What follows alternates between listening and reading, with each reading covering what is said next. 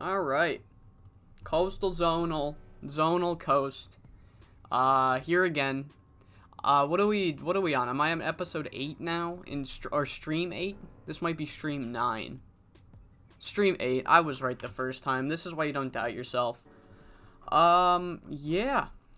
Seismic shifts happened on the last edition of CZCW.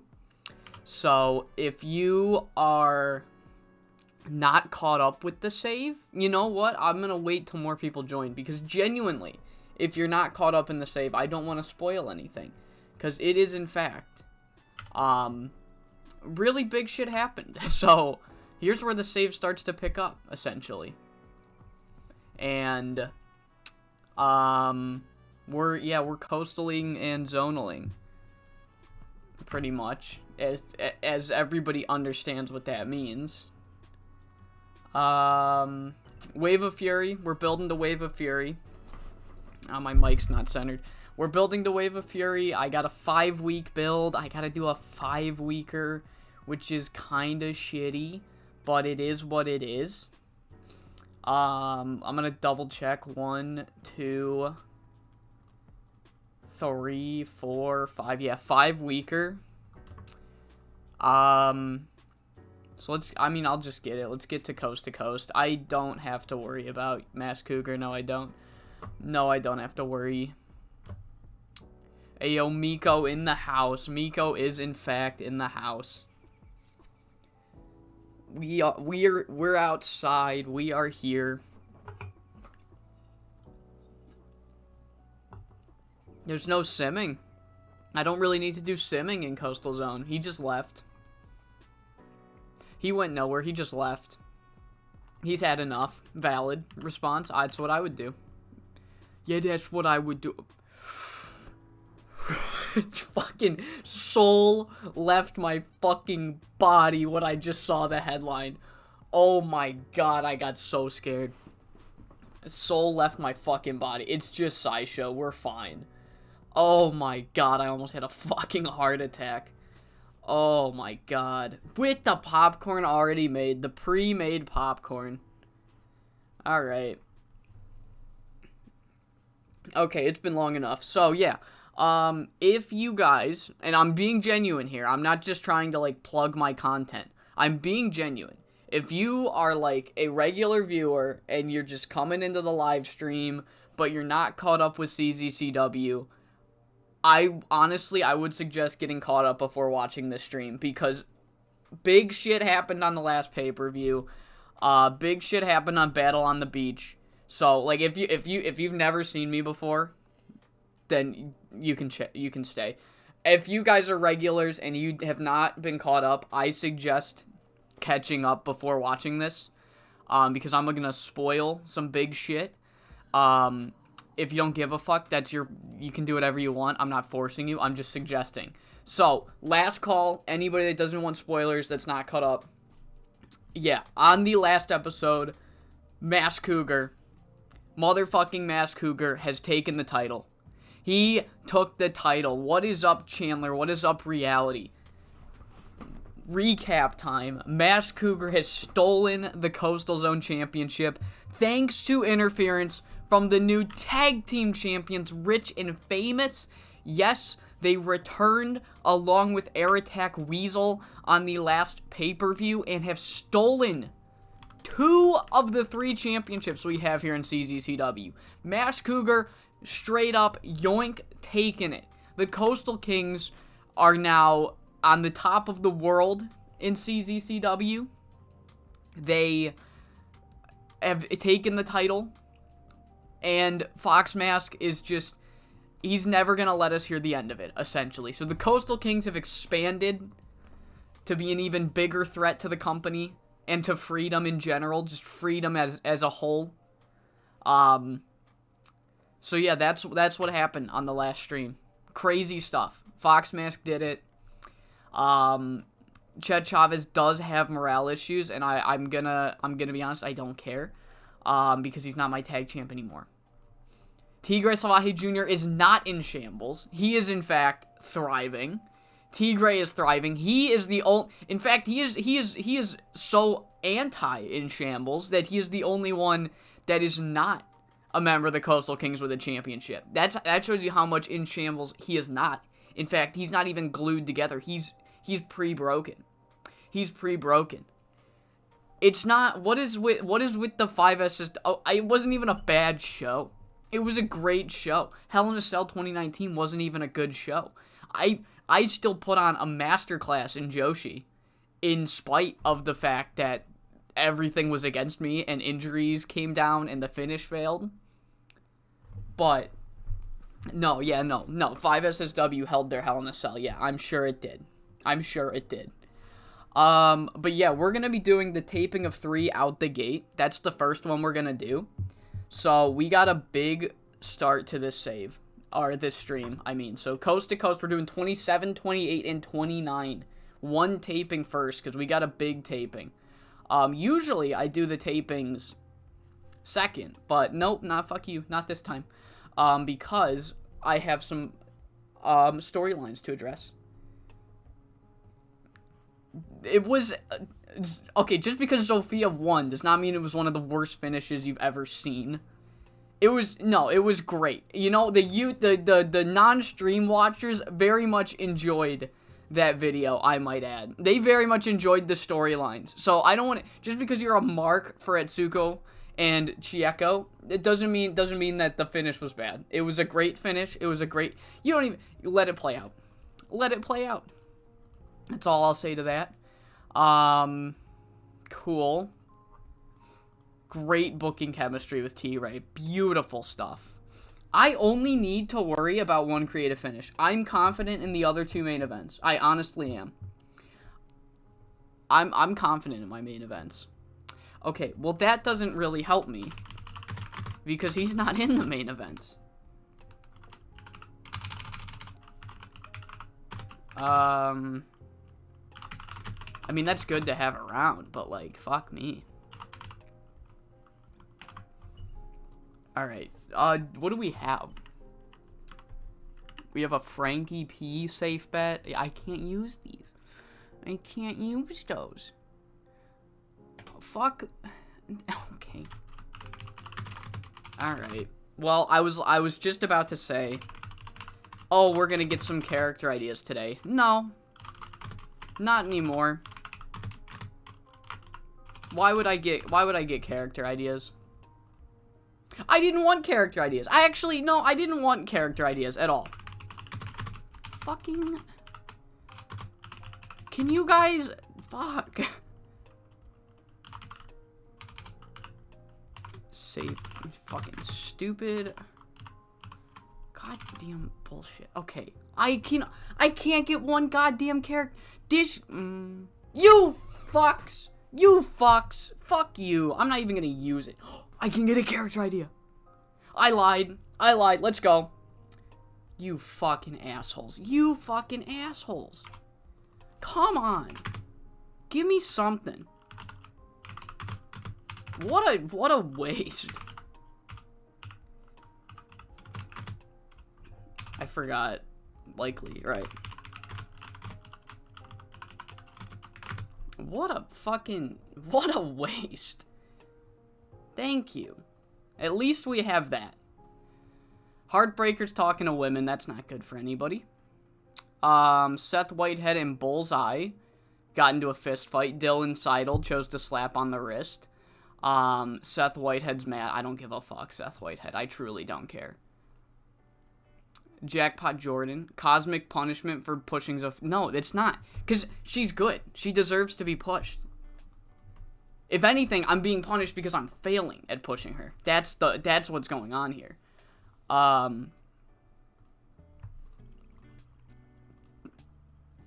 Jesus fucking God.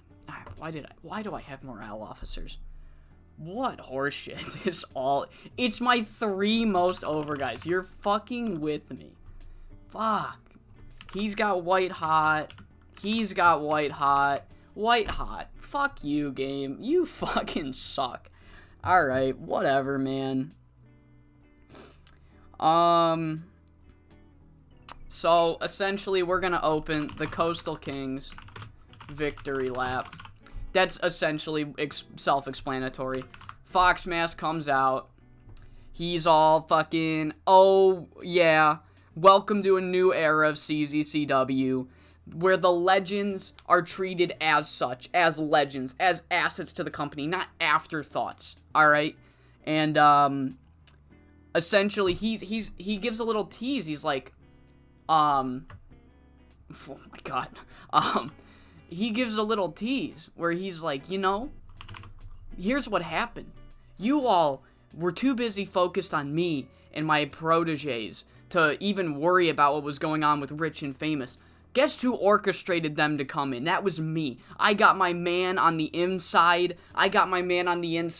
To hire back Rich and Famous and Air Attack Weasel, because the current regime are so anti-historians that they would never re-sign guys like that, valuable legends of the company like that, without an extra push from someone on the inside. So Foxmask has an inside man that we do not know. And Jackpot Jordan, he's here. Jake Idle's here. Air Attack Weasel's absolutely not speaking. And then Sean McFly essentially says, look, Foxmask, I've been ignoring this for too long. I just thought you were being petty. Alright, you were mad because I've taken control. You were just being petty. But here's where I draw the line. Here's where I start acting actively against you like you say I'm doing. Now, you fucked up a main event. You've ruined a main event. You've made a mockery of the company and the World Championship by having Mask Cougar unjustifiably win thanks to Rich and Famous. You have them run in. You've ruined a pay-per-view main event. And there will be punishment. There will be punishment. At the end of the show, I will announce what your punishment is. But I'm making you sit on pins and needles all night waiting for that announcement, pretty much.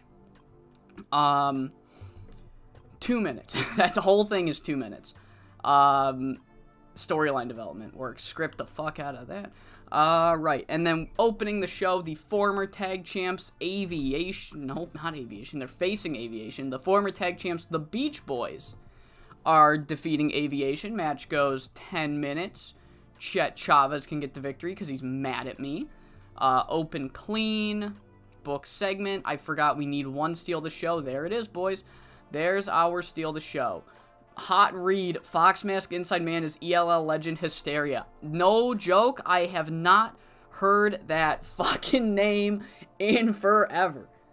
Oh, Sean McFly's getting this pay-per-view confused with the 5SSW pay-per-view. That's funny. I'm pretty sure the 5SSW pay-per-view's main event did better than the CZCW's main event. He's also watching two years into the future to watch that. Alright, so essentially Beach Boys want their titles back, but they never beat Gangster Nation. That's essentially what happens. Simon Waves and Chad Chavez cut a promo where they're like, fuck you, essentially. Fuck, Rich and Famous. We're not gonna let them get, a win over us like that without repercussions, because once again, Air Attack Weasel ran in to get Rich and Famous the titles. So the Beach Boys are like, we're not gonna go down without a fight. That was just the first battle in this war between us. Rich and Famous, your days are numbered. But then Bullseye and Waylon Walls come out, and essentially they're like, you never beat us. You never actually beat us. That match that we had, 2 pay-per-views ago was a complete farce, and you know it. We never got the chance to prove that we can beat you 2-on-2. So next week, it's going to be us versus you. Winners get the tag title match. And because the Beach Boys are faces, they accept. Alright. A hype. Me when I serious. No, we're not. No, I'm not letting these assholes shoot promo. If he wants to compensate his push of 5SSW least over worker, he must get... Nope. So, after that... What do I have here? Alright, I have Frankie and CLM are working together again. And it's essentially just Frankie like, hey, I know I told you. I swear, they're quiet all fucking day. These dogs are quiet all day. And then the second I stream, they're like, now I'm gonna lose my shit.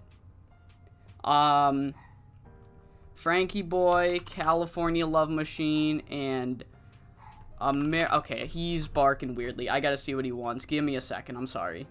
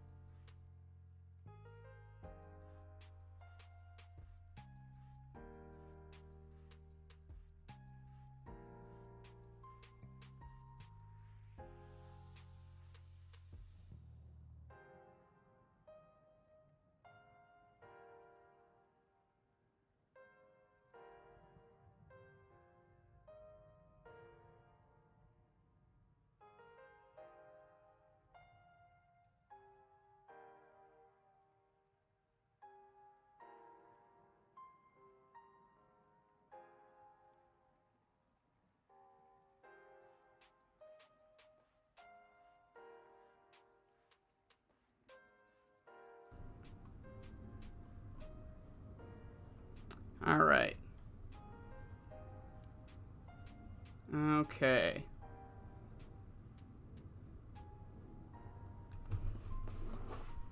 Alright, sorry.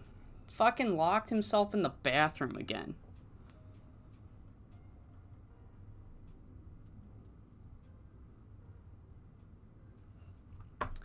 I do not condone that previous state. I wasn't even reading. What the fuck? Okay. Alright. Let's see. Boom. Where was I? Right, okay, so Frankie Boy, he's talking to CLM. He's like, essentially just... Oh, I need to add American Flash.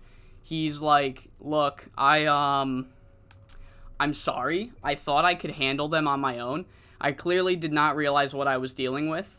I'm sorry. I need your help. Please help me, pretty much. And California Love Machine's like, look, I told you needed help. Now is not the time for I told you so, because I also fell for a trap. I fell right into Air Attack Weasel. I wanted to help someone I thought was a good man, and he was a horrible man. And, yeah. American Flash then comes in, and he says, he offers essentially, like, I know we're not, like, besties or anything, but let's put the past behind each other and just fucking put an end to these Coastal Kings before it's too late, pretty much. Backstage, pre-taped, Sirios. That's fine, okay. We have a video package.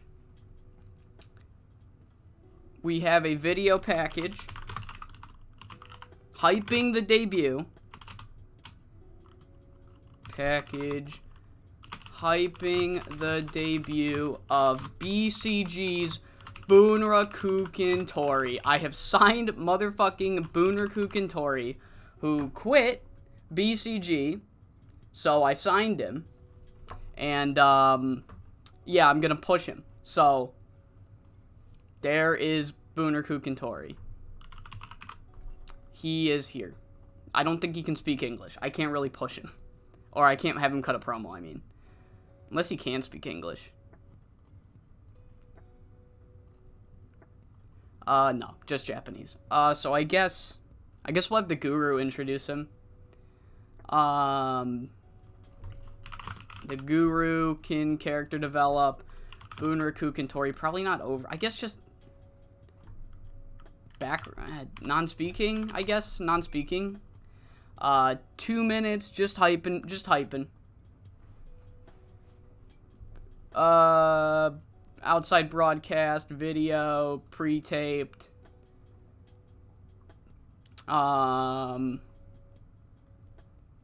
Hype. Cool.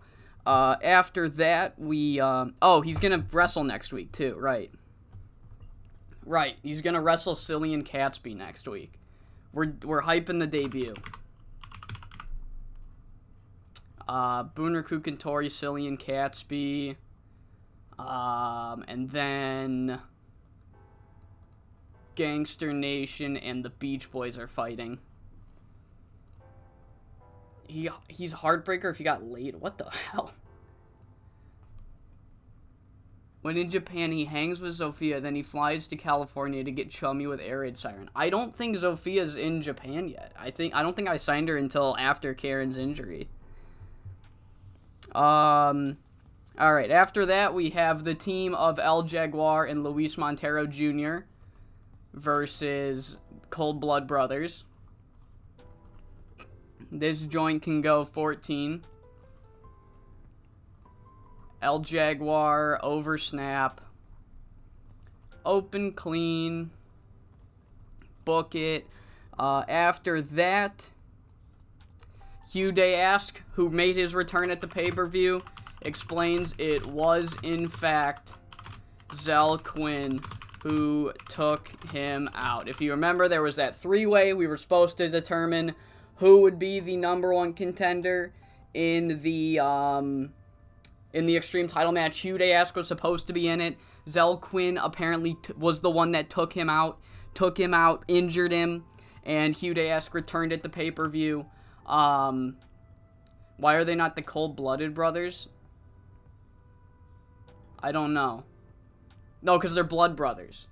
They're blood brothers, but their blood is cold. That's what the pun was. The pun was that they're blood brothers and the blood's also cold. I like that better. It sounds kind of off, but because blood brothers.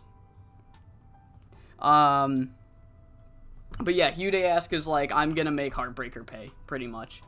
Character development, Joanna Silver character development, 2 minutes. I think all of my angles are 2 minutes. Backstage, pre-taped,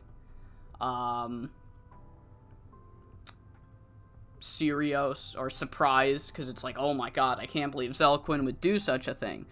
Here we have a Heartbreaker match, and he's taking on a woman, so Sean McFly's just completely given up protecting these girls, and he wins. Heartbreaker wins. So Heartbreaker wins again, and this sets a very bad precedent for the show, because Heartbreaker has now won 2 matches in a row. He's beaten Tony DeWonderful, and now he's beaten Juliette Balconi, and he cuts this promo where he's like, I am unstoppable now. No one can stop Heartbreaker. That's the promo. You guys wanted the fucking push. Here's your fucking push. You wanted it so goddamn bad. Here it is. Here's your fucking push. Script him. Character development. You guys asked for it. We'll script them. I can keep that one improvised. Alright, cool. After that, we have Carlos, my boy, Carlos, versus Ellie De Grazia. I love my homeboy, Carlos. Carlos beats her in 8 minutes. Zell just needs to hash out his issues with Sean, yeah. Cold Blood would work for, oh my god, with Gangrel and Dean Malenko, that's fucking great.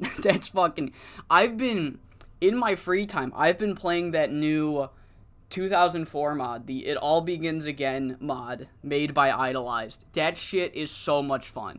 The ratings are, like, kind of juiced, and that's what makes it fun. That would be so much fun to book in that save. I don't know if Dean Malenko still wrestles, but if he does, I'll probably do that in my offline save. Open, clean, book it. And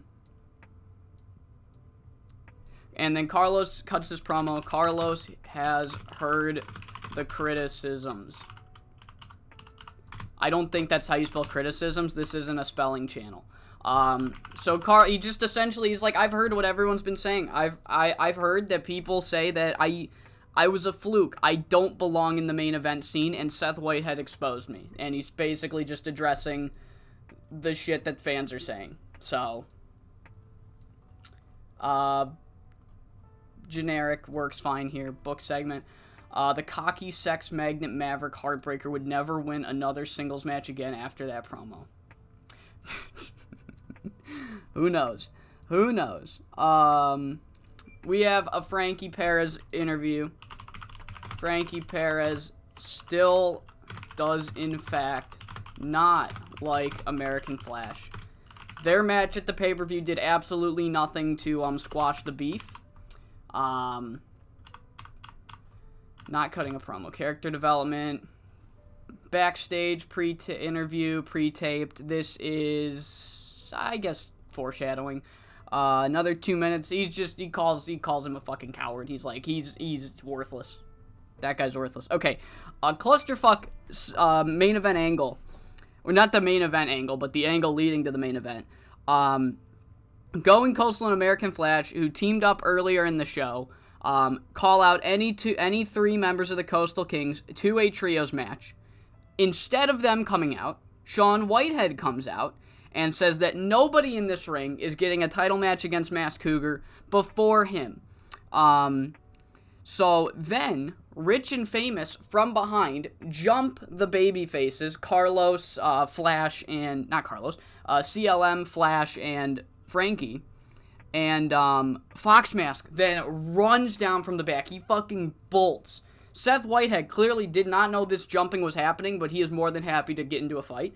So he just starts fighting the faces. Fox Mask then runs out and just yells, we accept, essentially accepting on behalf of Seth Whitehead. And Seth Whitehead gets thrust into this match where he has no interest in teaming with the Rich and Famous or teaming with Fox Mask.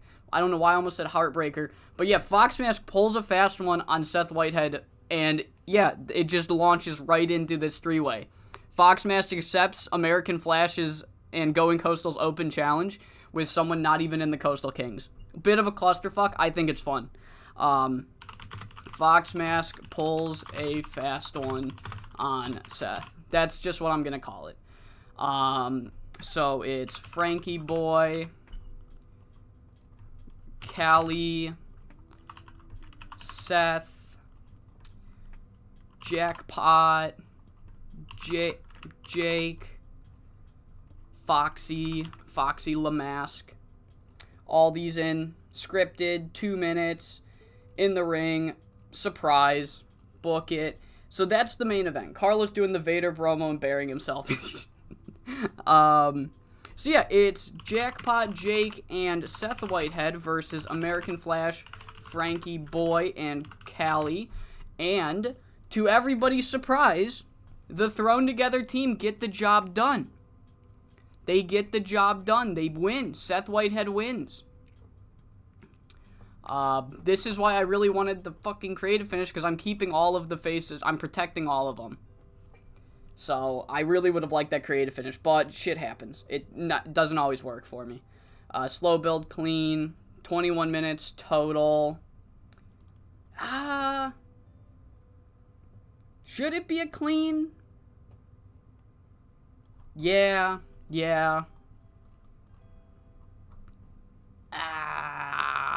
We'll have Fox Mask continuously interfere, though. Fox Mask 2 can interfere. Frankie Boy can, yeah. So it's clean, but like there's a lot of interference going on. So there's that. What's wrong? Jackpot Jordan's being used far too much. Fuck me. Really? Recognizable. It's because they're in the fucking opener. Sucks to be me. Oh well. Sean McFly announces Masked Cougar's punishment. So he says that the punishment for ruining the main event of the last pay-per-view is that at the next pay-per-view, Masked Cougar, in his first title defense, has to do it against not one, but 2 different people. That's right, he has to defend his championship in a 3-way. And the matches to determine who will be in the 3-way will occur over the next 2 weeks. So next show, we will see American Flash versus Carlos Barrera versus Frankie Boy Fernandez for the first spot. And for the second spot, we will see California Love Machine versus Frankie Perez versus Seth Whitehead for the second spot. So 3-way for at the pay-per-view. And, contending matches will happen on the next 2 shows. So this is going to have Sean McFly, Mask Cougar, Fox Mask, Frankie Boy, Callie Love, Sethy White. That's good enough. 4 minutes scripted, hype. So yeah, next week we are getting, what did I just say? 3-way, you stupid fuck. 3-way between American Flash, Carlos, and Frankie Boy. Alright. Boom. So that's for the first spot in the 3-way at the pay-per-view. So yeah, that's his punishment. We won't be penalized. They're really mad about that. That's gonna suck. Oh well. That's gonna suck for them. I don't think I can use any of these, which sucks. I could do the Carlos one. It's a bit of a gamble, so I mean, this is the perfect time to use that. We'll do the Carlos finish. Cougar's not in a match. Frankie P's not in a match. Frankie Boy's not in a match. Tigray is in a match, but I could probably save that. And Simon Waves is also in a match. When will this expire? January next year? I'm going to hold on to it. I'm not using that on this show. I'm not confident in this show. I'm going to be completely honest. I am not. I don't think this will do that well. Alright, let's run it. And we open the first taping. We open Coast to Coast number 27 with none other than the Coastal Kings, of course consisting of the current and new tag team champions and world champions, Jackpot Jordan and Jake Idol and Mask Cougar. And Fox Mask essentially says, welcome to a new era in CZCW, an era where the legends are not treated like has-beens. They're treated like the legends they are. They're treated with respect, and they're treated with dignity, and anybody who stands in the way of that gets their shit stuffed. At the pay-per-view, I ignited, acted, whatever the word is. I started the plan to take over the company for the better.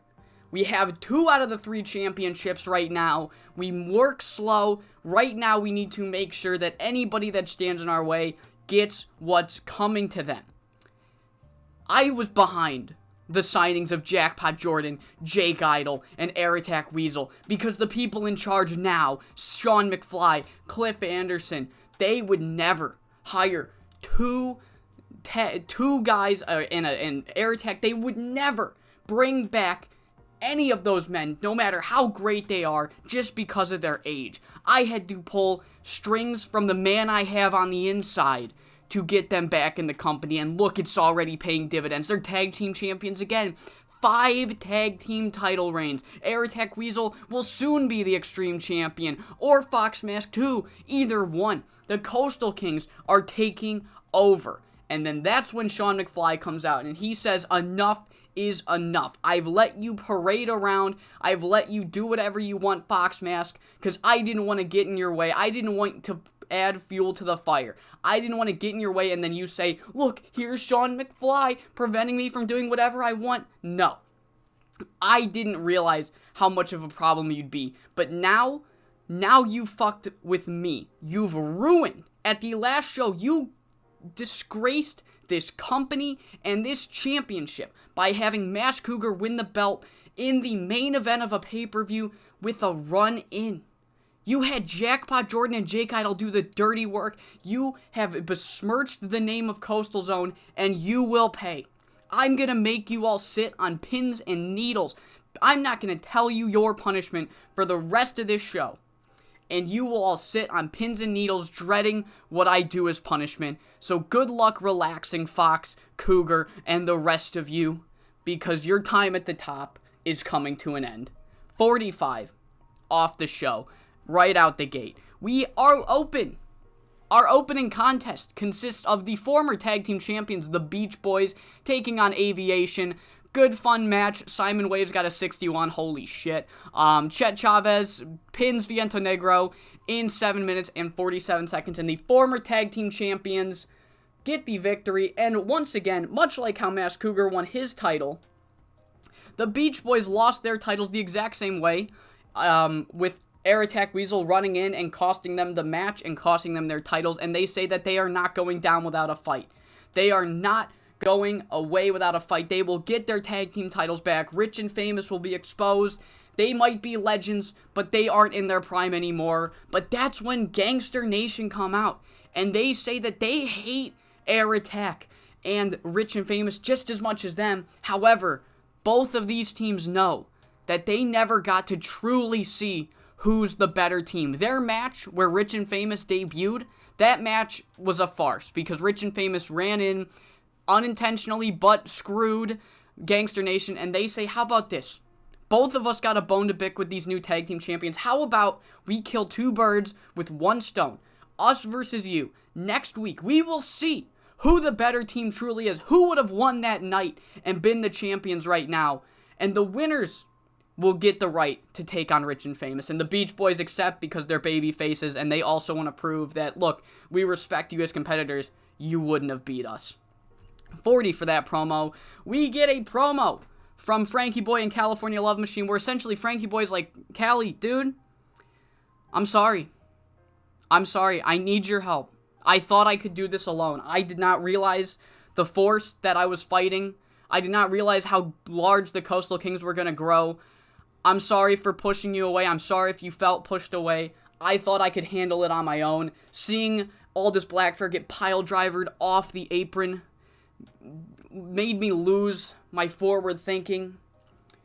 Please help me out. And California Love Machine says, look, honestly, you don't need to ask me, because I also need to apologize. I helped them. I unintentionally helped them. I thought Air Attack Weasel was the same man that helped me when I was a rookie, but no, he's changed. He's changed quite a lot, Frankie.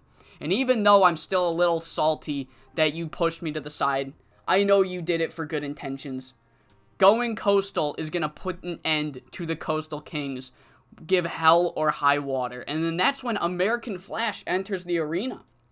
Or enters their promo. And he jumps in and he's like, look. Guys, I know we aren't the best of friends. Me and Frankie, we feuded a bit. I feuded with you as well, California. But look, we have a common enemy here. Both of us want the Coastal Kings taken down. Masked Cougar betrayed me. We were primed and ready to go on a tag team run, and then he betrayed me for Fox Mask out of the blue. I got a bone to pick with them just as much as you two. How about we team up and take on the Coastal Kings? They thrive in the numbers advantage. Let's take that away. And Going Coastal accept. 55 for that new team up here. And then we get a promo. Boone, Rakook, and Tori freshly quit BCG, and we have brought him in. The Guru introduces Black Canvas Grappling Ace. I don't care that he's not actually the ace. That's how we advertise him, because he's fucking awesome. Boone, Rakook, and Tori is here in California. He's in the Coastal Zone, and he's going to be debuting next week against Cillian Catsby, one of the toughest competitors. Guru just puts him over like no one else can. He's one of the toughest men in the world, not just wrestlers, not just fighters. He's one of the toughest dudes around. Nobody can mess with him. He's going to be a force in CZCW. We then have the team of El Jaguar and Luis Montero Jr. defeating the Cold Blood Brothers. Decent little match here. Give Snapdragon and Komodo Dragon some more work. But no, El Jaguar and Luis get the victory in 12-23. Match got a 56. We then get a promo from Hude Ask, who returned from being jumped. He returned at the pay-per-view to confront Zell Quinn, and he confirms what everybody has already known. That person that took him out, that took that number one contendership away from him, was none other than Zell Quinn. Zell Quinn took out Hude Ask, stole his spot for himself, got the title shot. He failed, but Hudask doesn't care if he won or lost. He's going to get his revenge. So Zell Quinn, Q Crew, watch your backs because you're going to be walking the plank. 48, we then get everybody's either favorite or least favorite. I do not know. Heartbreaker shows up, and Heartbreaker gets another victory. We are truly in a dark time, as Heartbreaker has now won 2 matches in a row, and this time it's against a woman. So Sean McFly has just completely given up on protecting these girls. But Juliet gets the better performance, and Heartbreaker wins, and he cuts this unhinged promo like only Heartbreaker can. And he says that he has focused all his anger on the social building of this world. He's focused everything that's been holding him down into his in-ring career. And now that he has focused all his anger, he's used the Forbidden Pre, and he's focused everything he can into training to be the toughest wrestler on the roster. And now, with the injustices of the world behind him fused within his soul, nobody can stop him. 50 rated segment. We then get Carlos Barrera versus Ellie De Grazia. Gets a 52. The Gamble creative finish failed. It's fine. We're in a mid-card match. Carlos Barrera wins in 7:43 with the Curb Your Enthusiasm. So, Carlos not having the best performance at the pay-per-view, losing to Seth Whitehead. And he addresses what everybody on the internet has been saying. Straight up, just, I've heard it. I've heard what everyone's saying. Oh, Carlos, you got totally exposed by Seth Whitehead. Everything that he said was true. You don't belong in the main event scene. You got lucky. You were a Sean McFly charity case. Sean McFly only put you in there because he needs new young stars. Oh, you're not main event quality. I don't really give a fuck what any of you say. Yeah, I lost to Seth Whitehead. Shit happens. You know what's gonna happen next time? I'm gonna fucking win my match. So anybody that thinks they can step to me, stop fucking using your thumbs to do your battles for you. Use your fists. Fight me, because I will knock you out faster than it takes for you to put out one of your stupid fucking tweets. So, 46 from Carlos Barrera. And a 53 from Frankie Perez, who calls American Flash a coward. And he will get his revenge. He says that American Flash took liberties with him after the match at the pay-per-view, and American Flash is just a disgrace to this whole company. The fact that people call him the newest homegrown talent is disgusting.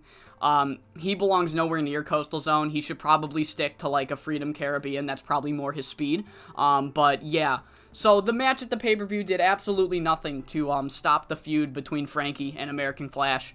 53 for this promo. We then have a pretty clusterfuck of a angle leading into our main event. So, as promised earlier, I forgot to put him on screen, but Going Coastal and American Flash come out, and they make an open challenge. They want an open challenge, a 3 versus 3, to anybody a part of the Coastal Kings. And they wait, and then it's Seth Whitehead who comes out.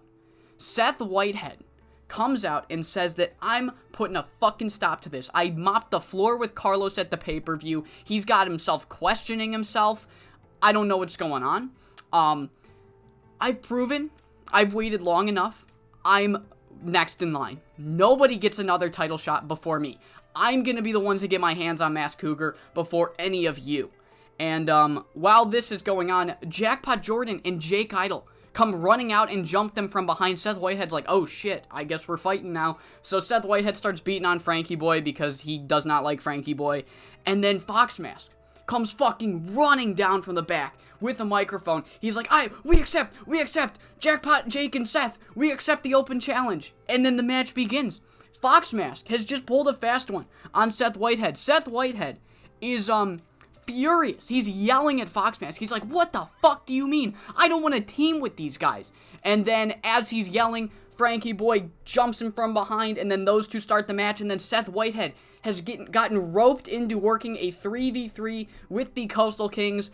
But despite the fact that California Frankie and American Flash are all teaming up, oh shit, that's unfortunate.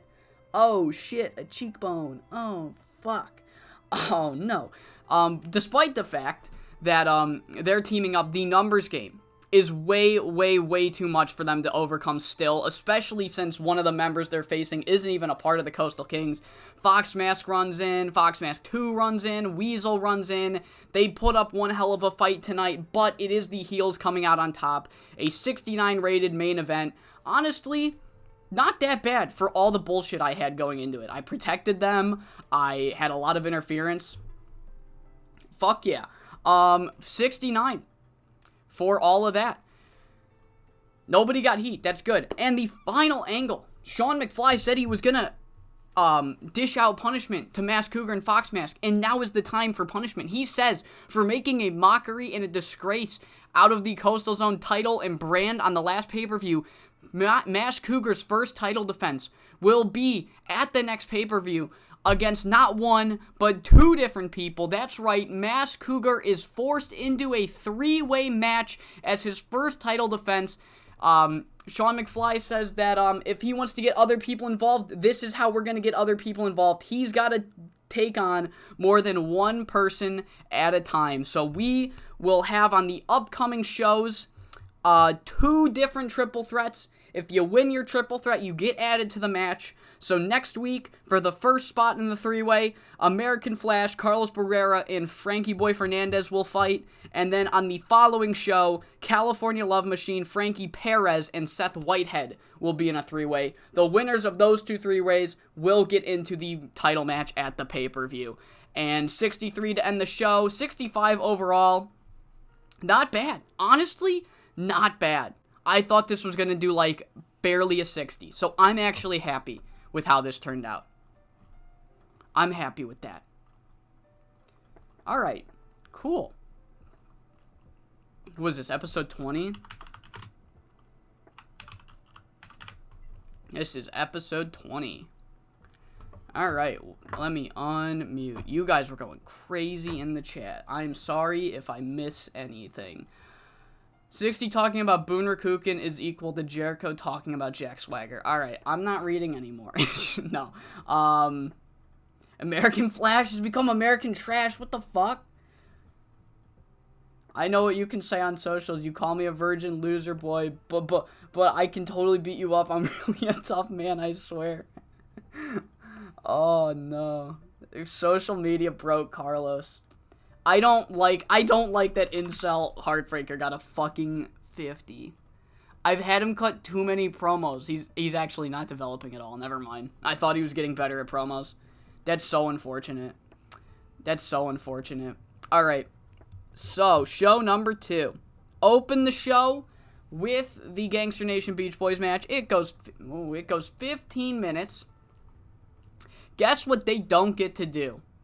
That's right, they don't get to decide who wins because the Q Crew, double DQ finish. What is it? Rage DQ, stoppage. Would it be Sports End? I think it'd be Sports End. Heartbreaker's not him. Stop it. Stop it. Alright, yeah, it'll be a Sports Entertainment finish. The Q Crew run in and just get the whole thing fucking thrown out. Zell Quinn gets Bullseye, Onslaught, Chet Chavez, Onslaught Simon Waves, Eureka Simon Waves, just fucking, the match gets thrown out as it's picking up, so everybody's fucking pissed. Nobody's happy. They steal the show anyway. But yeah, the Q Crew try to continue their beatdown, are stopped. When they are in fact stopped by the Promiscuous Pillagers. So I'm just going to do a quick ad angle here. Saving the day, it will be Bullseye, Chet Chavez, Simon Waves, Zell, Onslaught, Eureka, Joanna, Hugh. The Q Crew are in fact stopped. I did this backwards. Son of a bitch. I fucking did it backwards. Alright. Damn it. It's Zell, Eureka, and Onslaught. And then here's Bullseye, Waylon, Simon, Hugh, Joanna. And then I have to put in... Who do I have to put in? I have to put in Chet.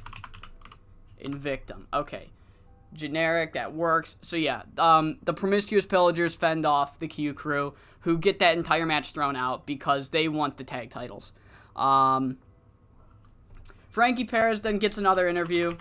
Frankie says seeing American Flash is depressing. That's the whole angle. He's like, look, I'm getting my shot, so I'm not too mad about it. But seeing that American Flash is even getting another opportunity to win that world title is fucking depressing. So, honestly, you know what? Honestly, I hope he wins his match tonight. Because that way, at the pay-per-view, I'll be able to not only take the title, but take that stupid smirk off of him. The little smirk I can see through his mask. I hate it. The incels, oh my god, that's hilarious. That's fucking great. Dude, I don't have space for Swipe. I have nothing against Swipe. I just don't have space for him. I don't have space for him. Every time I book, I'm like, fuck, I want to use Swipe, but I got nothing. At the beginning of the save, I'm like, I want to make Tony DeWonderful my pet project, and I don't even have room for him right now. It's upsetting. I'm upset. Story, or foreshadowing. Alright. Bunderkook and Tori debut match against Silly and Catsby goes 6 minutes. Yeah, Tori wins. Oh, fuck. Open, clean. Tori fucks him up. Alright, Tony D and CL. Alright, yeah, so Tony, speaking of, in the main event, as we know, both Flash and Frankie Boy are in the main event. Tony, American Flash will now wear a mask over his mask due to his injury. Fuck, can he wrestle? Oh, shit, I forgot.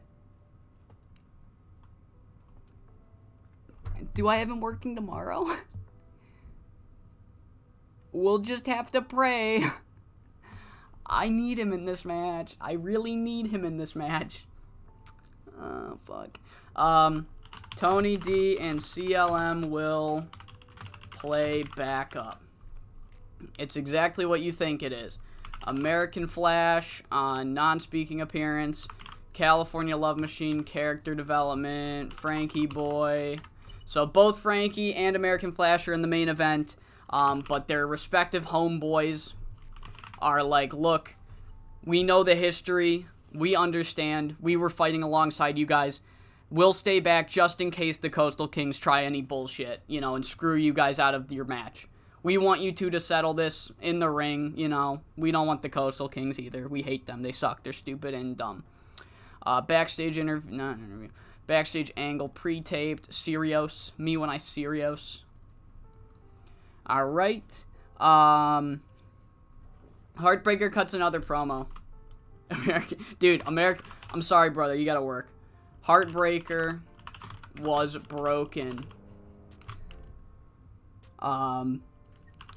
Now I'm unbreakable.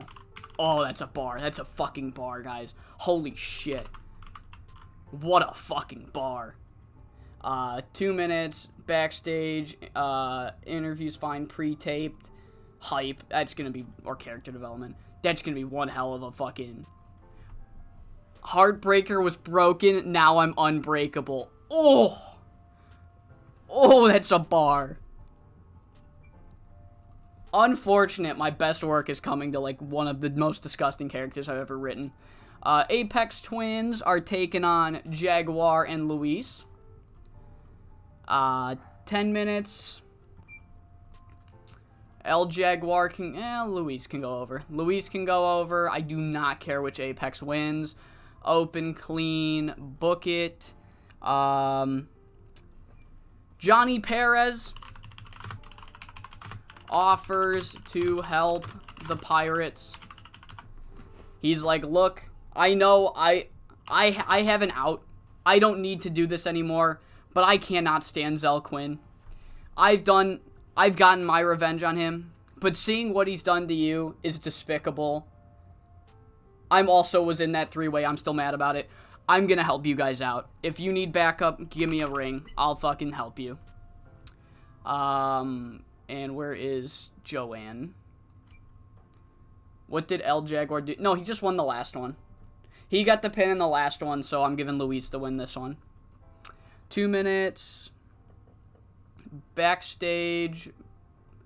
Oh my god. Oh man. Hold up. 1 second. I'll read that in a second. I see 60 Russo. I gotta see it. Storyline development work. Scripted. Book. Alright. 60 Russo has a hard-on for his BCG guys like Meltzer does for any strong style worker. I just don't have enough room for swipe, bro. I feel bad. Dude, I'm sorry. When life gives you lemons in the form of Bunraku and Tori, you make fucking lemonade. You make him. I'm not signing Dilbert. I'm not doing it. I can't. He's not active in the U.S. I can't. I'm sorry.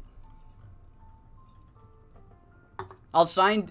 Dilbert looks like Samuel Jackson. I can sign him and put him in his fucking Super Bowl attire. Uncle Sam. Fuck. No, I'm not gonna sell myself on that. Alright. Seth Whitehead gets an interview. Close.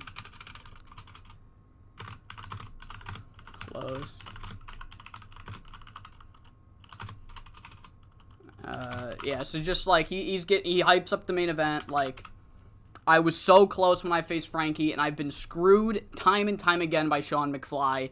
But now tonight is finally the night I will get what's rightfully mine. I will get that world champ. I will get into that match. I will get that world title. The Coastal Kings era is coming to a quick fucking end after what they pulled last week. And the era of Seth is upon us. If you guys think Doomsday's here, just wait till I win this title. Backstage interview, pre-taped, serious, book it. Sean McFly makes an announcement. So Sean McFly essentially is like, look, what the Q Crew did at the opening of the show was horse shit. We should have a challenger for the tag titles. But since we don't, and seeing what the Q Crew have done, I feel it's best to not only give them what they want. No, that's a horrible way of phrasing it. Essentially, he's like, the Q Crew ran in and screwed over Gangster Nation and the Beach Boys. But Gangster Nation and the Beach Boys have been looking for them, and they ran away. So as punishment, they will be wrestling in a 2v2v2. No, a four-way. A four-way for the number one contendership. The Pillagers, Gangster Nation, and the Beach Boys all want to face the Q Crew. So there will be a four-way tag match. Winners will face Rich and Famous at the pay-per-view, because we still need number one contenders. And then El Jaguar and Luis come in, and they're like, this is fucking horseshit. Like, this is absolutely stupid. We've busted our ass for the past 2 weeks now, and every week we come out and we bust our ass and we win, and we never get rewarded for it. Where's our shot? And Sean McFly's like, fine, you guys want in? Why not? Let's do a fucking 10-man, 5 tag team battle royal next week. How about that? Let's do a battle royal. Fuck it. Sean says, fuck it. Battle royal time. Alright. I'm not signing Hysteria. I don't want Hysteria. That's exactly what they wanted. You saw how good that main event did last week. You saw it. Pre-tape. Hype. Alright. Oh, man. I gotta pre-book this now. Alright. 10-man battle royal. So it's fucking Jaguar and Luis. Chet. I'll include Chet and Simon. Eureka and Onslaught. Joanna and Hugh. And, of course, Waylon Walls and Bullseye. Number one contenders, tag team battle, no shit, battle royal. There we go. All right. Oh, look at this. Look at this. Reality. Guess what? Guess what, buddy? Swipe Romero's booked. Swipe Romero's booked. He's up against Tigre. He's up against Tigre. We have Swipe Romero on the card. I repeat, Swipe Romero is on the card. Can he call it? If he can call it, he gets a push. He can't call it yet. He can't call it. Sorry. Tigre's not Swipe's not ready.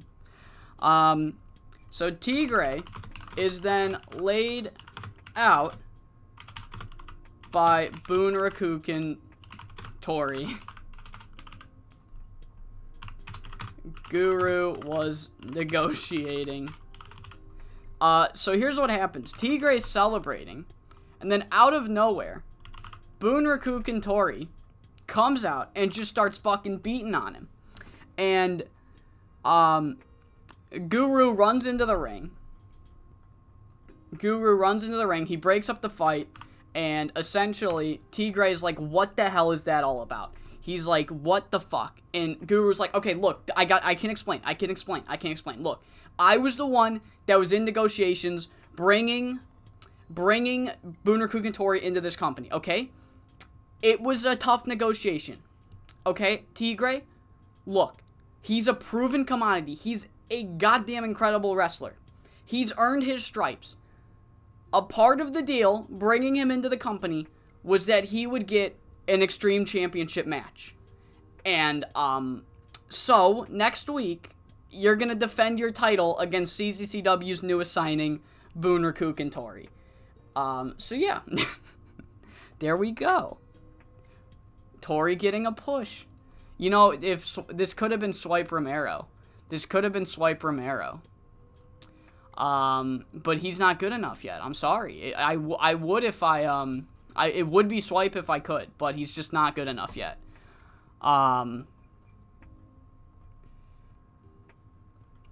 Yeah, pre-book. Aussie Rules. Bunrakuken Tori. Tigre Salvaje. Auto name. The Guru's gimmick is being Greg Slachinski. Sure. And then we get an angle where CLM, I typed in CLM like that's gonna Tony the Wonderful, California, what are the other ones? Fox 2, I think. Yeah, Fox 2 and Air Attack Weasel. Sean McFly's here again, not cameo.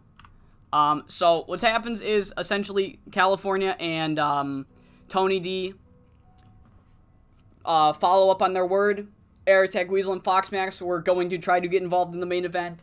They are seen just brawling. Sean McFly comes running in and he's like, "You get out. You guys, we're not doing this. Too much shit has happened today. Too much bullshit's going on. All four of you are out." And California and Tony are like, "Hell yeah, let's go. This is what we wanted." Weasel and Fox Mask are like, "What the fuck? No, bullshit," you know. 4 minutes. Why did I make this 4 minutes? God help me. Backstage, pre-taped. Foreshadowing. CLM and Tony D follow up on their promise. Alright, boom. Main event with a broken fucking cheek. American Flash is winning. If I book Blue Phantom for a brief stint next stream, you will never root for Heartbreakers and I won't go. Alright. Where the fuck is Blue Phantom?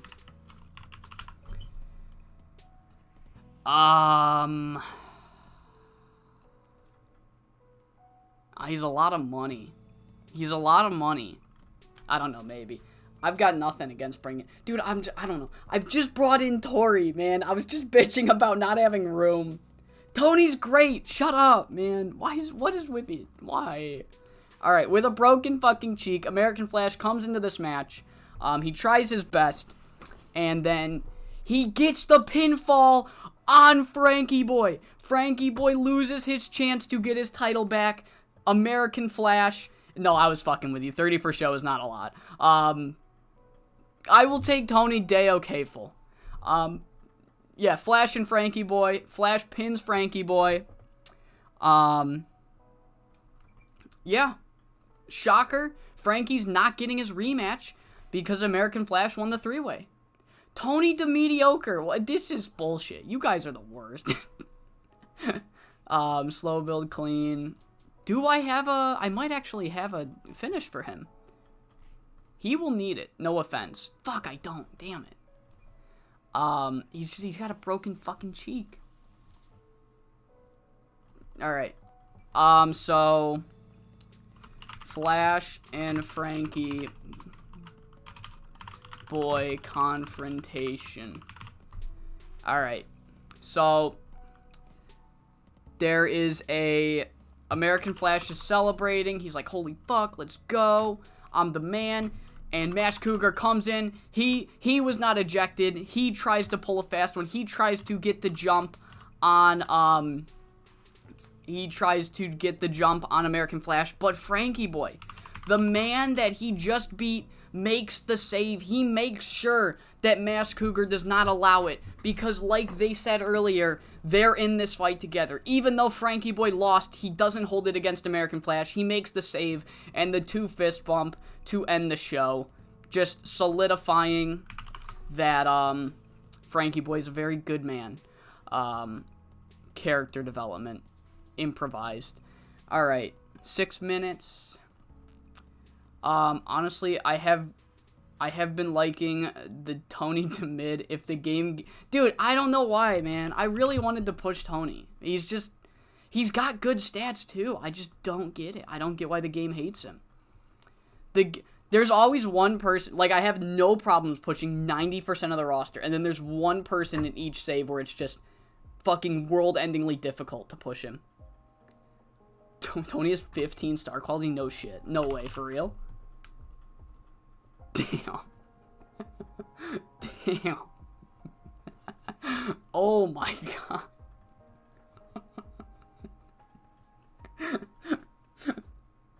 Whoops. Oh well, too late. I made up my mind. Alright. It is what it is. Alright. Let's run this shit. Is my lo-fi still going? Yes, it is. Alright. Let's run it. Alright. We open. Fuck me. Wow. Oh my god. Holy shit. Man. We opened the show with a mistake, I would say.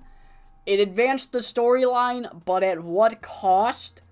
So Gangster Nation and the Beach Boys, they open the show. They're here to settle the score. But what do the Q Crew do? The Q Crew fucking run in, get the match thrown out.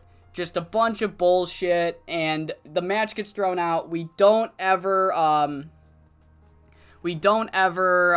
get the definitive answer here.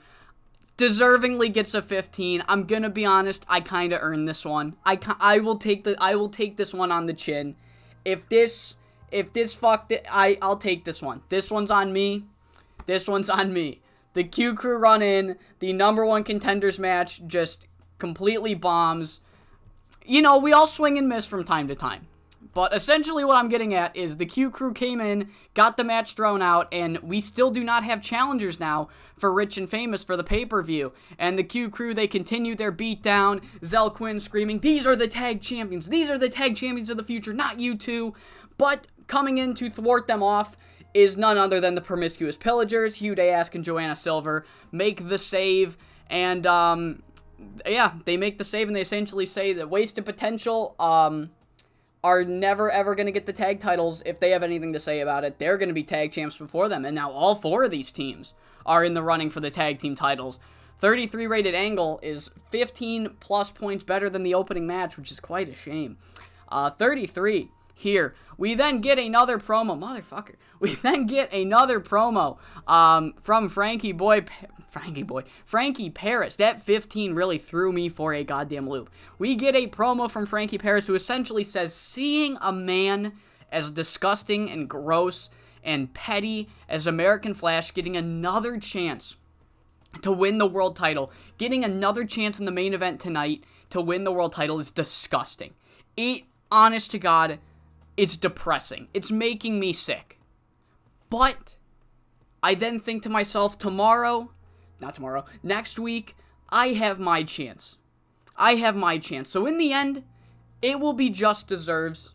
Alright, I'm not worried. I don't fear whatever bullshit American Flash can pull out, because in the end, I am going to come out on top. I'm going to get that world title at the pay-per-view, and I'm going to expose American Flash for the fraud that he is. American trash. American fraud. That's what he is. 49 for that angle. We have the debut of Bunraku Tori. The fans are back into the show now. Bunraku Tori, motherfucker! Gets them back into the show. Let's get it. BCG legend, Grand Prix, supposed to win it in my save, and he fucking broke his neck or something. I'm gonna get to book him here, because I didn't get to in that save. Bunraku Tori, successful debut, wins in 5 minutes and 48 seconds, gets a 55. Really good debut for Bunraku. We then have Tony DeWonderful, American Flash's protege, and California Love Machine Frankie Boy Fernandez's friend. They meet with the two. As we know, Going Coastal and American Flash have partnered up. And, however, they are both in the main event tonight. Frankie Boy and American Flash are both going to be fighting for the same thing, and that is a shot at the world title. And, even though they're the best, they're teaming up, they aren't going to let the other win. However, California Love Machine and Tony DeWonderful say, look, even though the Coastal Kings aren't in the match, they're going to try something. So, we just want to let you know we're going to be on watch in case they try any bullshit. They have the most history with you two. We'll be on standby in case they try anything, essentially. 49 rated segment. We then have a promo by Heartbreaker, gets a 43, so the 50 was a fluke. Heartbreaker, he's got his hood up, and he says, I used to be happy, I used to be blissfully ignorant and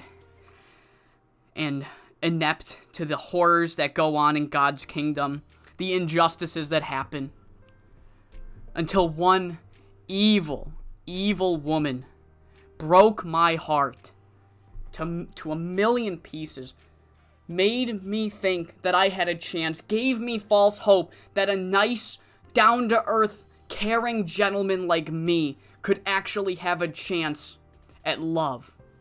And she brought me into her arms only to take that away, one testicle at a time, just knocking me to the ground and punching me while I'm down. She broke me. She broke me. She broke me to a billion pieces, but now I'm unbreakable. I've used that moment. I've replayed it in my mind over and over again. And now I'm unbreakable. And no one can stop me now. 43 for Heartbreaker. We then have another victory for El Jaguar and Luis Montero Jr. here as they take on the Apex Twins and get the victory in 8 minutes and 12 seconds. A 65 for the boy El Jaguar. Really good match here. 60 overall. Next segment, we have Johnny Perez meeting with the promiscuous pillagers, and he says, look, take it from me, it's not easy to take on the Q crew. I got my revenge. You guys are seeking for yours, and essentially the Q crew, they don't play fair. They play anything but fair. I hate them with a passion, too. I was in that three-way. I got screwed by Zelquin just as much as you did, Hugh. I feel for you. If you need any backup, Lord knows I'm not helping my brother. Give me a call. I'll be there. And Hugh says, thanks, man. Let's get this guy, pretty much. We have a promo from Seth Whitehead, who hypes his match next week. Of course, I don't think I pre-booked it. Hopefully no one looked at that. I will pre-book it later. His match next week, of course, he is taking on both California Love Machine and Frankie Perez, and he says, 3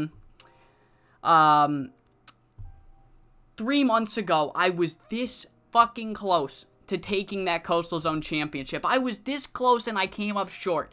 And then ever since, Sean McFly and the powers that be have tried to hold me back and prevent what's happening from happening. Because everybody knows it's only a matter of time before I get what's mine and I get that world title. Next week, I go into that three-way, I come out on top, and I end the Coastal Kings' reign of terror before it even begins.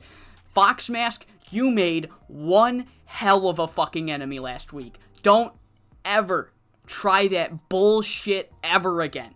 I will never team with your group unless it benefits me. That did nothing but benefit you. You used me, and now I'm gonna use you as the fucking doormat to my house. You're all done for.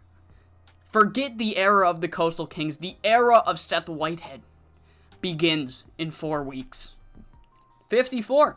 For that, we have Sean McFly making an announcement saying that because the Q Crew ran in earlier to create the worst match in CZCW history, we still do not have a number one contender for the tag team titles. And instead of just running the match back and allowing the same thing to happen, both Gangster Nation and the Beach Boys have came up to me asking where the Q Crew are, as they want their hands on them. And of course the Promiscuous Pillagers and Hugh Day Ask are also very much angry at the Q Crew. So I came up with this. You know what?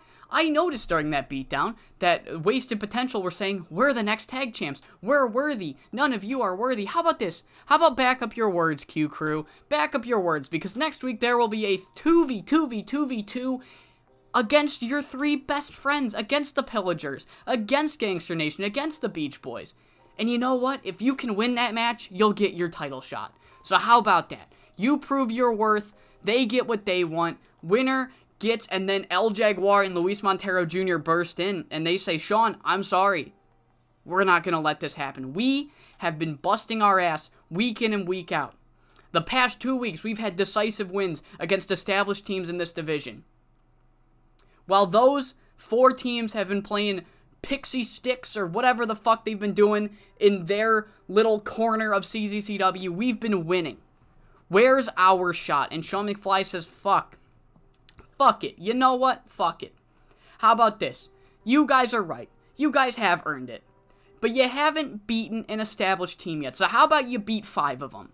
How about, instead of a 4-way, we do a 10-person, because there's a woman in there, a 10-person, 5-tag team battle royal where the last man or men or women or woman standing gets their team the tag team title shot. How about that? And El Jaguar and Luis say, yeah, that's a good idea. I like that.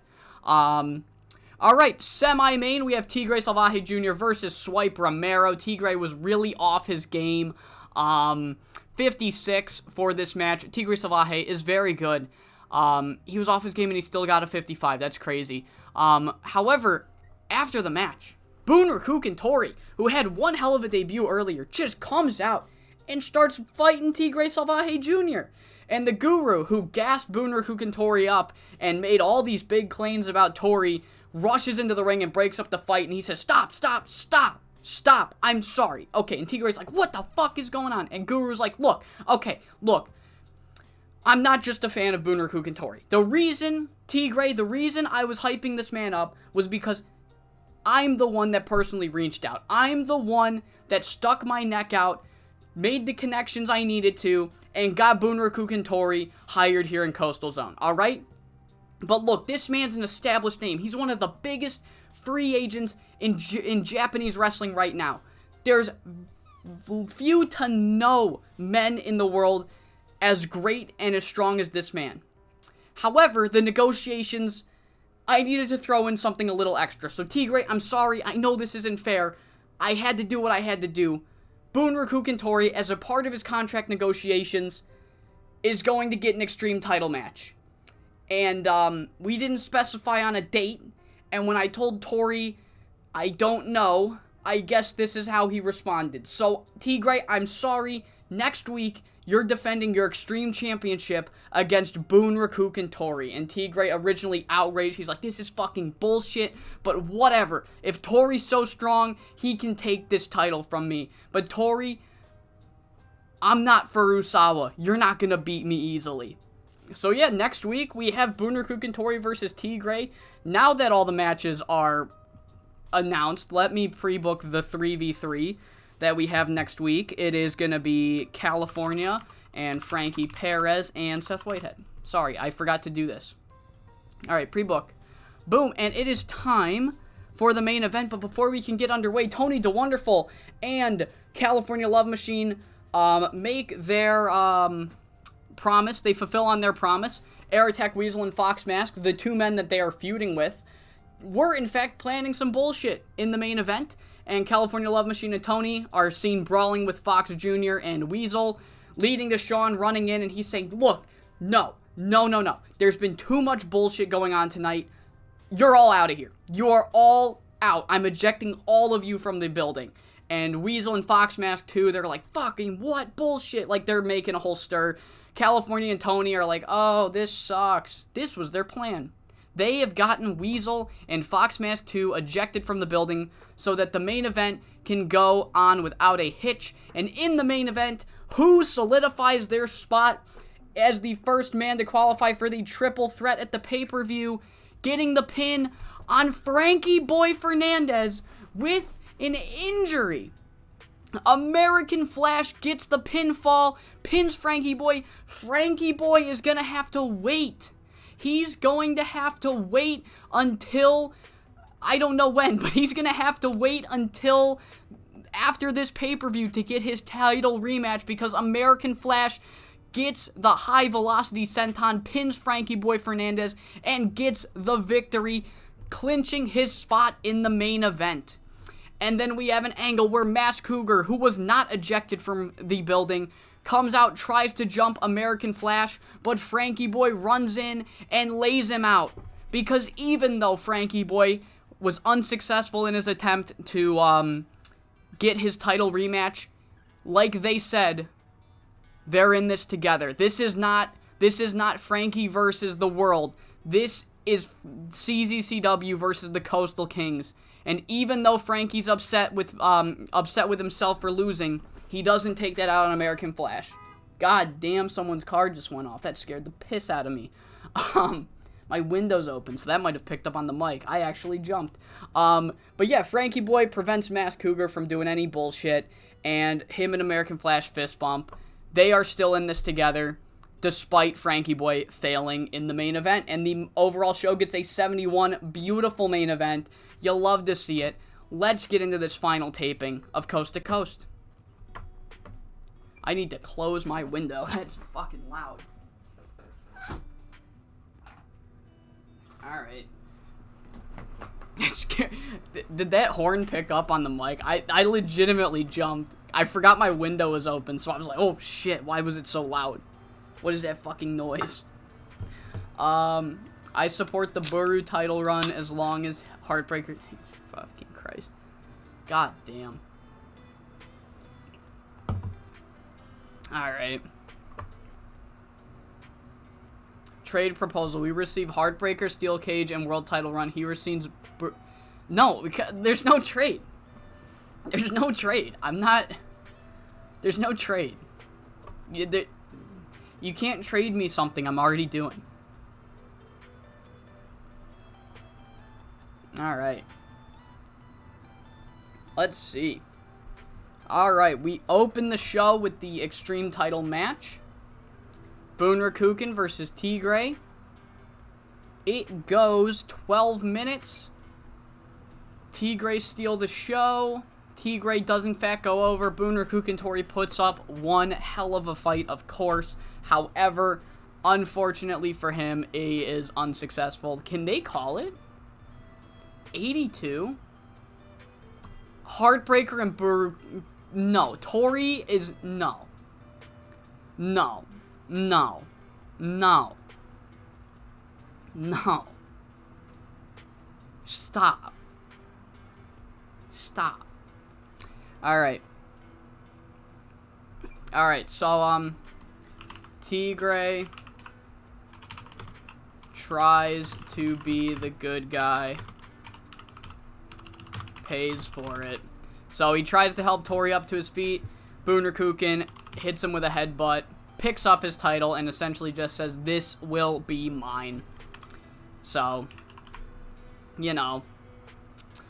Yeah, you don't want to be the nice guy with Booner Kukantori. Leader of the dojo, Booner Kukantori. We'll do character development. They're figuring out who this guy is. They could defend the world title like Lay Cool. Oh my god. Oh god. Alright. Alright, so Frankie hypes up his bro. And he says, look, last week I failed. I failed. But again, this is not, he says what I said, this is not going coastal versus the world. This is CZCW versus the Coastal Kings. So you know what, Callie? Tonight's your night. Tonight's your night. Win the three-way tonight. Go to the pay-per-view. Win your first ever world championship. Do it for the Coastal Kings. No, fuck. Do it for going coastal. This isn't about me.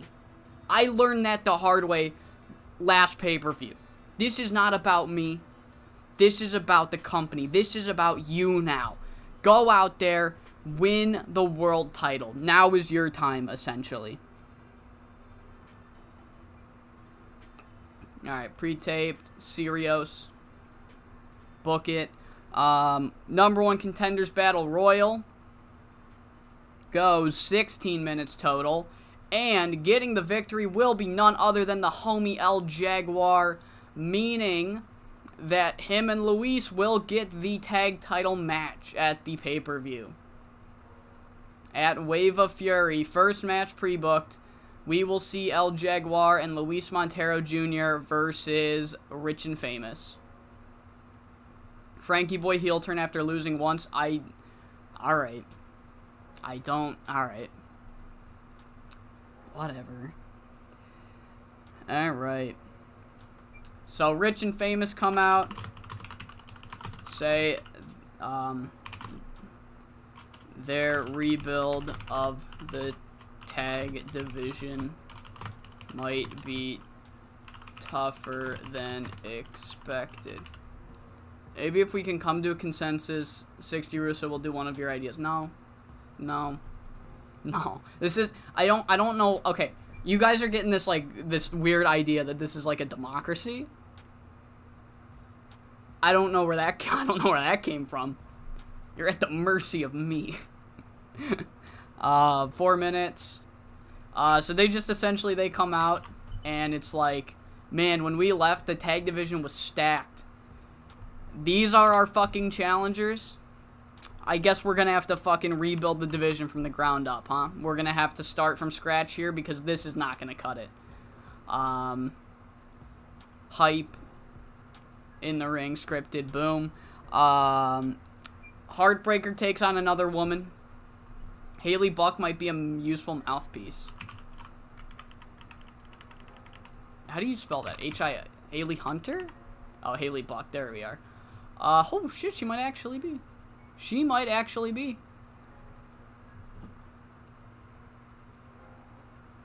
No, you guys can have water. You just have to ask. I can't read your mind. Alright. Heartbreaker takes on Amy St. James. I'm not a maniac. I'm just in charge. I'm just in charge. Yeah, you guys, it got a 15 rating. There's something to enjoy in that match. There's something to enjoy in that match. It got a 15. It wasn't all bad. That's my takeaway. All right. Heartbreaker takes on another woman. Wins, unfortunately for the world. Heartbreaker gets a victory. And then, of course, Heartbreaker, he's celebrating, stalking his prey, when none other than Air Raid Siren comes out. And she says, I saw your promo last week. I saw it and you're right. You're right about one thing. And one thing only, and that is that I created you. I was the final straw that put you on this fucking Andrew Tate spiral. I take full responsibility for the monster you've become. But now, I'm gonna make things right at the pay-per-view. Boom. Boom. 2 minutes. Air Raid Siren has created a monster. Hype. The fans have been begging for it. The fans have been begging for it. Alright. Let's see. Fox calls us Oh, okay. I got this. I got this. Oh, God. That'd be horrible. Oh, that would be something I would do just to... Everything is great. Everything is... I got the crowd. Did you see the main event, though? Did you see the main event, though? Did you see it?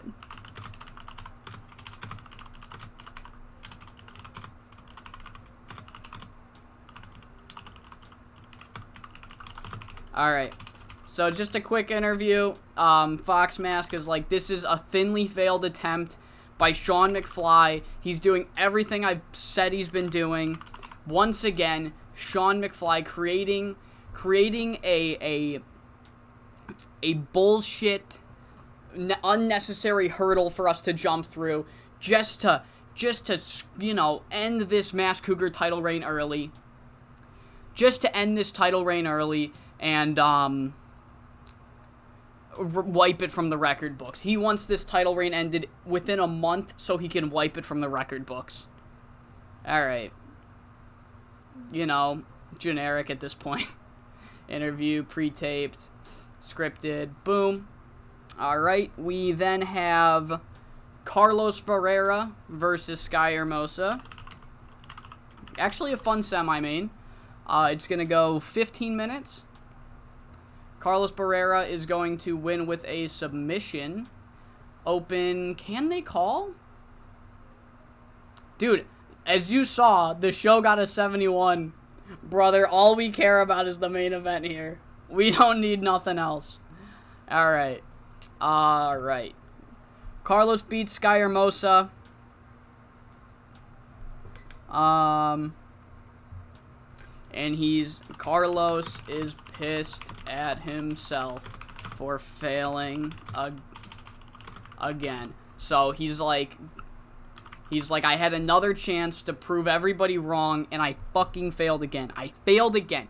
One more time. I lost the 3-way. First I lost the 4-way. Then I lost to Seth. Then I lost, and he just starts riling himself up.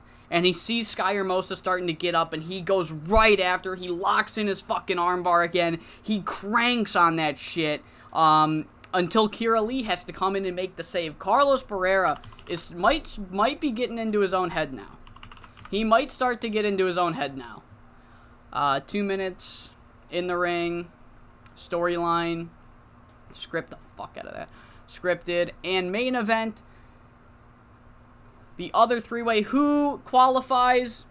It goes 21 minutes.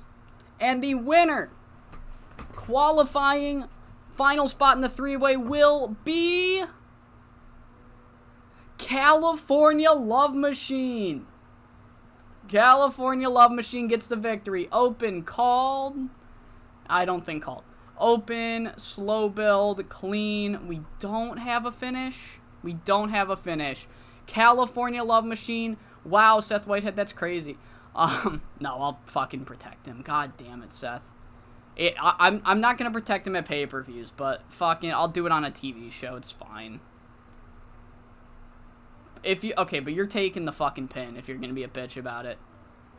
You're taking the pin if you're gonna be a bitch about it. Alright. How good? 54. I don't know. Alright.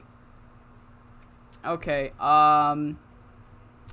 But yeah, Seth Whitehead absolutely loses his shit on Frankie. Oh, maybe Frankie should take the pin then. Okay, we take off Kept Strong and Frankie takes the pin. And I'll just also keep Frankie strong. Jesus Christ, buddy. Fucking God. It's like booking Joshi again. Dude. Oh, I put keep it simple. It's like fucking booking Joshi again, man. But yeah. Seth Whitehead takes his anger out on, Frankie.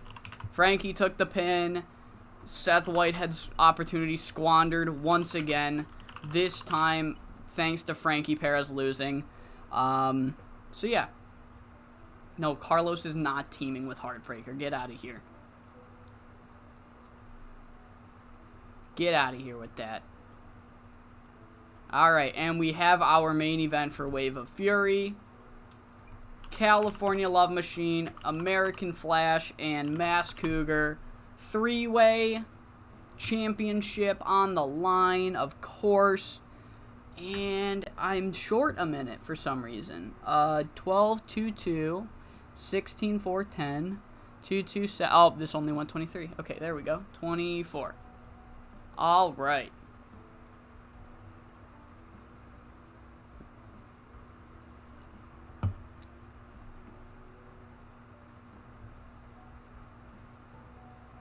Perez is getting his crybaby comeuppance. I'm reading some of this shit.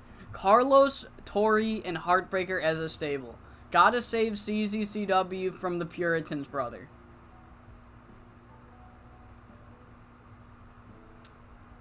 Alright, and there goes the chat. I'm muting you now. I'm muting you now. I'm hiding you as well. No, I'm not gonna hide you. That's censorship. Alright. Are we good? I think we're good. I think we're good. I gotta rename my file real quick. 20.3. Alright. Oh, what the fuck is this? What the fuck did I just click? I clicked something on Streamlabs.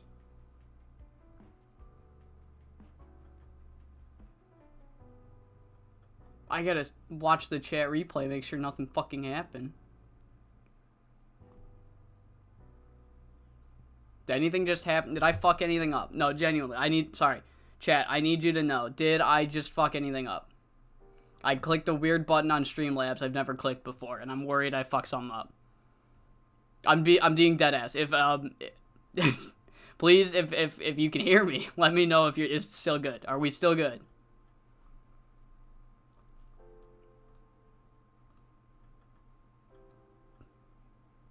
Genuine. I'm being genuine.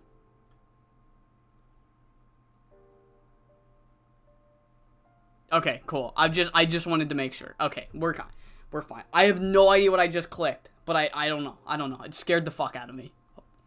All right, everything's fine. Okay, cool. Sorry. I wanted to make sure before I ran the show that like I didn't fucking log the stream off by accident or do something stupid.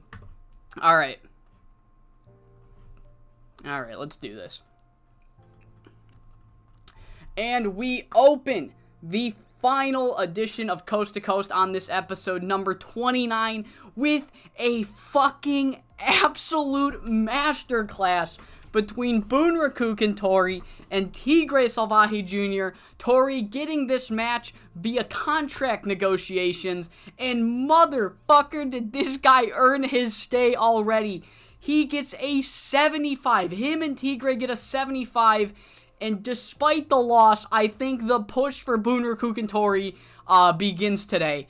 What a fucking way to start the show. 75 match goes 10 minutes, or 9 minutes and 43 seconds before Tigre Salvaje Jr. hits the Salvaje suplex, gets the victory, and makes defense number 3 of the Coastal Zone Extreme Championship. What a performance from both men. And afterwards, Tigre, he tries to be the good guy, and he pays for it as he's helping Tori to his feet, and boom, headbutt right to the jaw. Tori is not happy. He picks up Tigre's Extreme Championship, points right at it, and says, "This will be mine." He doesn't speak English. Guru, I guess, taught him that phrase so that he could do it. But yeah, 53, Tori will not go away without a fight, clearly. So he is still going to be, going after Tigre's Extreme title in the build to this, in these Coast to Coast episodes.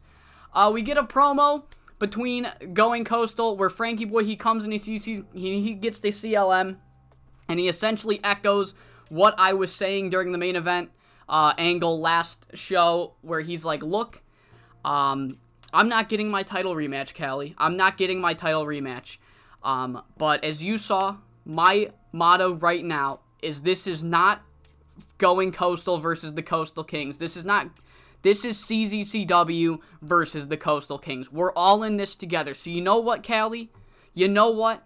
It's time you step up. It's time you make that final step. You make the step that I know you have in you. I know your world championship quality. Everybody out there needs to know it. Go in tonight, win that 3-way, go to the pay-per-view and get your first ever world championship. Get that belt back, not just for CZCW, but for us. Get it for Going Coastal. And California Love Machine got hyped up. He's fucking feeling great. Will he get himself into the world title match?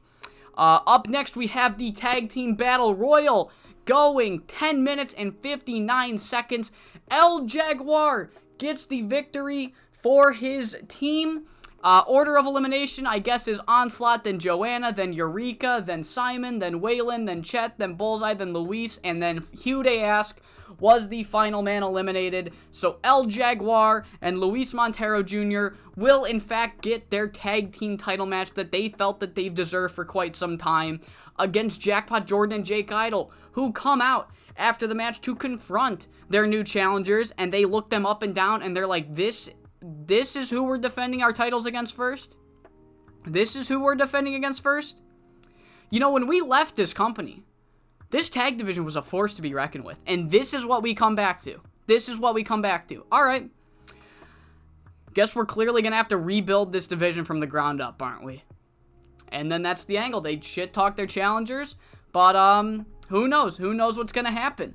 After that, we get a Heartbreaker match. He is once again facing a woman who does way better than him in individual performances, and he wins anyway, as he defeats Amy St. James in 8 minutes and 27 seconds with the Idolizer.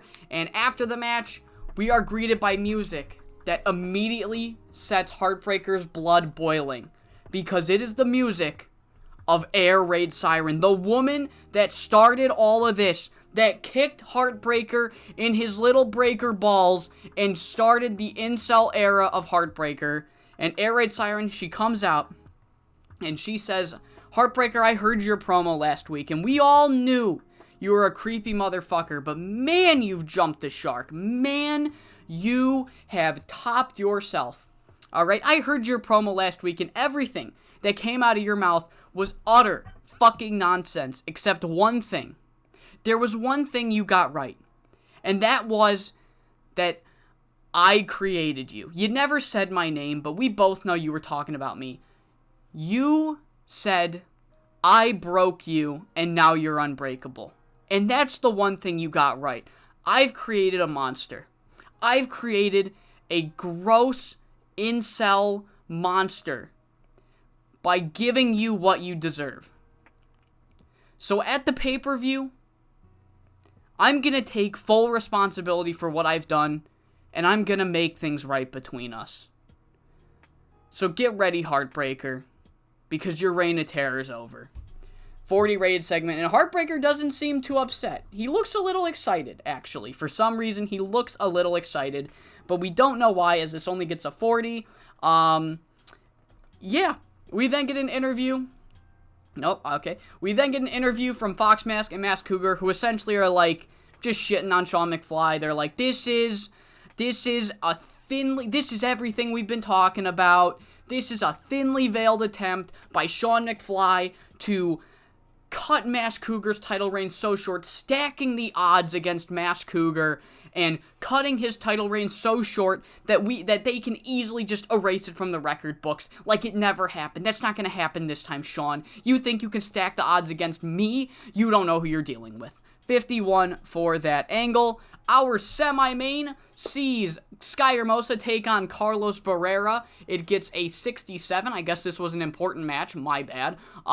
It only went 14 minutes and 59 seconds when Carlos Barrera debuts a brand new finisher with the cross arm lock. I've given him an armbar to work with because I want him to use an armbar. And after the match, he grabs a microphone and he starts cutting this promo, and he's pissed. He's fucking pissed at himself. He is pissed that he failed once again. He's been given 3 opportunities to show he belongs. He lost in the 4-way, he lost to Seth Whitehead, he lost in that 3-way, and he's fucking losing his mind. He's like, I know I belong, and I need to prove it. And I failed every and he's just riling himself up, and then he sees Sky Hermosa starting to get up, and he just sees red. He sees red, and he runs over, and he puts her right back into that cross-arm bar, and just fucking yanks on it. It's like, you should be down, I fucking beat you. He's fucking out, he is pissed. And eventually Kira Lee needs to run in and make the save, but the damage is done, and Sky Hermosa just kind of caught astray here. Just caught astray as Carlos Barrera is clearly battling with himself. But Kira Lee is fucking pissed. She is pissed with Carlos. She's like, what the fuck is that? But now it's time for the main event. Who seals the final spot in the 3-way at the pay-per-view? After 21 minutes goes by, the winner of the match is California Love Machine. The Frankie Boy Fernandez pep talk worked. He gets the victory, pinning Frankie Perez after 21 minutes and 45 seconds, hitting the LAX departure and solidifying the main event for the pay-per-view. Mash Cougar will have to defend his title against both American Flash and California Love Machine. 71 rated main event. Frankie Perez took the pin, and Seth Whitehead does not take that very well. Of course, blaming Frankie Perez. He's like, he takes his fucking anger out on Frankie, just like beating him down, where he's like, you are too goddamn focused with other people, you're screwing everybody else's chances, you fucked me again, this company's fucked me again, you will pay. Just, you know, doing Seth Whitehead things, typical Seth Whitehead things, as we finish the show and we get a 70. What a goddamn tapings. What an eventful tapings we have seen. We have seen American Flash win. We have seen American Flash win a match. We have seen one of the worst matches in CZCW history, and also one of the best matches in CZCW history. So a lot went down tonight. A lot went down. All right, that is the first tapings.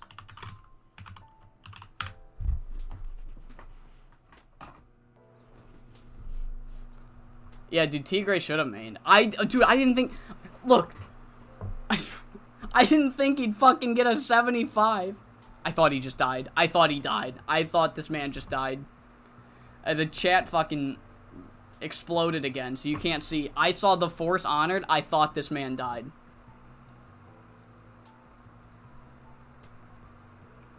Not the crowd. It's just you guys. It's just you guys that hate Air Raid Siren. Nobody else hates Air Raid Siren. It's just you guys. Trust me. Yeah, dude, main event Tigre. Fuck. Alright. But you should... Alright, yeah, I know. Don't worry, Carlos. You will have enough time to heal, as we have a 3-week block taping. So, this is now every... No, it's still 1.5. It's every 2. So we shouldn't have any until here. Yes. Okay. Cool. We got some simming to do. What? Oh my god. Jesus fuck me. Alright. Cool. Let's get to simming. Alright, no, I'm not hiring. I meticulously pre-book these. If I don't bring in somebody, I can't We gotta wait till next stream. I'm sorry. I meticulously pre-booked these.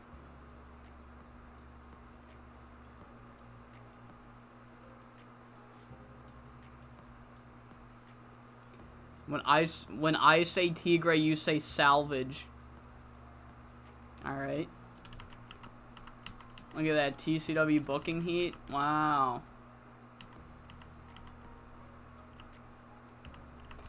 Who the fuck wants a pay raise? Oh, right, the other Jap. Alright, cool.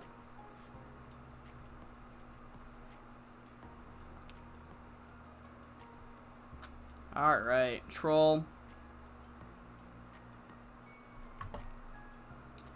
Alright. Chill Lo-Fi still going.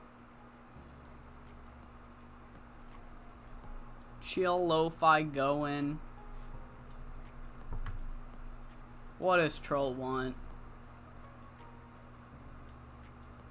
Yeah, fuck, he's shortlisted, man. If I remember, I might forget. So I'm not, I won't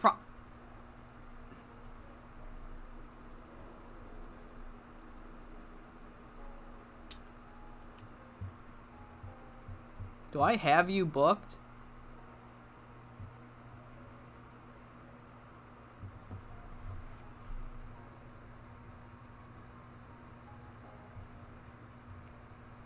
I don't think I do.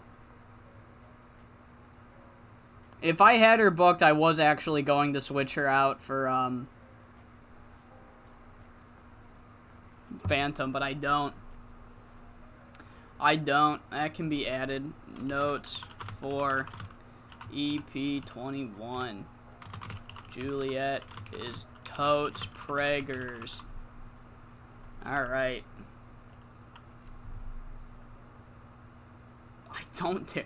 Dude, I actually don't tear that. I do the exact opposite. I follow it religiously. I'm so lucky I haven't had a, like, actual, like, devastating injury or signing or anything happen midstream. Because that shit would just fuck me up. One match with Heartbreaker, she's pregnant, that's crazy. I don't like that stat. That's a bad stat. That's a bad stat.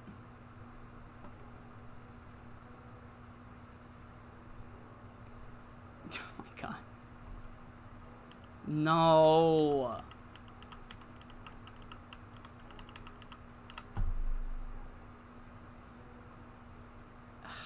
Man. One match with Heartbreaker and she's fucking pregnant. That's crazy. Oh my god. He put her out of action. He put her out of action.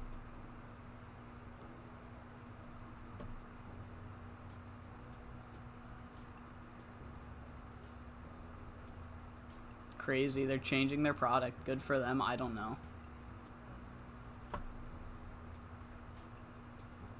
Alright. Anybody watch SmackDown? What happened on SmackDown? Heartbreaker's the breaker of Max and water. Oh my god. The water breaker?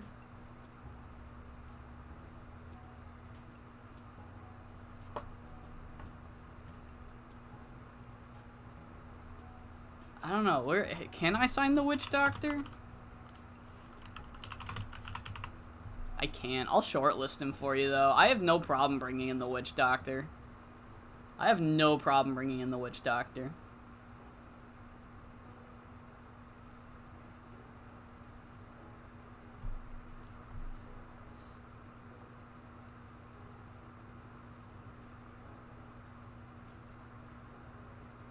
I could make budget cuts. I do have a decent amount of guys on the roster where it's like, I'm just not using them.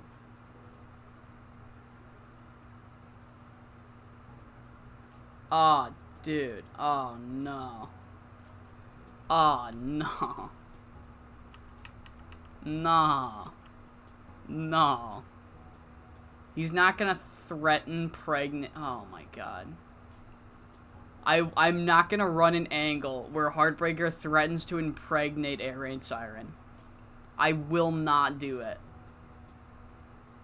I will not do that. Bed breaker? Fuck, dude. God damn.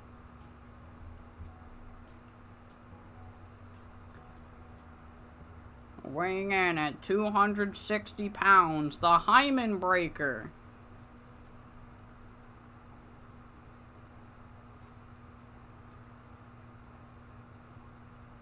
That is something someone like Heartbreaker would do, is he would pretend to fucking, like, be the father. While she's gone, he would, like, pretend, like, oh, yeah, that was totally me, guys. Alright, we're chilling. Oh, hell yeah, we're chilling.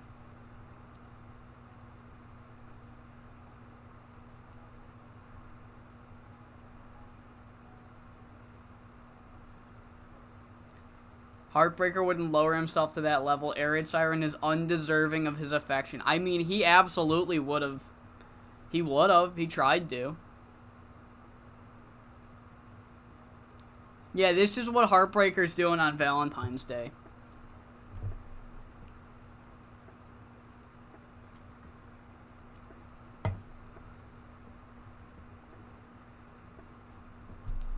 Who are you? Oh, you're on excursion. Dean Daniels is jealous. Yo, are you? You fucking asshole. God damn it. Yo. Jamie Atherton? No, he's not over. He's not worth it.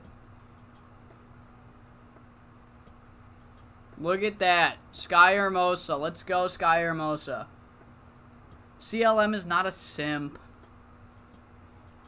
CLM is not a simp.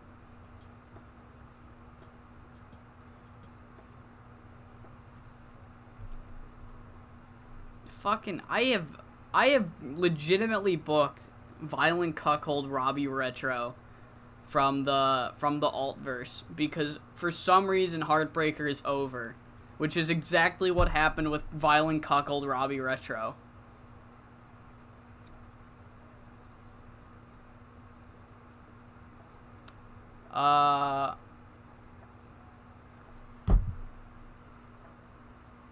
Yo? They're D-pushing my girl? Why? What did she do to deserve a D-push? Beautiful. It's exactly what I would have done.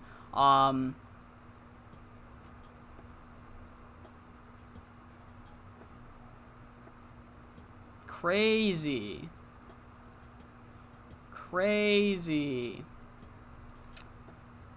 Yeah, now watch Retro be available to sign. You don't want to know what CLM is doing on Valentine's Day? He's hanging out with his girlfriend. He's being a good boyfriend. That's what he's doing on Valentine's Day. Alright, Solo told Jacob to bring the title back.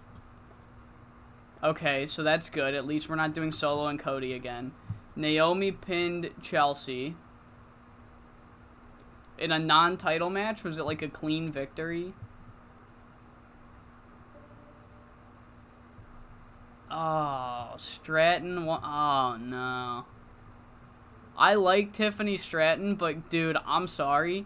The idea of Tiffany Stratton and Nia Jax in a pay-per-view match, ooh. I'll happily be proven wrong, but damn. I don't know. He's not getting cucked, chat. He's not getting cucked.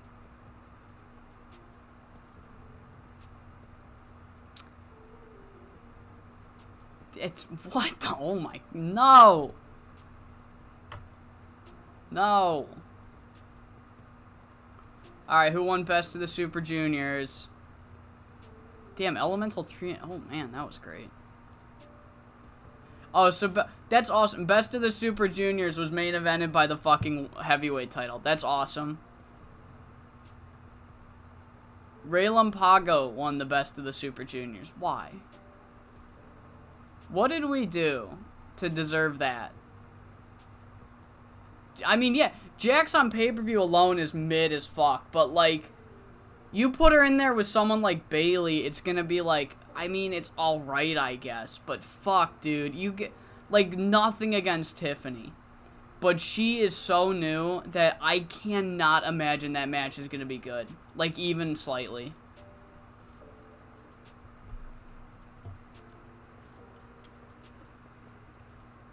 I do not get the Triple H hard-on for Nia Jax. I don't understand it.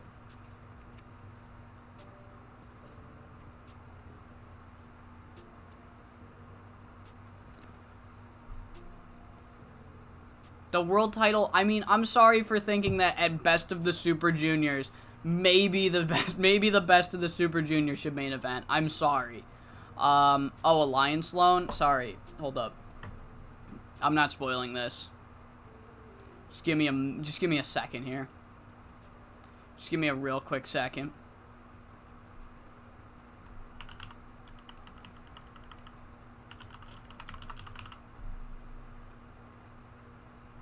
Just 1 second. I know I'm not booking the pay-per-view. You just gotta hold. Give me a, you know. Just gotta. Let me do something.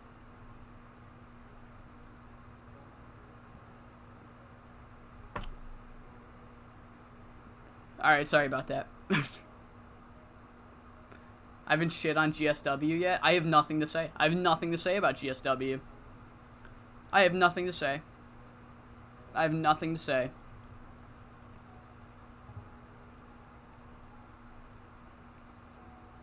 GSW shits on itself.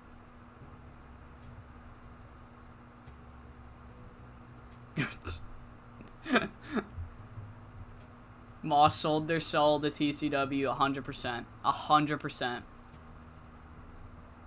Yeah, it's like, that's what I'm saying. Oh, alright, here goes another SWF fucking to US Pro.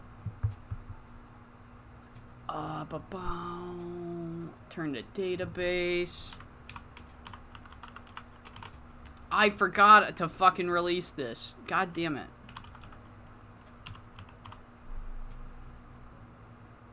Yeah, they have the Long Beach crew, but like, and what else? The Long Beach crew and what army? Damn. Oh. Oh. Oh. What are we? Oh, man. Oh.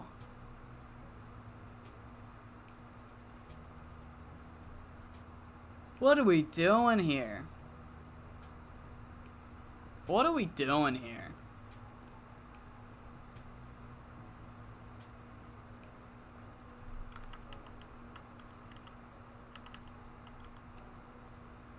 Oh, god damn it. Not this shit again. Not this shit again. No!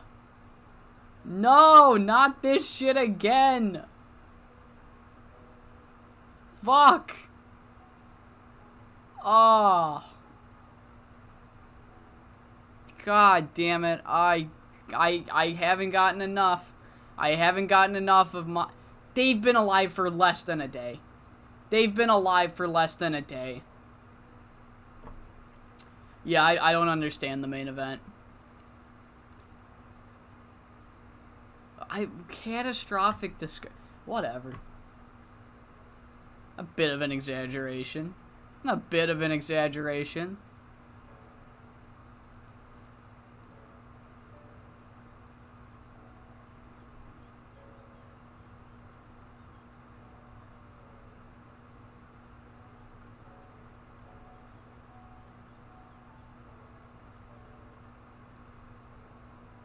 Yeah, I'm good. I'm good. By all means, I do not want to go to ELPF. I'm fine. 6 days. 6 days.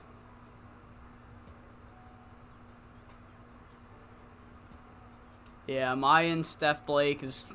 Welcome back.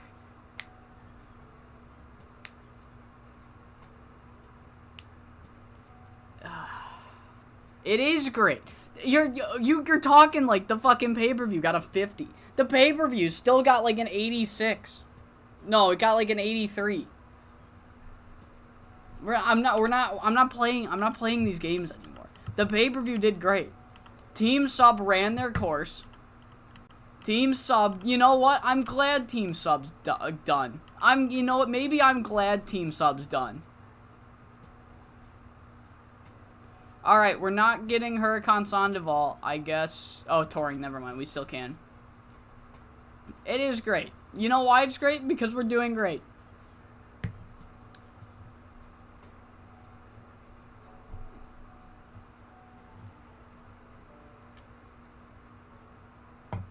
I'm sorry. I'm sorry, is business down? I'm sorry, are we not making money? I was told by Kevin Nash the only reason that we're here is to make money. Yeah. Yeah. Business is doing great.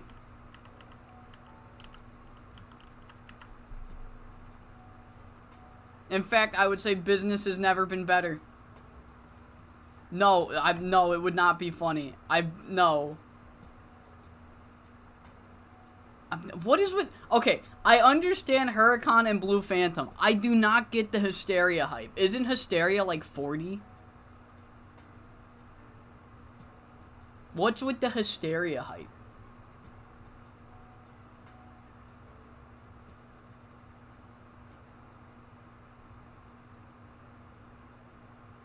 I sign for ELPF just to only do Maya versus Steph Blake every show. What is with the Hysteria hype? He's 40. Yawn. Yawn. Not moved. Not moved. Do we want Juliet King? Okay, he does look cool. I will give you that. He does look cool. Do we want Juliet King? No. No, the answer is no.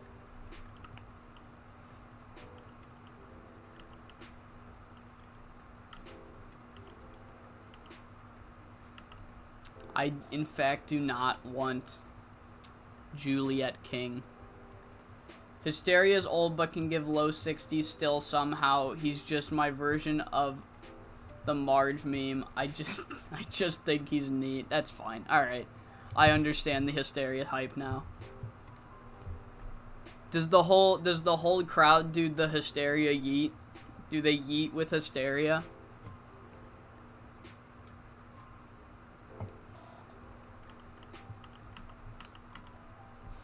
Alright, American Flash is good. Don't do that to me. Please don't do that to me. Oh, shit! Let's go! Higa! Higa! Damn, Termination 2! Damn, they fucking...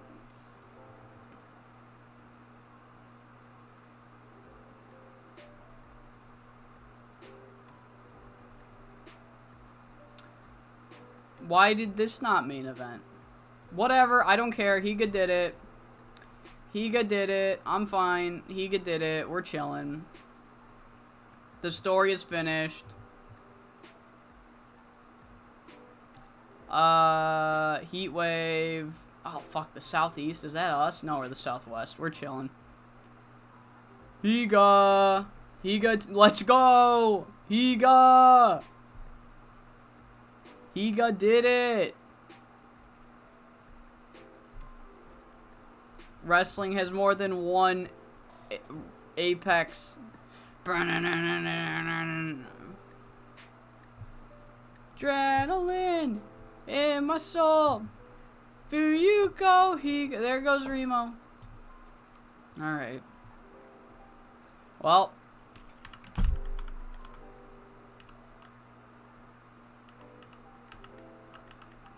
The mood is gone. Ah. Oh, do I gotta worry about that? Please don't tell me I have to worry about that.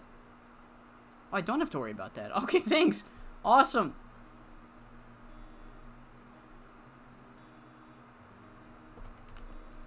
Higa snorting happy powder. Is that the pre-workout? I should have some pre-workout, shouldn't I? I should dry scoop some more pre-workout.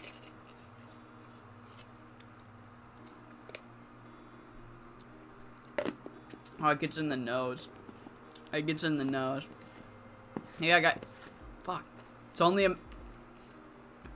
a matter of time before Barabikowski's the world champ again. Bro, I just signed you. Come on.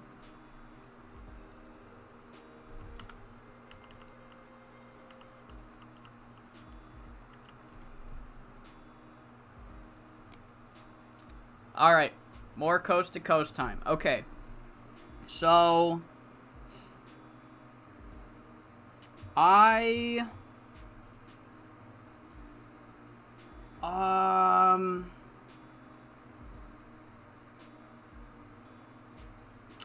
gonna need at least one. I'm gonna need at least one finish.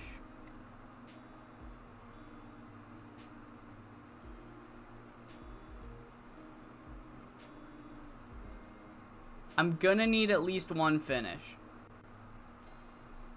I'd love to just hang myself, actually. I'd just love to do that.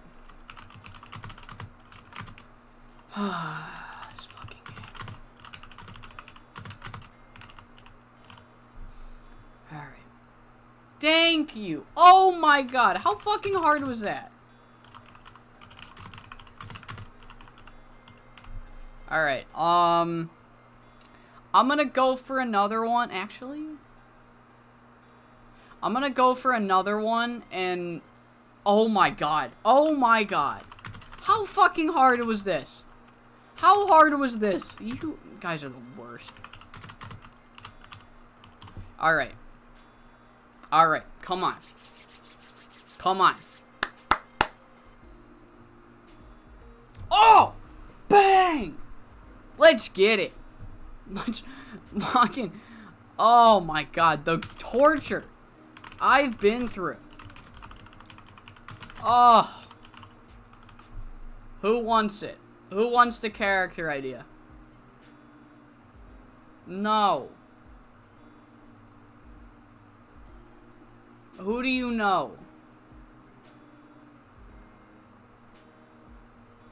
No, you're alright. What do you got? Robbie Apex? You're gonna... Alright.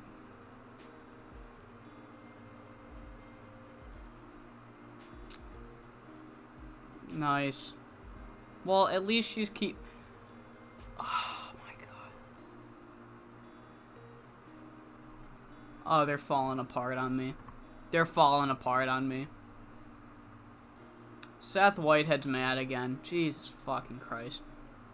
Extremely risky. Get the fuck out of here. Why did I type safe bet? This is likely to succeed. Okay. So who gets the creative idea? Who gets the character idea? Tony the Wonderful, maybe? Maybe Tori? We could go Fox Jr. Tori's got neutral.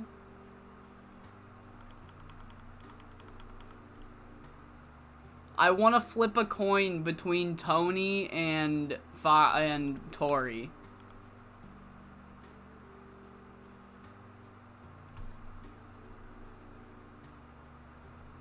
I've given him 2 already.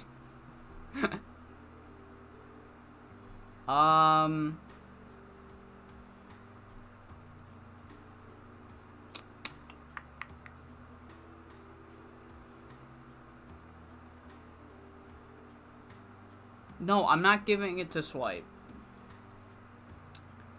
I'm gonna give this one to Tori. I'm gonna give it to Tori. I've already given Tony 2. Bang. Bang! Next character idea will go to Tony. Next one will go to Tony.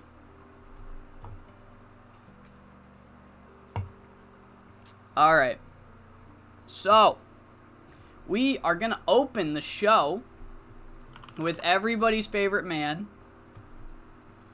I said we're gonna open the show with everybody's favorite man, Frankie Boy Fernandez in the opener against young homeboy Snapdragon Jr. Of course, he will be unsuccessful as Frankie Boy will get the victory. Frankie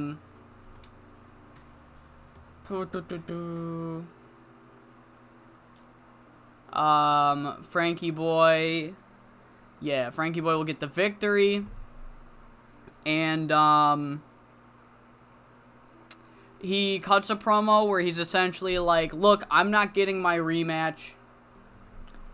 Frankie's like, I'm not getting my rematch, but honestly, right now I don't care. My boy, California Love Machine, is in the main event. He is going to get his first ever world title. I will happily wait to get my rematch if it means my partner in crime, my best friend, my boy, can get his first ever world title. And, he's interrupted by the Coastal Kings, who are like, they appear on the Tron, and they're like, Frankie, you're getting ahead of yourself, buddy. You're getting ahead of yourself. You still got another title to defend. You have another title to defend. You still have that COTT World Championship. And we just so happen to have pulled a few strings to, get you a match at the pay-per-view to defend your title. And, who is this man? Who is this man that will be, facing Frankie Boy? Well, it's none other. Well, let me put Fox here, and let me put Masked Cougar. It is none other than everybody's least favorite superstar, FCW legend, Doc Hammond. The payoff is here. Doc Hammond has arrived, and nobody's happy. Frankie Boy will have no rest this month. Alright. So Fox Mask and Masked Cougar have pulled some strings, and they have brought in Doc Hammond. And the crowd just immediately goes, no. Like, it's like Logan Paul showed up. Nobody's happy about it. The lamest fucking wrestler in the database. Nobody's happy about it. Alright. So scripted 6 minutes. Alright. So yeah, and then Seth Whitehead blames Frankie. Will settle the score at the pay-per-view.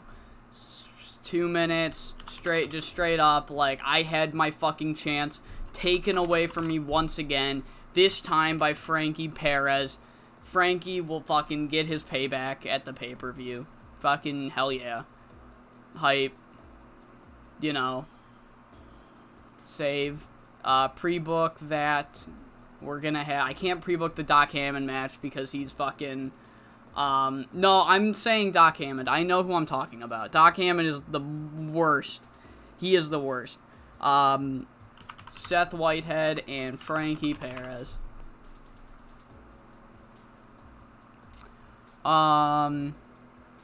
We then have Tigre versus Viento, just to see how Viento does. Oh, this is gonna steal the show, that's right. I already have it stealing the show. Yeah, Tigre versus Viento. This is gonna go 10 minutes total. Tigre goes over.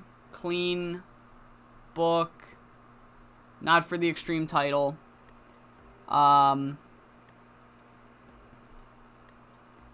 And Tori tries to get another title match, but the Guru says there's another Puro signing that once won. So, Bunraku and Tori, Tigray, the Guru, and then this is where we debut the other new signing we have from Japan. Fresh out of his stint in Burning Hammer, Atsumori Takamura has left the company. He is very good. The Guru announces, Tori, you're not going to get your rematch because this new guy, also from Puro, Atsumori Takamura, Burning Hammer, youngster, fired from the company because the people that are in charge are scared of how good he is. So, yeah, Atsumori will face Tori, will face Tori next week. Winner gets an Extreme title shot.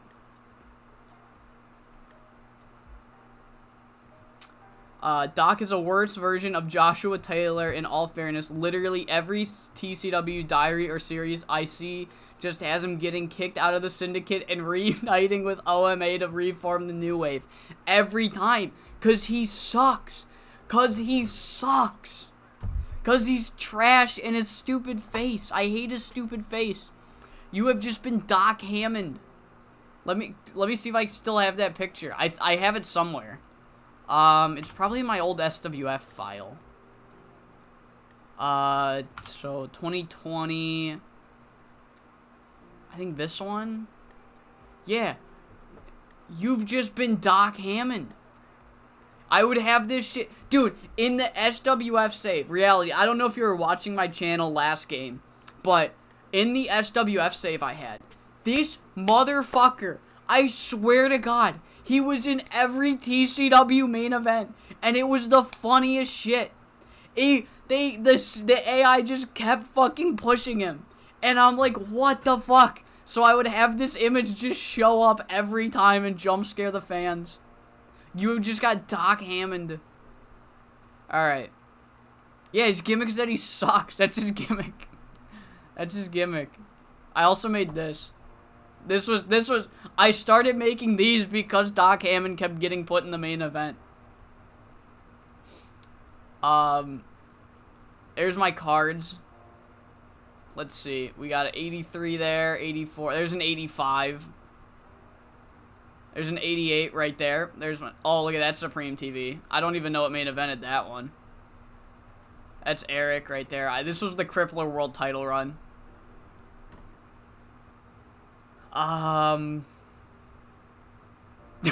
Okay, last one. Last one.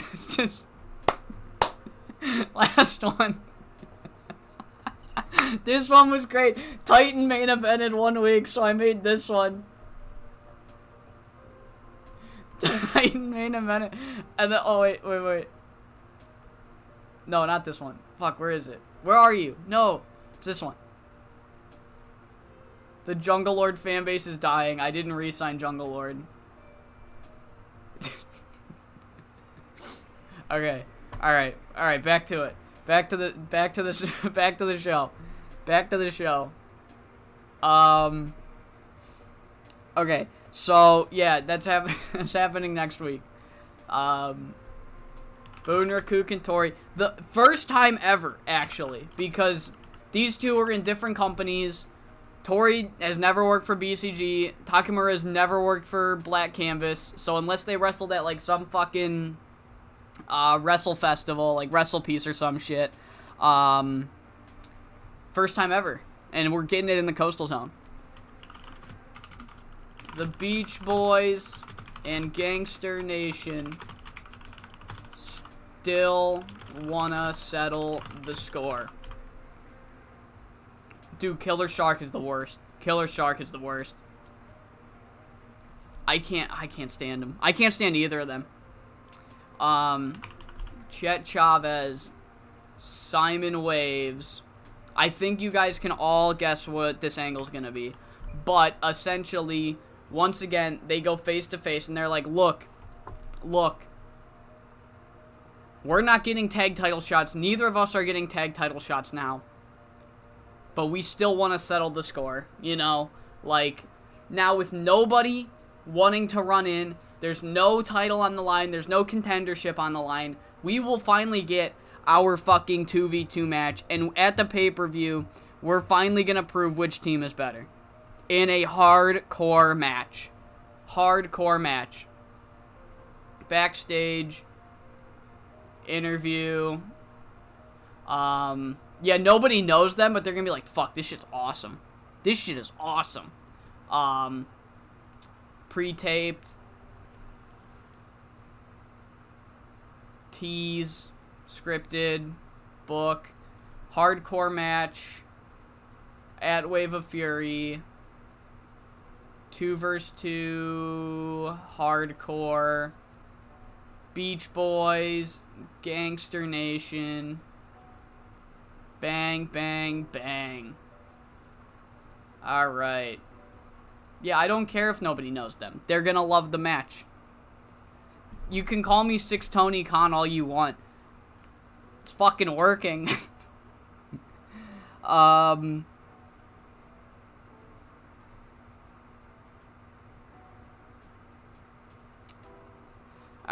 So then we have Quinn. Zell calls out. He's all alone. It's just him. No. It's just Quinn. He calls out the Pillagers. He's like, let's talk. No. You want to settle this, Hugh? Let's go face to face. It's just me. I don't have my boys with me. Come on. Let's just go face to face. And then Hugh Day Ask and Joanna Silver come out. Guess what fucking happens? Guess what happens? They get jumped. They get jumped by Onslaught and Eureka. Naturally, they get jumped. Wasted Potential. They're like, we want a 2v2 match now. We want a tag match right now. And, you know, while they have the upper hand, obviously. And then, of course, Johnny Perez comes out and takes out Zell Quinn.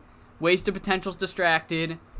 The Pillagers are like, oh, yeah, no, you know what? You're right. Now's a great time. Let's do this right now. So after Johnny Perez has evened up the odds, taken Zell out of the equation, Wasted Potential fell into their own trap, I think. Yeah. Wasted Potential fall into their own trap. That's exactly what happened.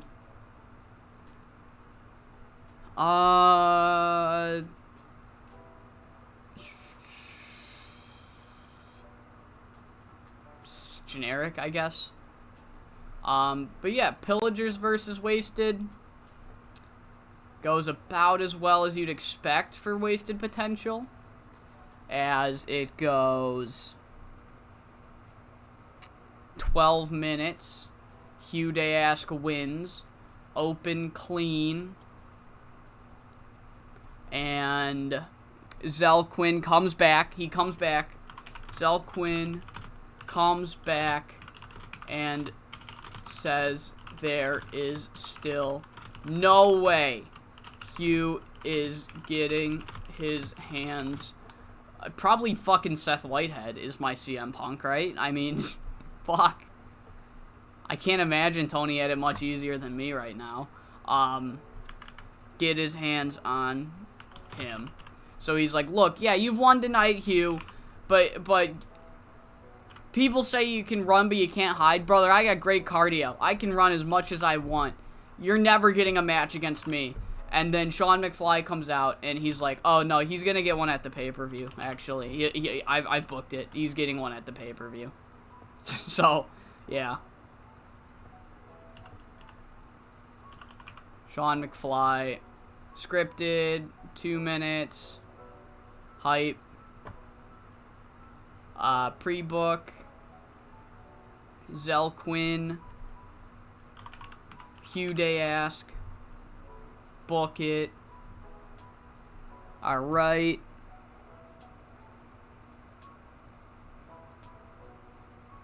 Alright, we get a California Love Machine. Still wants his revenge on AAW. He's like, I'm gonna fucking go in there. I'm gonna get my goddamn revenge. I'm gonna get the title. But most importantly, I'm gonna get revenge on Air Attack Weasel for making a fool out of me and all that shit. And then he is jumped by legitimately every single human being in the Coastal Kings. So you know, there's that. Air, Fox Mask 2, fucking Jackpot, Jake, all jump him. All of them. Boom, boom, bam, book, yes. Alright. Oh, man, I have a fucking... I'm not even gonna...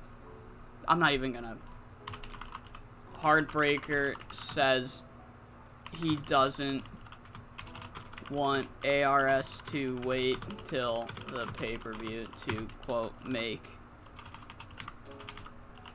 things right. Alright. Boom. Boom. Heartbreaker. You know, character development. Air Raid Siren. You know, character development. I'll script them. Just gonna go clean 2 minutes. Storyline development. I'll get more into this. I'll get more into this when we run the show. But you know, just so you know, this is gonna happen.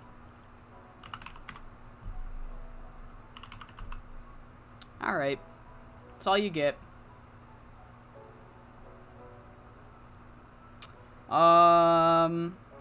Carlos Barrera is gonna face Komodo Dragon. Boom. It's gonna go 10 minutes. Carlos will win via submission again. And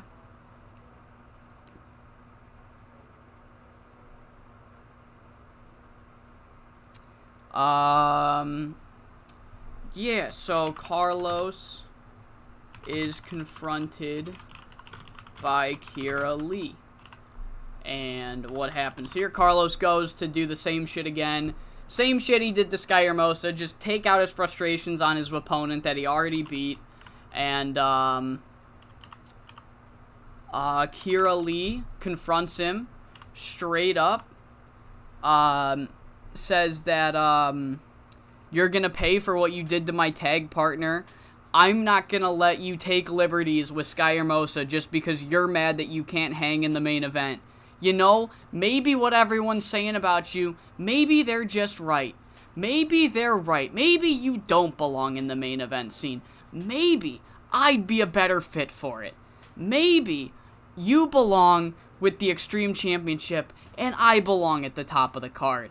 And Carlos is like, oh my fucking god, you don't know what you've started. And she's like, I think I do know what I've started.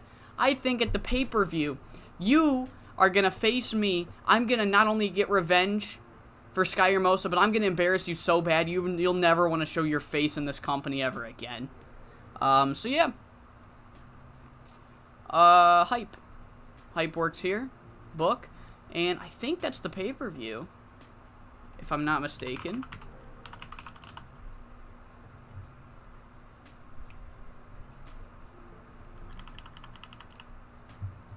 Unless I forgot something. Carlos and Kira. Gangster Nation and Beach Boys. Famous and right, because I can't pre-book Doc Hammond and Frankie Boy. Okay. Alright. Because I can't pre-book Doc Hammond and Frankie Boy.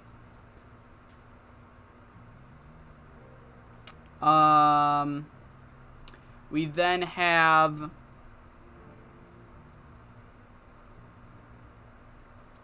We have American Flash. American Flash calls out the Coastal Kings. Like, I fucking saw what you did to California Love Machine. That's bullshit. You can't fucking do it. Fox Mask and Mask Cougar, they come out and they're like, no, actually, what we did was completely fair. Because what Sean McFly did, putting Mask Cougar in a triple threat, is bullshit. So, it's just deserves. So, Flash calls him a coward. And then... Jake Idol jumps him. Jake Idol jumps him and says, I'll take care of you right now. If you want to fight somebody so bad, I'll take care of you right now. And then that's our main event. Impromptu main event. Because Sean McFly forgot to book one, I guess. I don't know. Flash stands up for CLM. Alright. Surprise. book. Then we have... Fuck. Damn. Oh, well. He's going to be overused again. It is what it is. We have American Flash versus Jake Idle. It's going to go 20 minutes. It will get the likely to succeed finish. And, you know, at ringside, Fox Mask and Mask Cougar, they're there. They try to get involved in the main event. But look at this.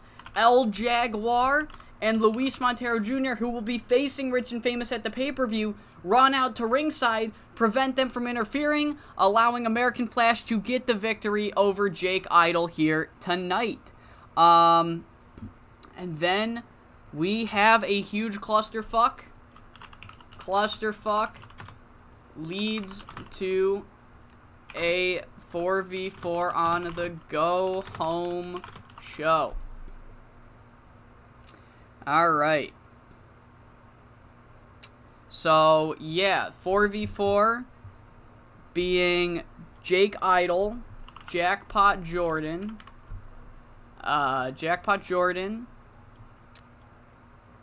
Air Attack Weasel, Mask Cougar. That's Team A. Rich and Famous, Air Attack Weasel, and Mask Cougar. Fox Mask can be here too. Versus...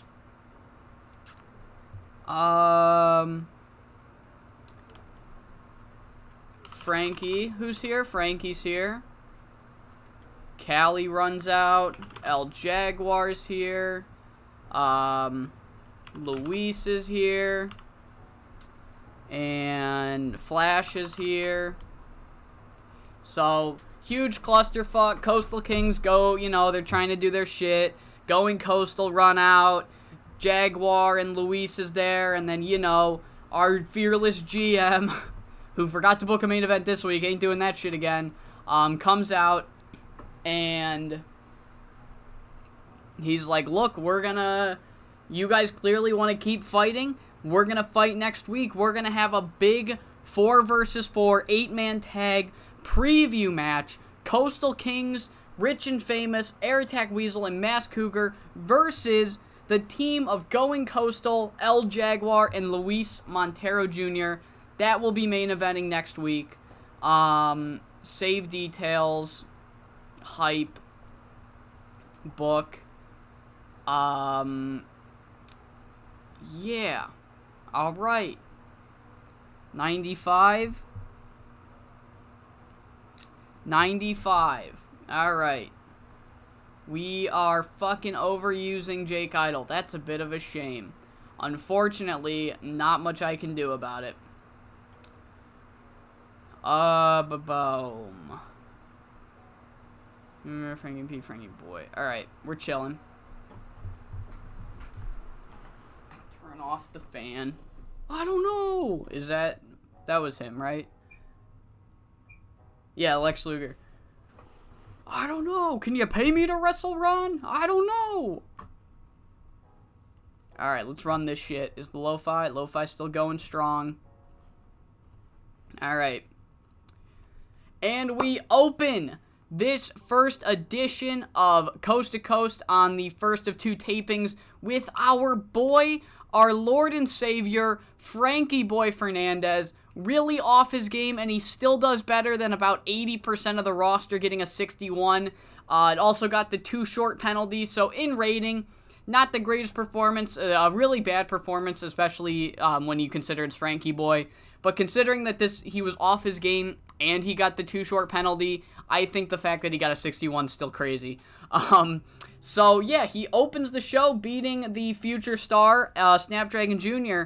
When he cuts a promo afterwards, he grabs a microphone, he says, look, I'm not getting my title rematch yet, but honestly, after seeing my brother-in-arms, my boy, my ride or die California Love Machine clinch his way into that 3-way, I'm gonna be honest, I don't mind.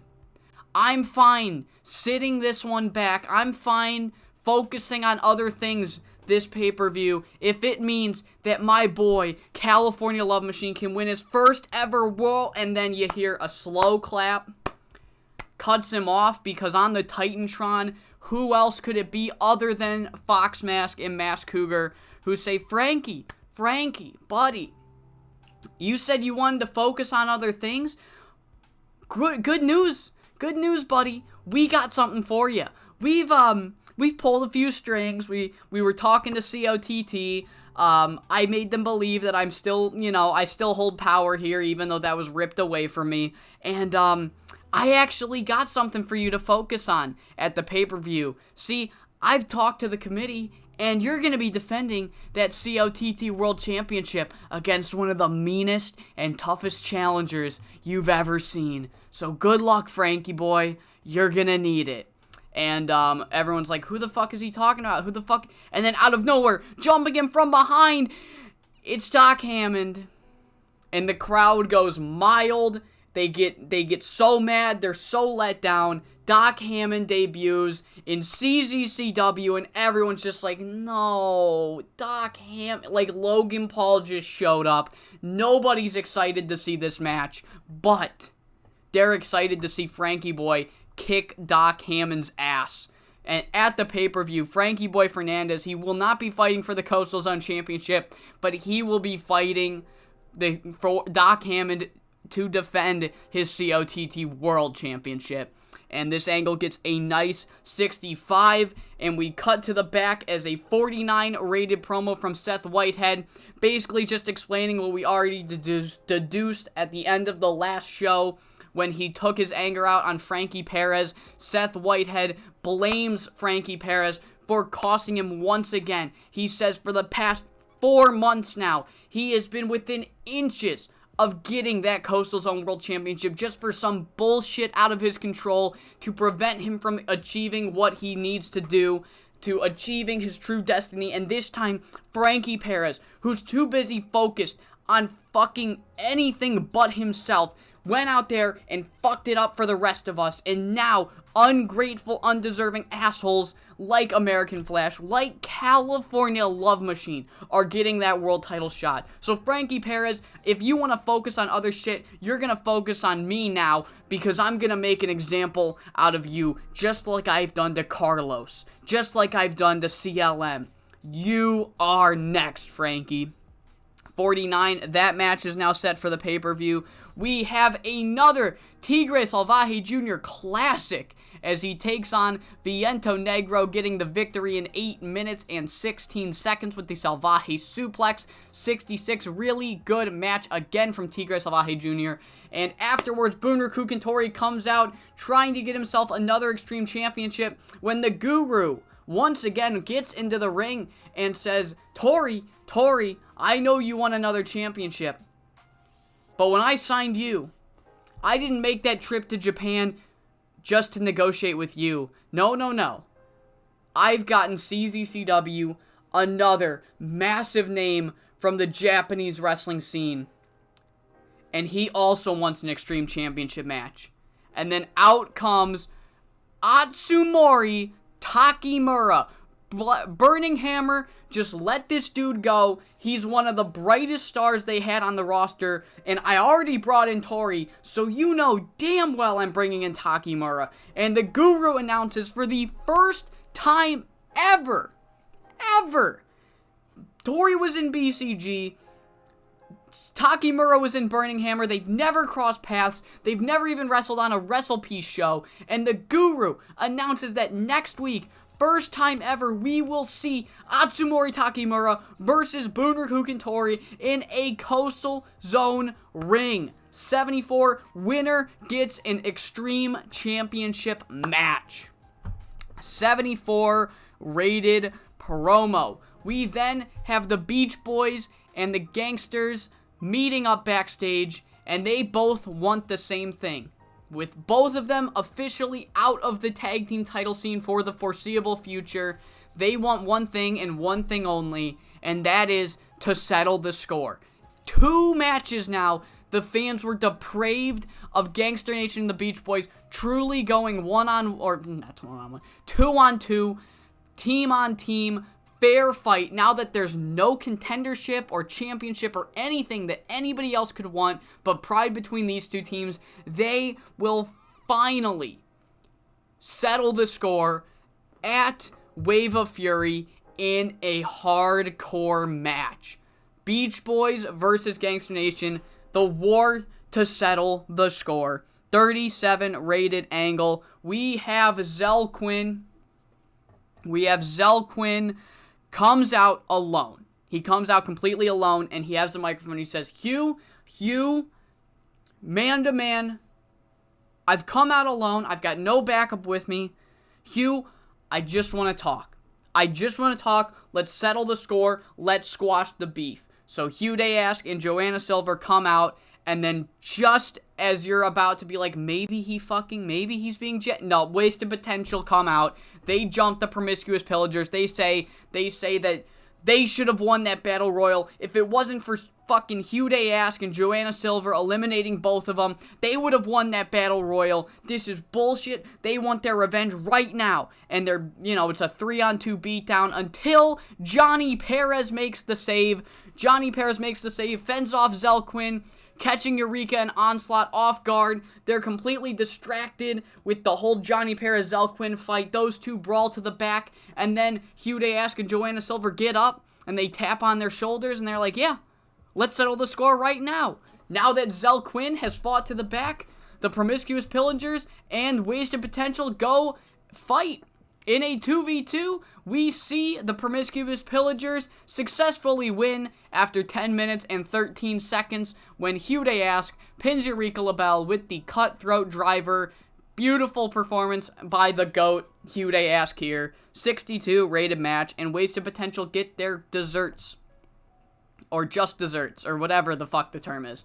And after the match, Zell Quinn comes back and he says, look, you guys might have won tonight, but this ends here. There is no chance in hell you will ever face me one-on-one. You will never get me in the ring. And then Sean McFly comes out from right behind him and essentially just says, Zell, actually he is going to get you in the ring because I just booked this match for the pay-per-view, buddy. You not only made a fool of Hugh Day Ask during that fucking 5 SSW on the brain. You not only screwed Hugh Day Ask out of that triple threat match, you made a fool out of me. So here's your punishment. I've been in the mood of dishing out punishment lately. Here's your punishment. Hugh Day Ask is gonna wrestle you at the pay-per-view. And Zell Quinn just fucking bullshit and all that. We have California Love Machine cutting a promo where essentially he's like, winning the title's gonna be nice, but you know what's gonna be even nicer is getting my hands on Air Attack Weasel. He betrayed me. He gained my trust, and he betrayed that trust by aligning with the Coastal Kings. Win or lose this world title, I'm gonna get my hands on Air Attack Weasel. And then that is when California Love Machine is just jumped by all of the Coastal Kings, all at once. 4-on-1 beatdown. CLM does not have a fun night right here. We have Heartbreaker. Heartbreaker comes out, and it is not the Heartbreaker of today. Heartbreaker comes out with a white suit. He's dressed. Old Heartbreaker is here with the aviators and the nice clothes. He has returned to his old form, and he comes out this very nice white suit with a red undershirt and a pink tie, and he has a heart-shaped box of chocolates, and he gets in the ring, and he says, Siren, baby, I knew you'd finally come around. There's no need to wait for the pay-per-view, Air Raid Siren. Come on out, baby. You said you're gonna make things right. Just do it tonight. Just make things right tonight. And Air Raid Siren comes out, and she sees the miscommunication that's happened here. Heartbreaker assumed that when she said make things right, she meant she was going to sleep with him. Air Raid Siren meant She's like, Heartbreaker. When I said make things right at the pay-per-view, I meant I'm going to take you in the ring, and I'm going to beat you like the mule you are. And, Heartbreaker's demeanor immediately switches from a excited and joyous young man to a very, very depressed and sad guy. And he gets the microphone all close to his mouth, and in a very somber tone, he just goes, I knew this was too good to be true. And then he just backhands the fuck out of her with that heart-shaped box of chocolates, but she fucking bumps hard. This heart-shaped box of chocolates wails onto her fucking dome. And then he opens the chocolates, and there's no chocolates in there. It's a fucking block of cement in this fucking heart-shaped box. And Air Raid Siren just got wailed on this fucking, right on her head with this heart-shaped box, Nirvana. And she's bleeding. She's fucking bleeding everywhere. He picks her up, MJF, Daniel Garcia style. He picks her up, just wipes all her blood on his white suit, and just gets it all over him. And just whispers right in her ear with the microphone in nearby so everyone in arena can hear it. Just whispers, see you at the pay-per-view, sweet cheeks. And then drops her and just fucking, what a horrible human being this Heartbreaker is. But Air Raid Siren's got a match against him at the pay-per-view. When she says she created a monster, my fucking god did she. My god did she. After that, we have Carlos Pereira versus Komodo Dragon. It got a 49. Again, the too short penalty. It is what it is. It's a mid-card match. You know, you do what you can. Got a 49. Carlos defeats Komodo Dragon once again with the cross arm lock. And after the match, Carlos Pereira does it again. He does what he did to Sky Hermosa, this time to Komodo Dragon, and just continues to wrench that cross arm lock until Kira Lee comes out. Kira Lee comes out, Carlos stops the hold, and Kira's got a microphone in her hand, and she's just saying, like, she says that, he will pay for what he did to Sky Hermosa, and, she has realized why he did what he did to Sky Hermosa. She says, she's realized that he's mad. Kira's realized that Carlos is mad that he can't hang in the main event. That's what's going on. He's just taking all his frustrations out on somebody else because Carlos Pereira found out what the rest of CZCW already knew, that he is not good enough to be in the main event. He's not good enough in the main event. And maybe that spot that he has should go to someone better. Someone like me. Like Kira Lee. Kira Lee would be a much better fit in the main event than Carlos Pereira ever would. And Carlos says there's absolutely no shot that anybody is better than him, especially not Kira Lee. And if he has to defend his fucking honor or whatever the fuck, he'll do it at the pay-per-view, and Kira Lee will fall victim to the same cross armbar that put her tag partner out of action. 44, Carlos versus Kira, set for the pay-per-view. We have American Flash coming out, calling out the Coastal Kings. He is not happy that they jumped California Love Machine. And Fox Mask and Mask Cougar come out, and they're like, yeah, listen, actually, if you really think about it, what we did to California Love Machine was justice, because Mask Cougar was fucked on and bullshitted, because he should not have to defend his title in a three-way. This is horse shit. It's all a conspiracy, and what we did was just, it was justice for the three-way, for three-way gate.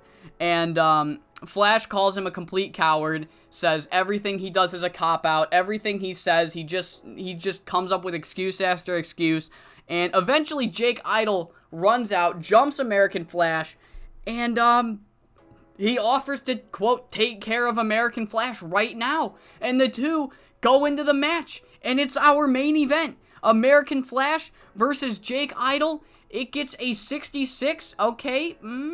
Is every single human being going to be off their fucking game this time? Jesus Christ.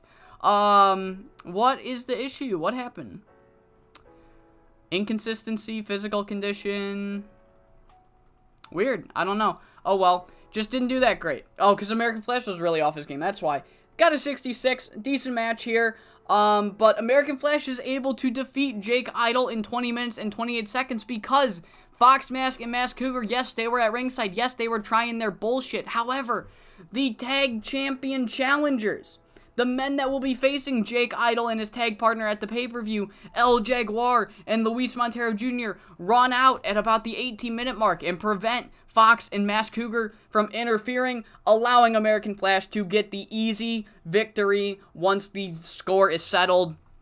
And there is a huge clusterfuck to end the show. Jackpot Jordan comes out, Weasel comes out, and then they start, 4-on-3 beatdown of Luis and Jaguar and Flash, but then Going Coastal make their return again. They were seen earlier. California's recovered from his ambush, and he comes in, and there's just this whole clusterfuck, and Sean McFly comes out, restores order, and essentially says, if you guys want to fight so goddamn bad, let's do it next week. You guys all clearly cannot get enough fighting each other. We will have a fucking warm-up match. 4 versus 4. Coastal Kings. Cougar, Jordan, Jake, Weasel versus Frankie, Callie, Jaguar, and Luis. That is set for next week. Pre-book that. I'll do it later. I don't feel like fitting all that in here. Final Angle gets a 55, and let's get into the go-home show. Jake Idol was used too much, but it did not really affect us. Let's get into the go-home show for Wave of Fury 2022. Alright. CZCW 21.2. Alright. Sometimes the bits that you guys do, I don't get it. I don't get it. I don't understand. I don't get it. Holy shit. Look at that. Wow. Huh. Would you look at that?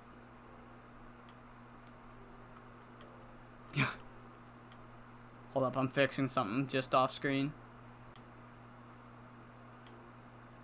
Wow. Alright, well he stole Hugh's girl.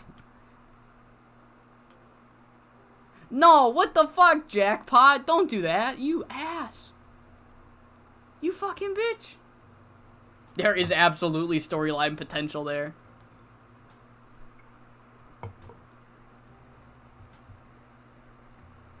Alright.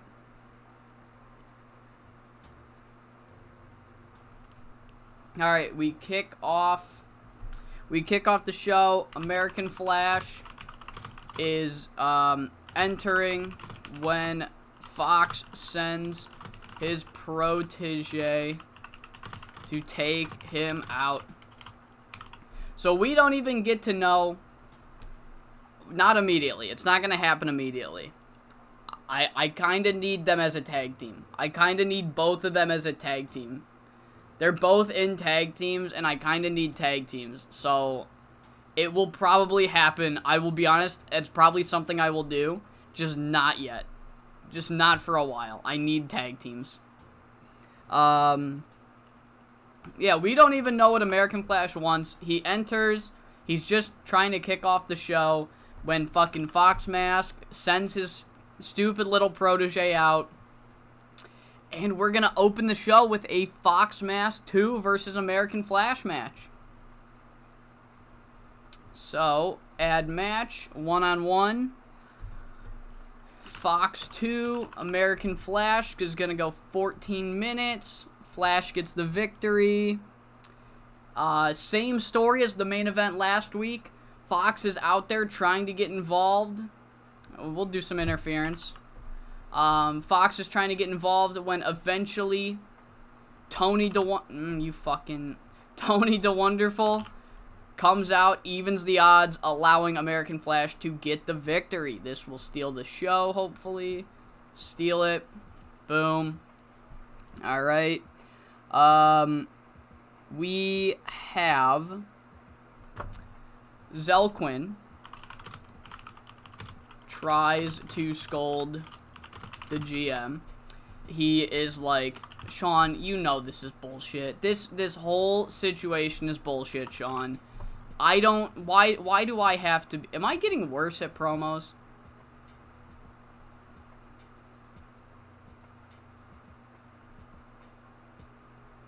No, I'm getting better. Alright, good.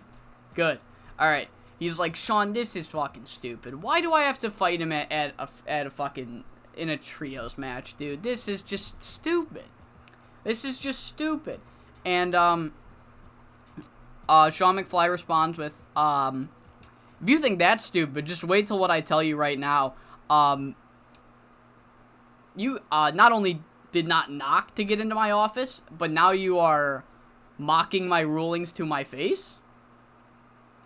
Okay, so, how about this? Later tonight, you're gonna be in a trios match against, Johnny and the Promiscuous Pillagers. And Zell's like, what the fuck? And he's like, you better leave before I make it a 3-on-1. And then he runs away. Daddy Issues Zelquin is still here. Alright, scripted, book. So yeah, we are now going to have a 3v3 later. Kira and Sky give a promo from their apartment. I guess they're roommates. They're storyline roommates. And essentially, Sky Hermosa's arm is really fucked. Carlos Barrera did a number on it. I want to build up her fucking arm injury. And, yeah, just like, Sky Hermosa's arm's fucked. Kira Lee's on her own at the pay-per-view, pretty much. Sky Hermosa cannot accompany her. Alright, we are gonna have... If you guys thought that last storyline finish was... Or a sports entertainment finish was fun, just wait till you watch this. Booner Kukantori and Takamura are gonna go to a double KO finish. How do I... Double stoppage? No, double... Damn, is there no double knockout finish?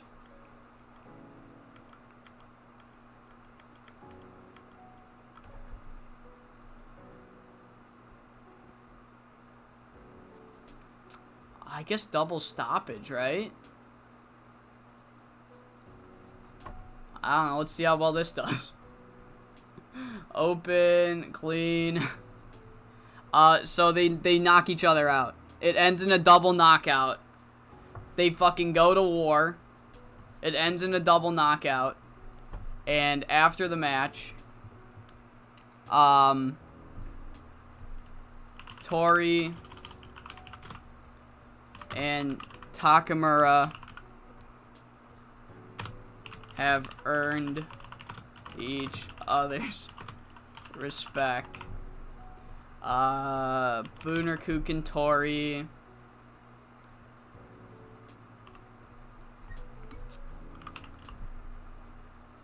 Atsumuri.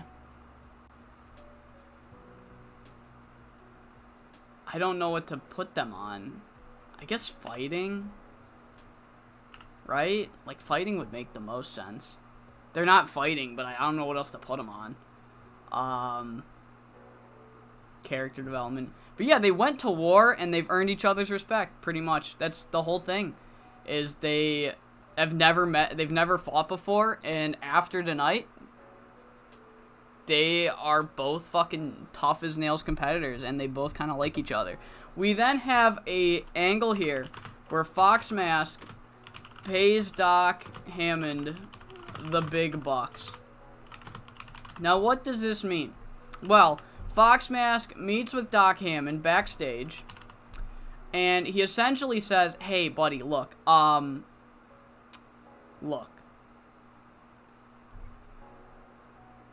What was essential to mod making? What did I miss?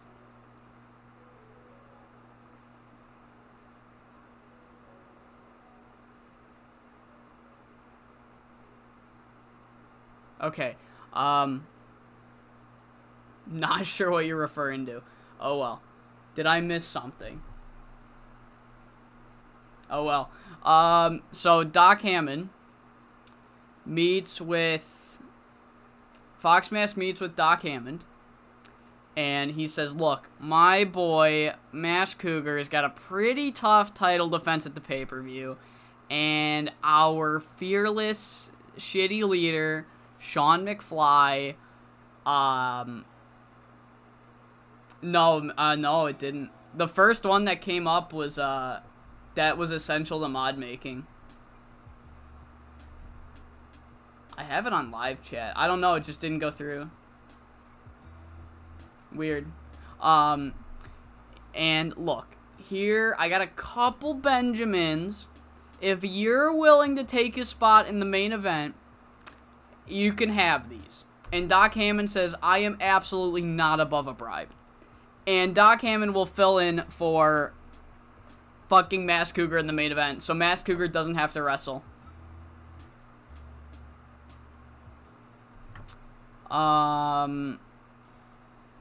Surprise. Scripted. Backstage. Pre-taped. Yes. Alright. We then have the three-way between the Q Crew, Wasted Potential, and Zell Quinn versus the Promiscuous Pillagers and Johnny Perez. This goes 16 minutes. Hude Ask will get the victory. I do not care who takes the pin. Open, clean, book. All right. Frankie and Seth meet in the ring.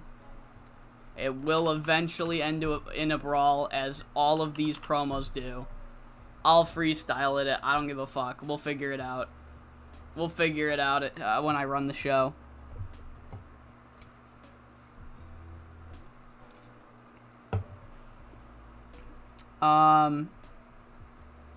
We have another Heartbreaker promo.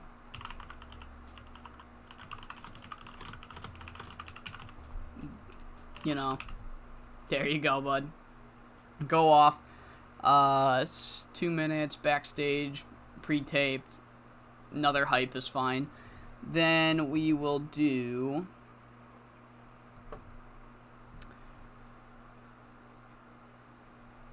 Yeah, it's whatever message you're trying to send, it's just not going through. I don't know why. If there's a word, YouTube is so weird. There might be Timu, there might be a word you're trying to say, and it's just blocking it. I have no idea. I have no idea what was essential to mod making. It's weird. That one came through. See? If it shows up on the screen right here, it comes through. I don't know what message is, like, what word is flagging in the system. Because it seems like it's just, I'm not doing shit. I want to know too. I want to know too. It seems like YouTube's flagging, like, a word or something. It does this to me all the fucking time. It flags a word, and it doesn't tell you. It's so annoying. Mask Cougar. The link may... Oh, yeah. If you're... It won't let you link anything. It won't let you link anything. That's what it is. Just links in general get blocked. Alright, so Matt... Oh, where are we? I'll just fucking... 2 minutes. Beat down.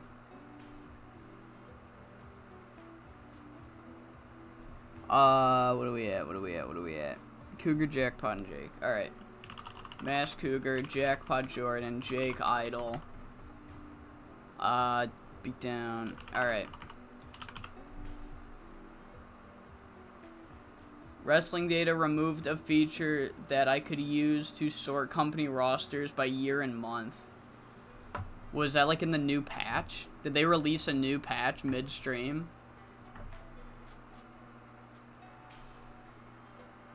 They fucking... No, they didn't. Not yet released. Wow. Oh, that's not fucking TEW. That's a website I've never heard of. Damn. Damn. That's crazy.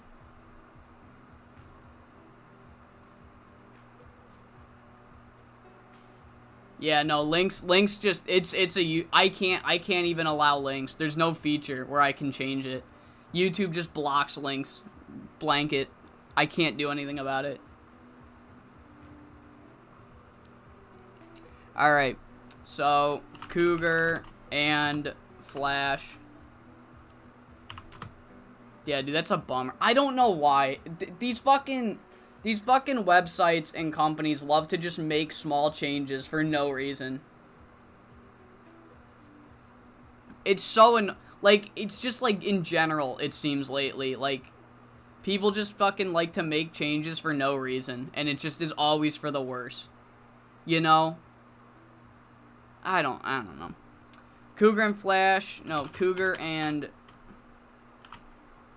Rich and Famous. Take out Flash and Tony before the main. Boom. Yes. Backstage pre-taped.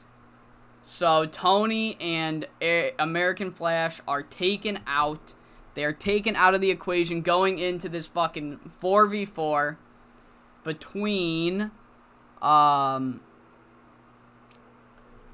Jaguar, Luis Jr., Cali Love Machine and Frankie Boy versus Doc Hammond, Jackpot Jordan, Jake Idol, and Air Attack Weasel.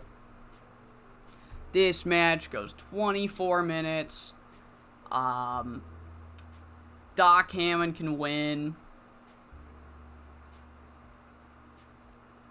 I sometimes get into debates and I want to link your sources. Dude, yeah, I don't know. I've never had a link successful. I think only mods can, like, do links in chats and comments. I've been members to channels too, and YouTube blocks links. I think only mods are allowed to post links. They always get blocked. Doc Hammond can get the fucking victory. Everyone's mad. No, I see Cougar Driver. Also, if your chat is on top chat and not live chat, that one can block messages. Live chat does not block messages. Or I think it blocks certain words. I think it blocks slurs, but like swears, most swears get past live chat. Louise can take the pin. Yeah, no, I can post links. I can post links. Only me and mods can post links. Nobody else can post links. That's just YouTube blanket blocks links from what they see as like outside accounts. So like if you're a mod or the YouTuber yourself, then you can post a link. But YouTube will blanket block anyone else.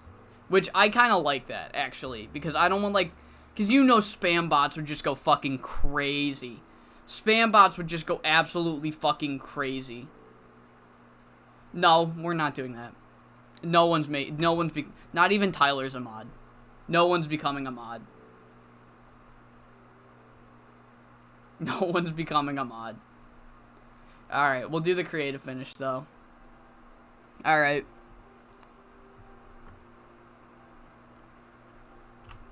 Cougar and Doc stand tall.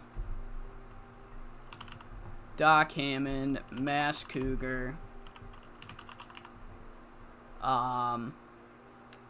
Frankie Boy, and the other one, California. 6 minutes. Generic. Yeah, this is not a fucking democracy. Even if it was, you'd have to be voted in. I would just rig the votes like a true democracy. Alright. Damn. Oh well. Sucks to be them.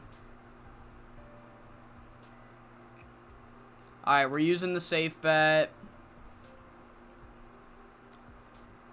Alright. Alright. Let's run it.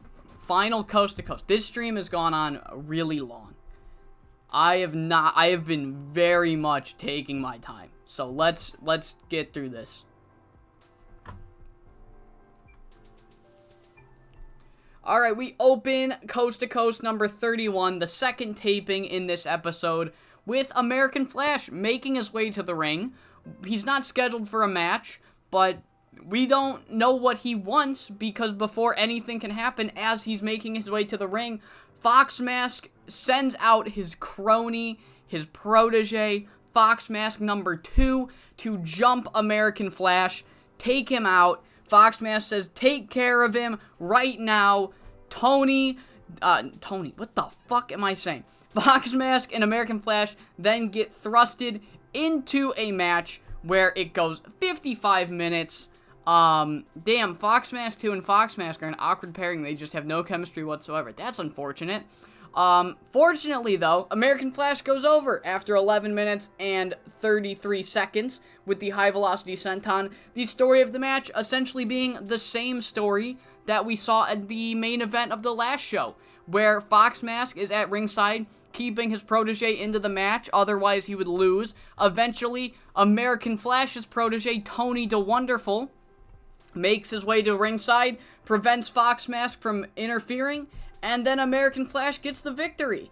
And 55 to open the show, American Flash stands tall. We cut to Sean McFly's office, where Zell Quinn barges in and calls this whole situation bullshit. He's asking Sean, what did I do to deserve this punishment? Honestly, tell me what I did, because I've done nothing but been a good loyal soldier for CZCW, and this is what happens. And Sean McFly looks right at him, and he says, not only have you caused numerous migraines for me, but you just barged into my office without even knocking. If you think that me giving Hugh Day-Ask a singles match was bullshit, then you are not going to like this next ruling, because without even asking you, later in the show, you will be in a trios match now. You were going to have the night off. Now you're in a trios match against Johnny Perez and the Promiscuous Pillagers. And Zell Quinn tries to pitch a fit, and Sean's like, you better fucking stop before I make this a 3-on-1. And Zell Quinn then leaves. And the door is broken. He's broken Sean McFly's door. 47. We get a 44 rated promo. Kira Lee and Sky Hermosa cutting a promo from their apartment. They're roommates. You know, cool lore. They're roommates. And Sky Hermosa, Carlos Barrera really did a number on her arm. And essentially the whole point of this promo is to explain that Sky Hermosa will not be medically cleared to attend the pay-per-view. Kira Lee will be on her own against Carlos Barrera, but she is not scared. She does not fear Carlos. She meant every word of what she said at the last show. We then have, holy fuck, oh my god, holy shit. We then have the first time ever match between Bunraku Kentori and Atsumori Takemura with a fuck finish, I might add. And it gets a 72. So, it's not really a fuck finish. What really happens is these two open palm strikes, kicks, fucking grapple. Like, it's a full New Japan strong style match. They hold nothing back. but it's not a match we normally see in CZCW, so after one too many strong style strikes, both men catch each other with a roundhouse kick right to each other's face. At the same time, both men fall to the ground, and then the ref, 1, 2, and he counts all the way up to 10. Both men knocked each other out, and, yeah, 72 rated match. Fans fucking loved it, and they both eventually get up, and after waging war with one another, each man has earned the other's respect. They've never fought each other before. They've never teamed. They've never been in the ring at the same time. They don't know what it was like. And after a performance like this from both men, they both shake hands and bow.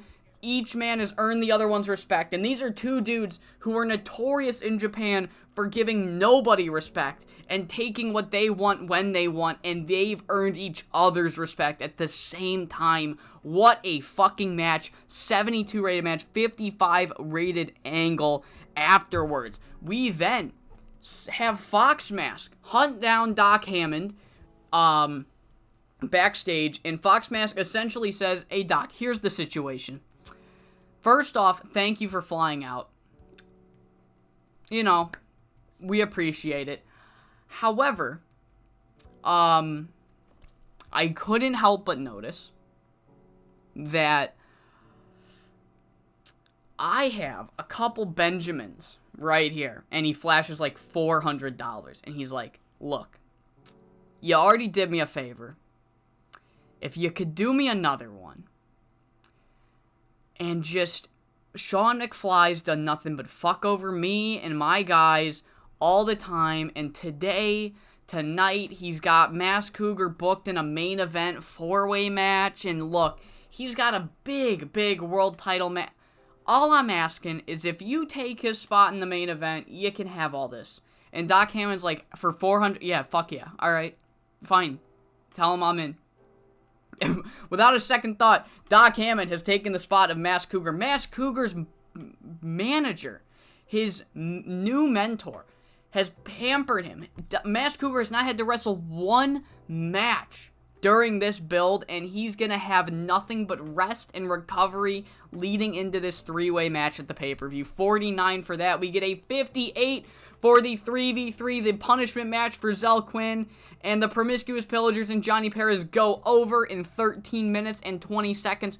Hugh-Day-esque pinning Eureka Labau with the cutthroat driver. Zell Quinn probably retreating before the finish can even happen. He was not about to let Hugh-Day-esque get the victory here. 58 for this match. We have a in-ring altercation between Frankie Perez and Seth Whitehead, where both men are just essentially taking shots at the other.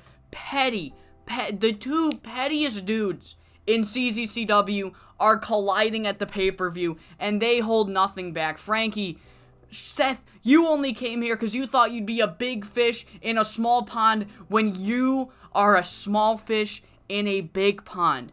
And I don't know how a minnow like you even lasted a cup of coffee in TCW. And Seth, at least I fucking made it to TCW. You gonna be in the coastal zone for the rest of your life? And Frankie says, you know what? Maybe I fucking will. And maybe I'll be more respected and make more money at the end of the day. And Seth said, you don't want to start comparing. And it just eventually ends in fucking brawls. These two petty motherfuckers could not continue with just words. They eventually had to start fighting. We then have Heartbreaker. Who essentially says, I'll keep this one short. He essentially is talking to Air Raid Siren, and he says, the blood that you spilled last week, Siren, the blood you spilled last week was nowhere near enough blood to fix all the blood that I lost when you broke my heart. I've had to refill it with, titanium to rebuild my heart. I have a robotic heart, and I'm ice cold, and you cannot break me anymore or ever again. Alright, cool. So then, right before the match, Fox Mask and Mask Cougar eventually caught on to what's been happening. Last week, they lost a match because the faces were able to even the odds. They lost the opener because the faces were able to even the odds. So Jackpot Jordan, Jake Idle, and Mask Cougar prevent the faces from evening the odds. And they take out Flash and Tony DeWonderful right before the match, meaning that come main event, the heels are able to get a decent victory. A fairly easy victory here. The match goes 20 minutes and 30 seconds. Doc Hammond pins Luis Montero Jr. with the danger ahead. The most boring man in the history of wrestling gets the win in Coastal Zone. Major heat. Boo! Boo! Fans hate it. And it's all because Fox Mask was able to run in, get the victory. At some point in this match, you know what? This will be the story. California Love Machine, during this match, was finally able to get his hands on AirTech Weasel, and he fucking breaks his fingers. So, that's funny as fuck. But yeah, 73 rated match. The heels figured out the strategy, were able to prevent the babyfaces from evening the odds. So, with the numbers advantage once again, the heels were able to win. Good main event here. I am aware. Fuck, it was Frankie Boy. They're the same team. The storyline stays the same. And we end the show, Nightmare Fuel, as Doc Hammond on a show that I'm booking not only main evented, but stands tall over two of the greatest wrestlers in the company.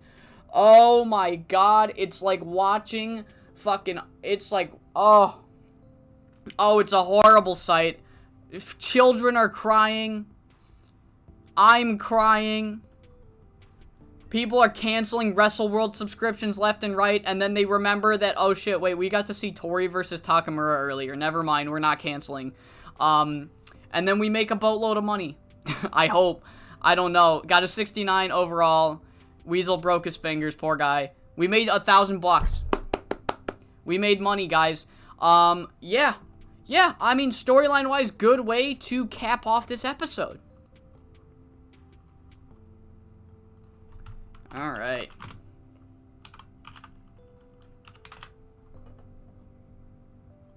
Chat back. The Dockster, the true main event. Oh my god. Oh my god. Leigh Burton, what the fuck? Oh my god, wow.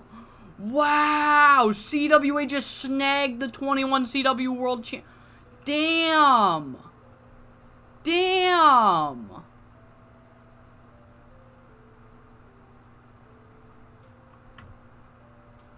Oh, fucking goddamn it.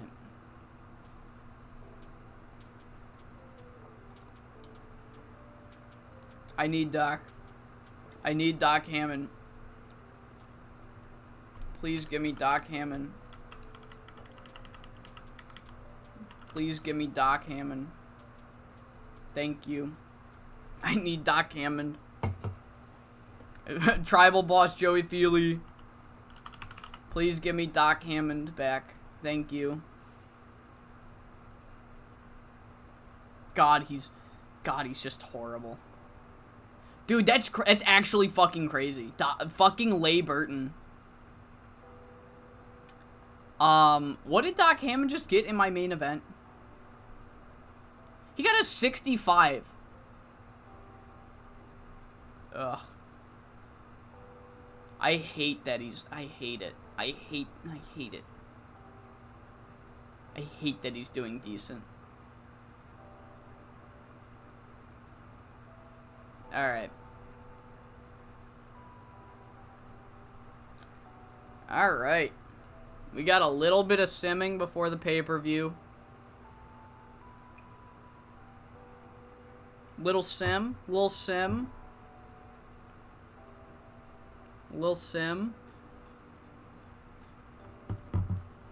Johnny Mav. The man of the low... Hey, he got a mid-60. Put some respect there. He just got a mid-60. It wasn't even low. How's Supreme TV doing? Alright.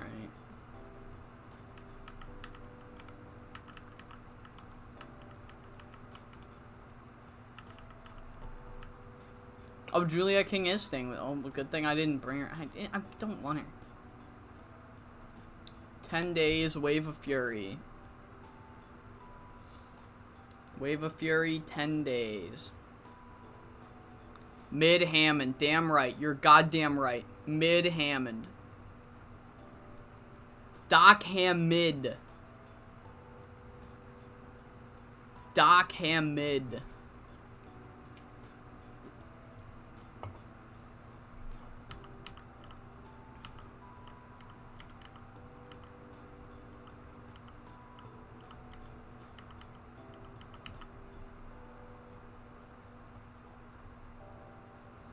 Yeah, Tsuko! Atsuko! Woo, Atsuko! Let's go, Atsuko! Lock down, lock down.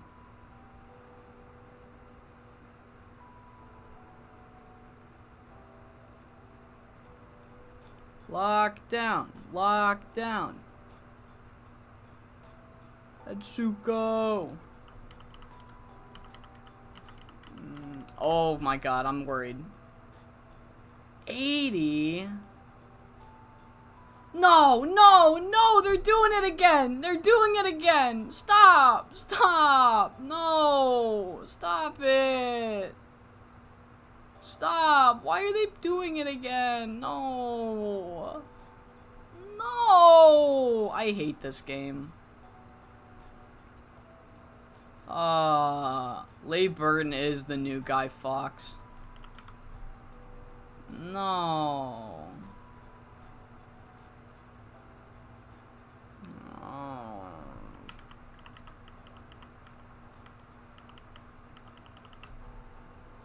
No. No.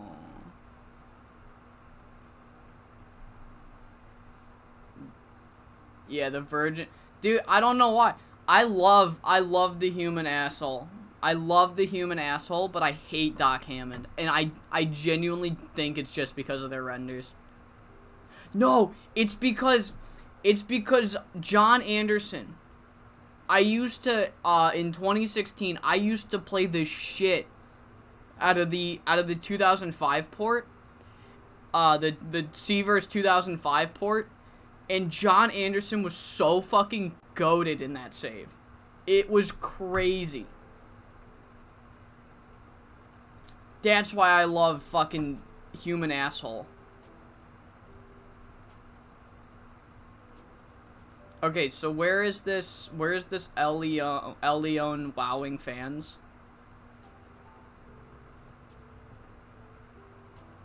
What did he even do? I didn't even see him on the fucking card. Oh. Okay.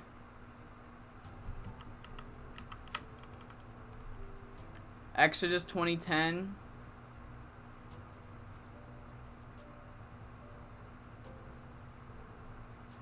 Yagimono did it. Alright. Human Arsenal should always choke in the cusp of winning the title. Oh, man. Rob Reynolds. Oh, the People's title. Never mind.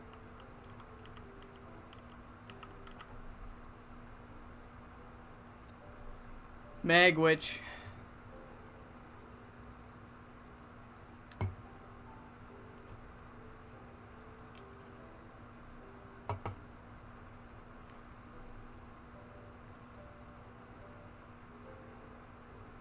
John, the man of 1,000 moves, Anderson has always been goated. CZCW be honored to get a whiff of his presence. We absolutely would. We absolutely would.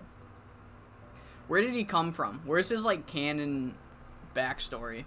We will look at Summer Smash in a second. Nope, it's human asshole. He is still a wrestler. I would absolutely fucking bring him in. I don't care how much he would cost. I want my boy John Anderson. What am I doing? Right. Damn, he just came from... Wow, he just came from nowhere. Okay, never mind. Alright.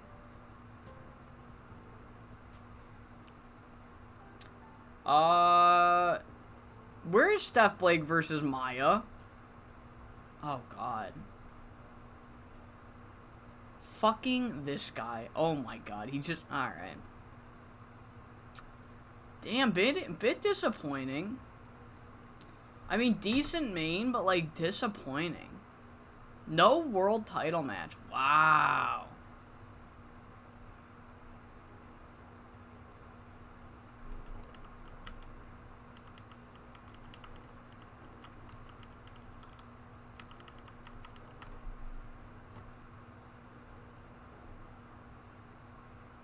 I don't know.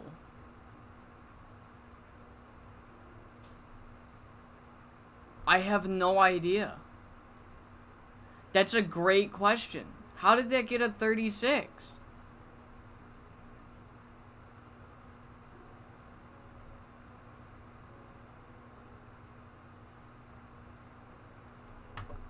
No momentum, not at all prestigious. I'll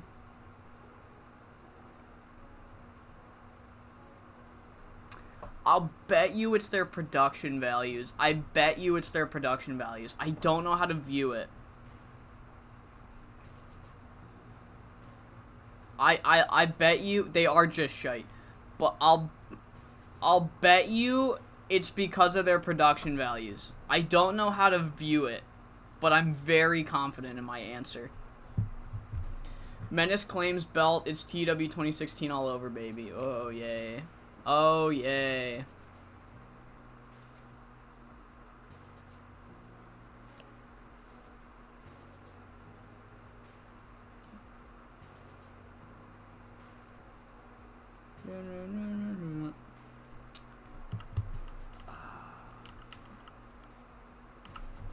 Michael X power play. Good for him. I need to pre-book Doc Hammond and Frankie. Boom. Alright. We made $52,000 last month. Alright. Dude, the Menace stat used to be so good. The Menace stat got nerfed insanely in 2020.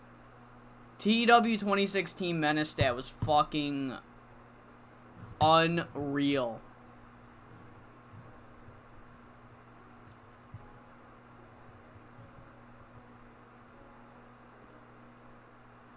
Dad, tell me how good the Menace stat was in TEW 2016. Fucking... And it's the Vince McMahon meme of him crying. Yeah, we made like all of our money back. Fuck yeah. Fuck yeah. Didn't they just fucking sign this guy? Alright, 4 days. 4 more days.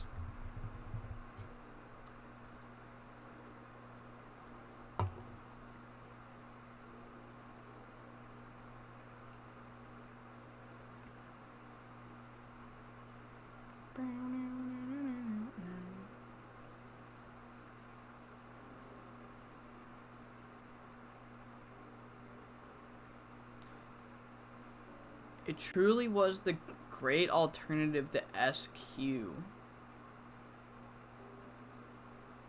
SQ. Star quality? Yeah. I always was able to use it as, I was always able to use the Menace stat in place of promo ability. Like, I was able to get motherfucking some fun names over because of Menace. Half decent Doc Hammond. We don't need to gas him up. We don't need to gas him up. I'm tired, okay? I figured it out. I figured it out in a second. You guys, let me think. Fuck.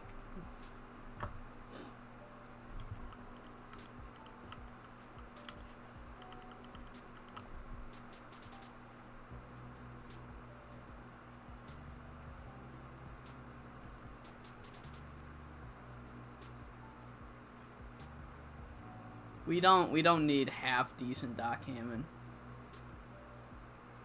Yeah, I used to spam charisma. When 2020 used to fucking that was like when they added the time limit caps. When they added you can't have a menace angle go longer than 4 minutes without a penalty, then it was like if you can't cut a promo, then you're not getting pushed. Like that's when the menace angle died.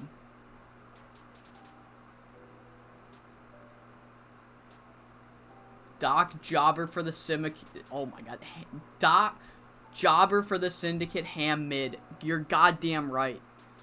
The Japanese female, the Joshi Jeff Hardy Amiko Miyoshi. Bit of a stretch. Bit of a stretch if you ask me. Gorgon? Gorgon? Gorgon? Yeah, rip the menace stat. Oh, she's already fucking out of here. Wow. She's, you know, it'd be really funny if I fired her. What if I just fired her? No.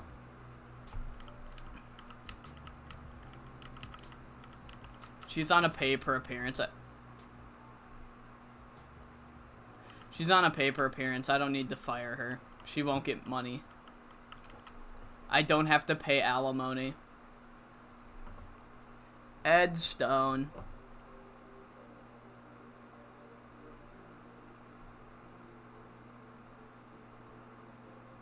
Yeah, Menace is more useful in 9 than it was in 2020 for sure. Alright. I don't want to deal with this. Okay. Generic venue. Go on Wrestle World. Okay. Let me see. Alright. Okay.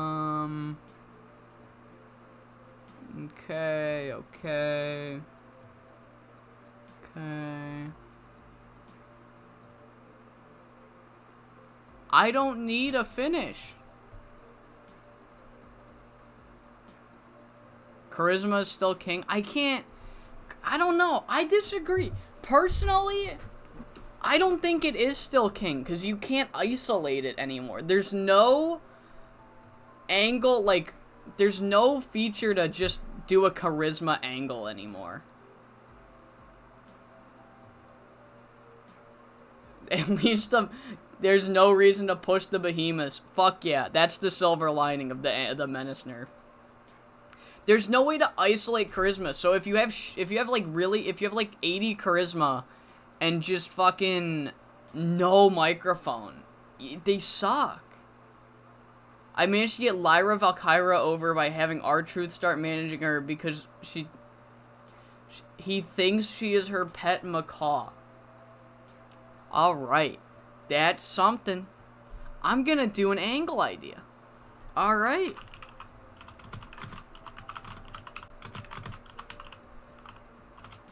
I think I'm just gonna do the one angle, honestly. I'm gonna spam character ideas.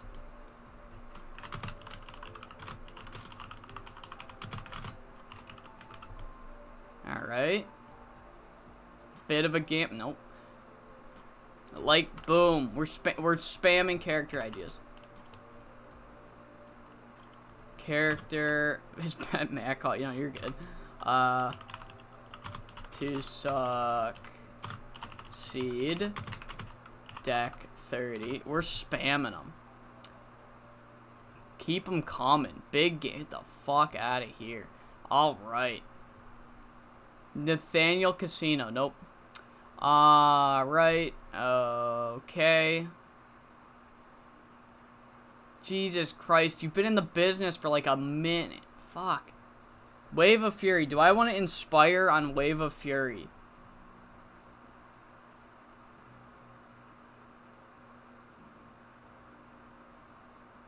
No.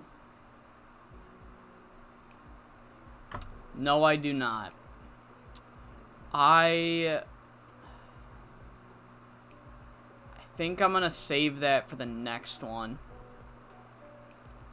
I'd argue Mike is more important because character dev, which is worse than working the crowd, uses mostly charisma, while working the crowd uses microphone and charisma. Does character dev use mostly charisma? I was under the impression that both character dev and working the crowd use the same stats, but working the crowd also takes star quality into it when character dev doesn't.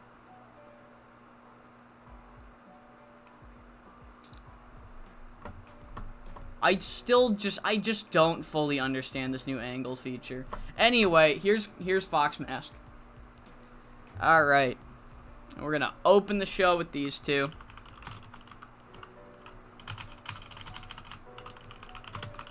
Is CLM's night. Alright, we're gonna open with an angle with this guy, he's in here, and then this guy's also in here. It's gonna go 6 minutes, backstage, pre-taped, hype, you know how it is.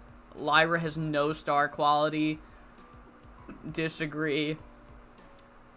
I know you mean in the mod. I disagree with the mod. Lyra Valkyra has nothing but aura. I found that. I have that sheet. Hold up. Sorry. I have that sheet.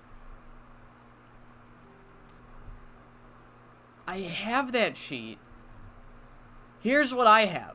If this is the sheet you have, this is the one I have. Feel free to screenshot. Because here's the thing. Here's what I'm seeing. Character dev. I could be reading it wrong. Character dev.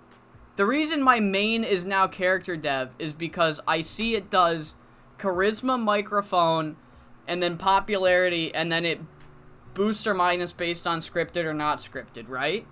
While working the crowd, I see same to popularity and then star quality. Yeah, so do they, I could be wrong, but do they not?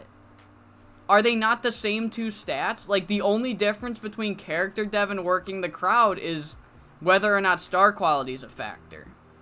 And if star quality is a factor, then, like, I'm gonna choose character dev almost every time.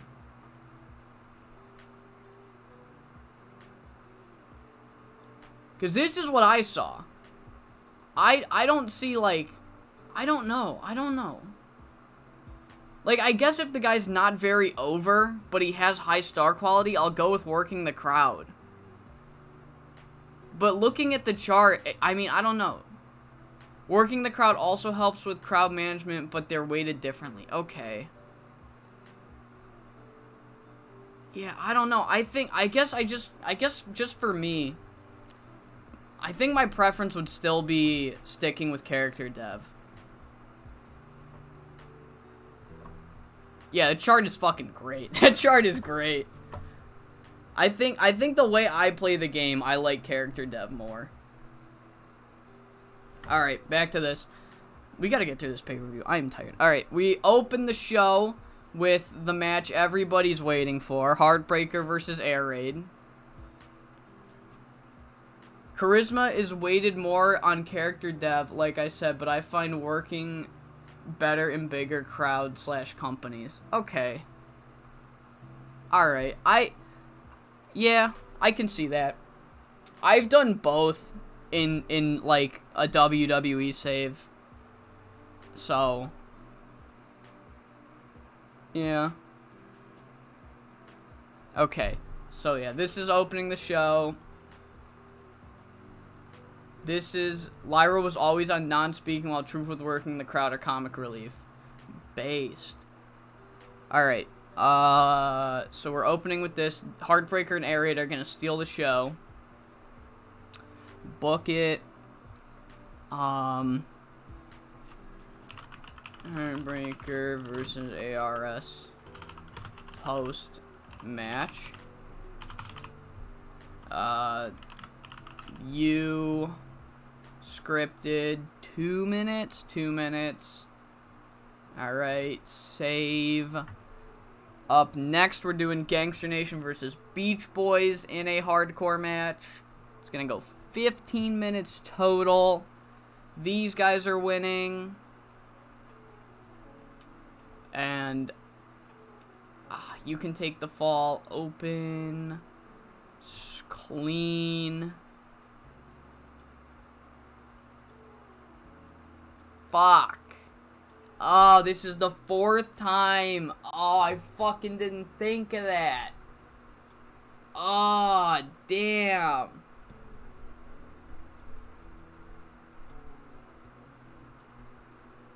Both momentum and overness by standing next to him. That's my strategy. That's my strategy. Oh, fuck. They're gonna get the overuse penalty, but it's too late. I've already fucking booked it.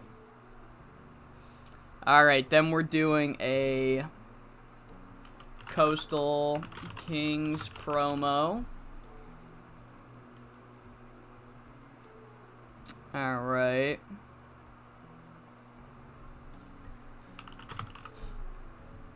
Fox Mask, Mask Cougar. I guess Jackpot and Jake can be there. Alright. 2 minutes, backstage, pre-taped. It's not... The biggest exploit in 2020, the biggest exploit was, the not rated. Dude, the not rated was fucking goated. I would just not rate anybody slightly not over, and then I'd put them, like, next to Eric Eisen, and then they'd just get fucking insanely over. And then they fucking fixed it. It's still, okay, because non-speaking still takes popularity to account. I wouldn't be surprised. Non-speaking takes popularity into account, but, like, the not rated was my bread and fucking butter. I did so much cheese with the not rated angle. Alright, yeah, generic scripted book. I would not be surprised if my videos get watched specifically for X. I wouldn't be surprised if all the offline saves I've done with Tyler just reports immediately to Adam. He's like, 64's doing this. And then it's like, fuck, they fucked up my cheat. Because, dude, that debut stream, I was like, damn, all my cheese is gone. All my cheese is gone. Alright, Hugh and Zell Quinn go at it. No, I'm sure it was fine. I'm just saying the not rated was fucking, like, it was just like the same exploit but better, you know? I was just reminiscing. I was reminiscing of the cheesy days. Alright, Hugh versus Zell, that person wins. We're gonna have an American Flash promo. Alright. Fuck yeah, character dev. Fuck working the crowd. This is a character dev stream. 2 minutes, backstage interview pre-tape. Let's go. Tease. Script the fuck out of you. Tag title match, Rich and Famous versus Luis and Jaguar. They are going 16 minutes. This person can win. This person will take the fall. Open. Called?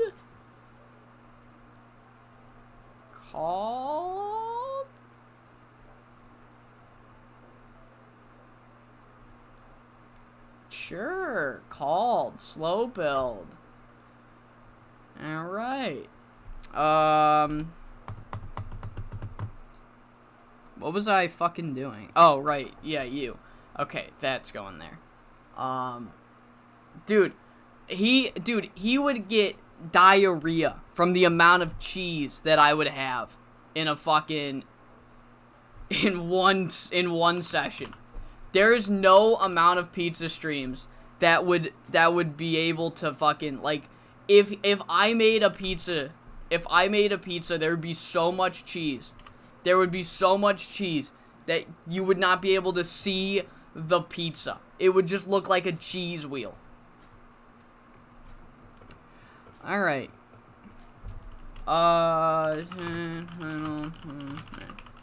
Alright. We'll do a quick add angle. Actually, no, we won't. Because what we're gonna do with you, we're gonna have you on that.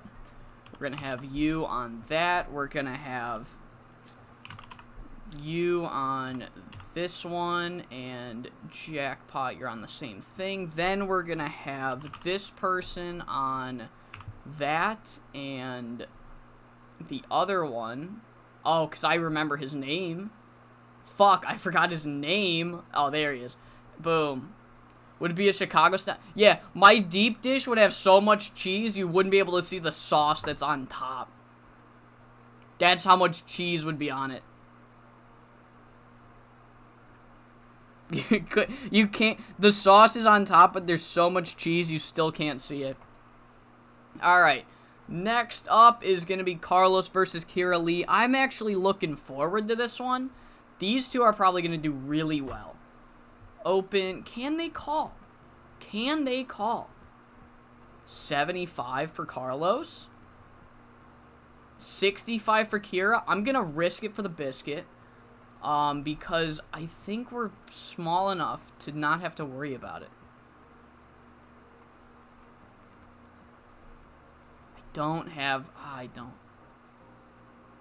I always, dude, I will never eat a pizza if there's no pepperoni on it. I'm not even fucking with you. I love pepperoni that much.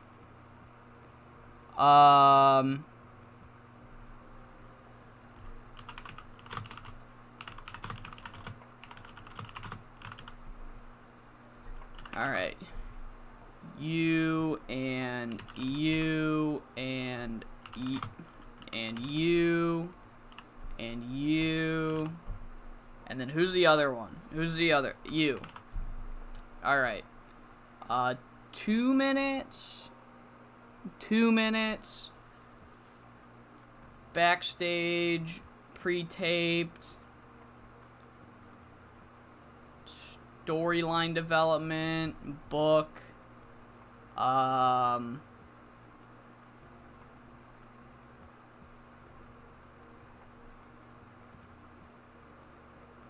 okay, next we're doing Frankie and Seth.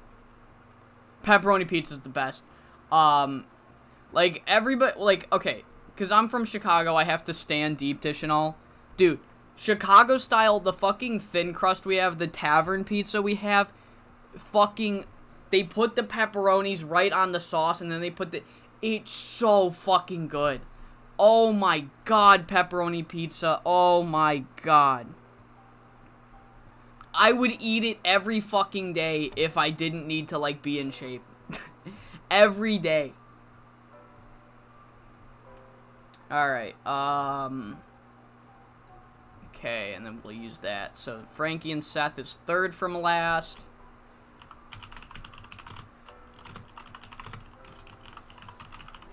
Alright.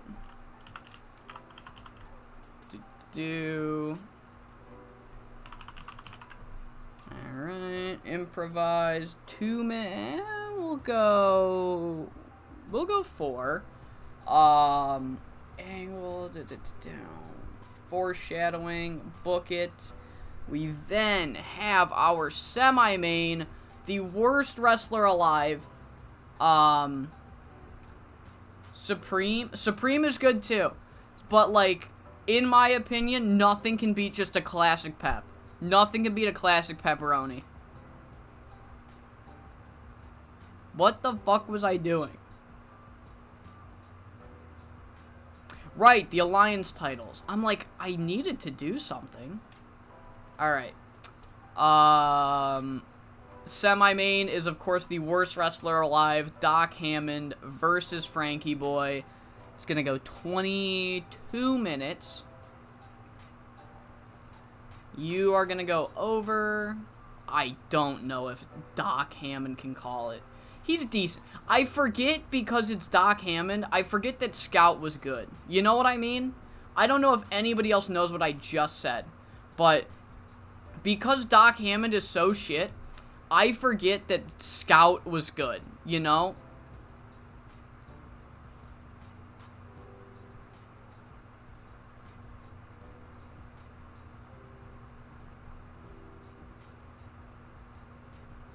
Okay.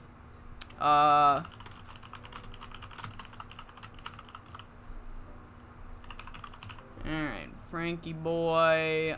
Boom. Doc. Boom. Alright. 6 minutes.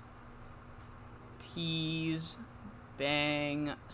Book it. Main event 3-way. Gonna go 25 minutes. This person's going over. This person's taking the pin. Open. Called. Slow build. This. And then bang. Boom. Book. And add angle. New wave rocks. The new wave rocks. Doc. Okay. Can we all agree? New wave rocks. Doc Hammond socks. But, like, sucks. Like, New Wave rocks. Doc Hammond sucks. Alright. Boom. Bang. Boom. Boom. Alright. 4 minutes. Final angle's 4 minutes. Serios, book it, and yeah, we're chilling. All right, let me double check my shit. I've used the angle idea I got. I have that's right, I have 2 character ideas now. All right, let's do the character ideas before I forget again. I said I would do it. I'm just making sure. I could do Takimura now that he's here. Put it on some clothes. I would like Miguel Rivera. I don't do shit with Miguel, and that's a bit of a shame. Alright, I'm gonna use at least one on Tony. If it flops again, I'm fucking cursed.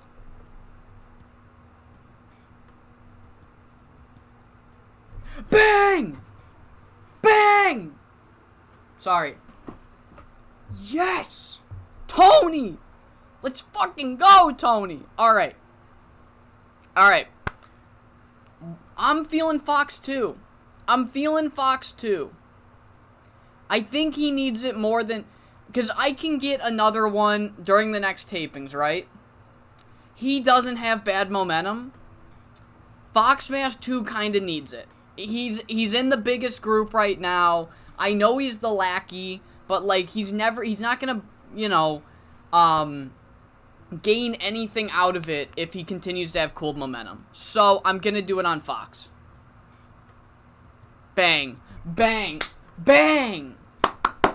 2 for fucking 2. Let's go. Let's fucking go. Bang. That's how we fucking do it in the coastal zone. I think Onslaught gets the next one. Onslaught and Takimura are next in line. Alright? Alright. We're good.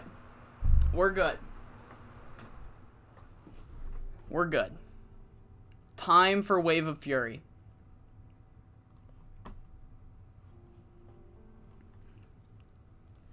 Alright, and we open the pay-per-view with a promo from our boys, the Coastal Kings, California Love Machine, and Frankie Boy Fernandez. Essentially, both men hyping up their matches for later. Frankie Boy says tonight he will make a fool out of Doc Hammond. He's sick of these ex-TCW guys coming into CZCW, trying to take what's his.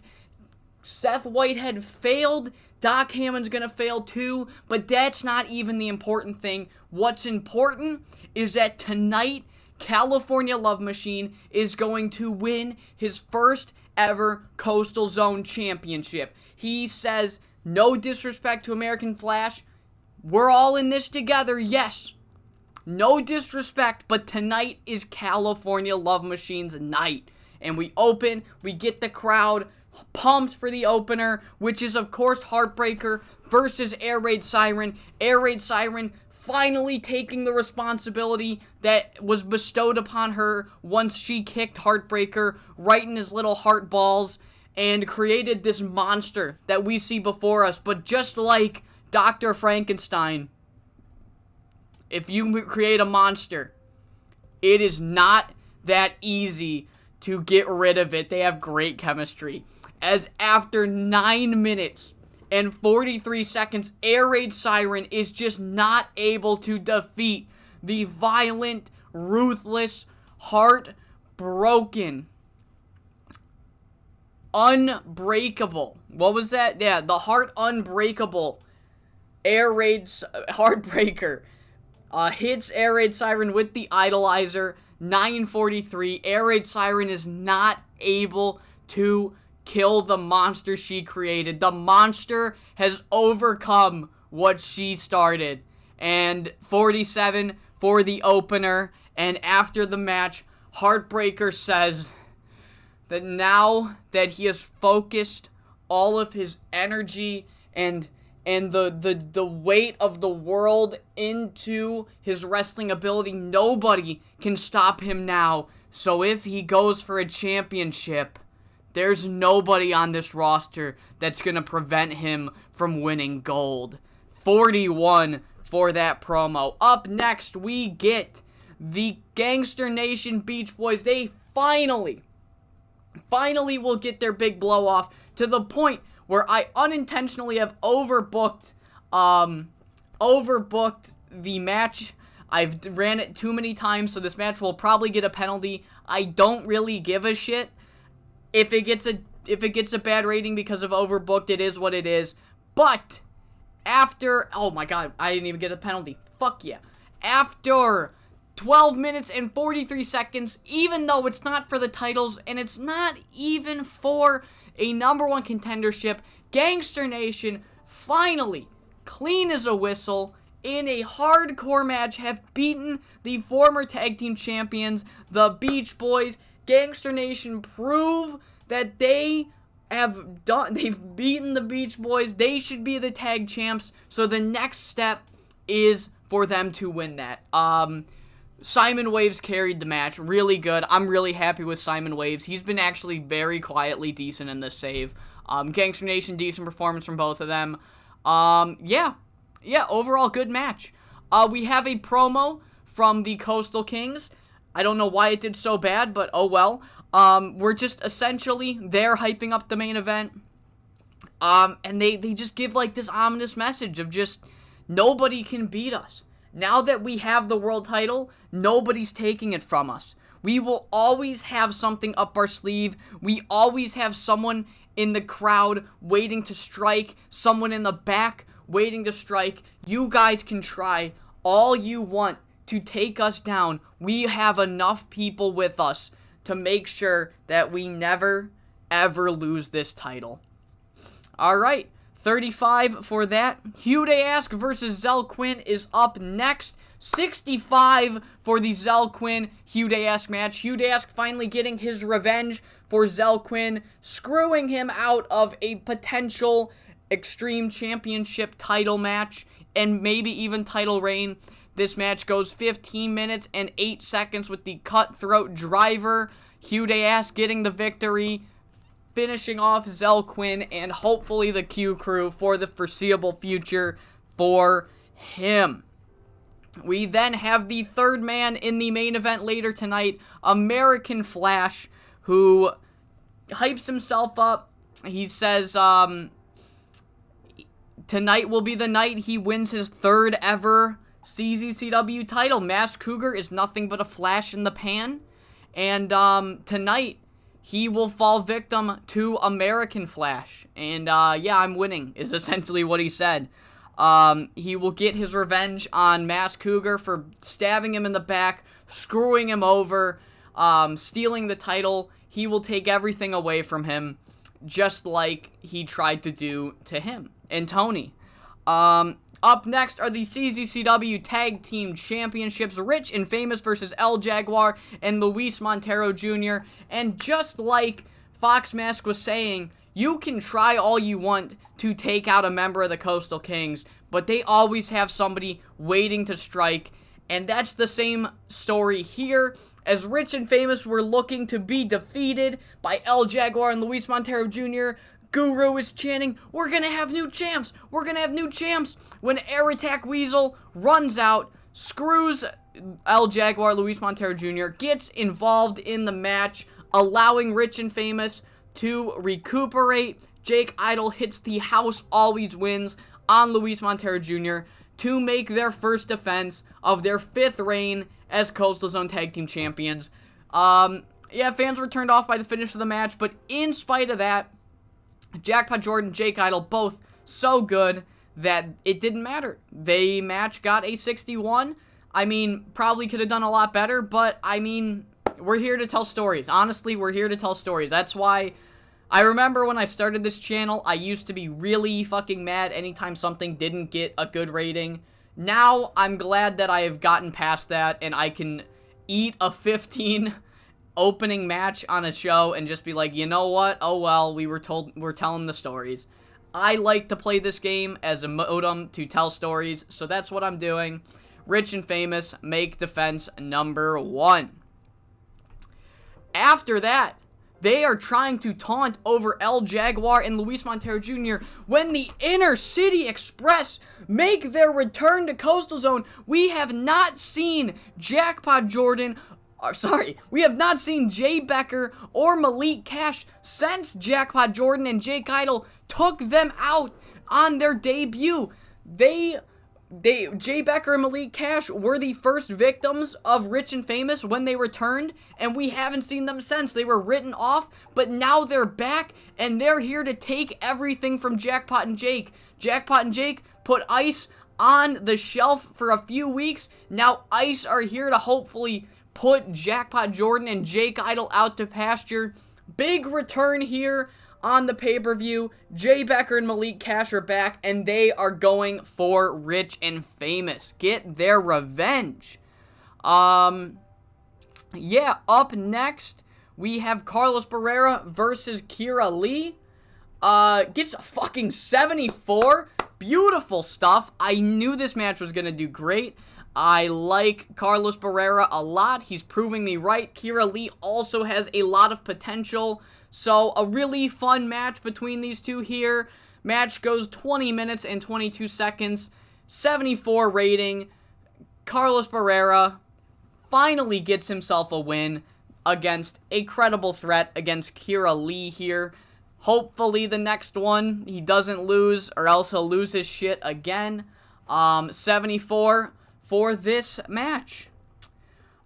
We have Sean McFly confronting the Coastal Kings, and he says, Fox, hey, buddy, look, I watched what you just did with the tag team titles. I am not allowing my pay-per-view to fall the exact same fate that the last one did. I am not going to let you turn Wave of Fury into what Battle on the Beach became. So you know what, Mask Cougar? You know what, Fox Mask? You, Weasel, your protege, Jackpot, Jake, all of you are banned from ringside.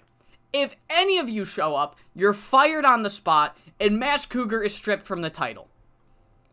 So, if you really want to keep a hold on that title, you better pray that Mask Cougar defends it. And the heels, they make this whole big thing. The fans are like, holy shit, Mask Cougar's going to have to do this on its own. He's going to have to do it on its own.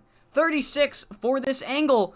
In a bombshell announcement, Mask Cougar not only has to defend his title in a triple threat match, however, he has to defend it without the Coastal Kings at ringside, unless they're willing to sacrifice their jobs, which, they're not, brother.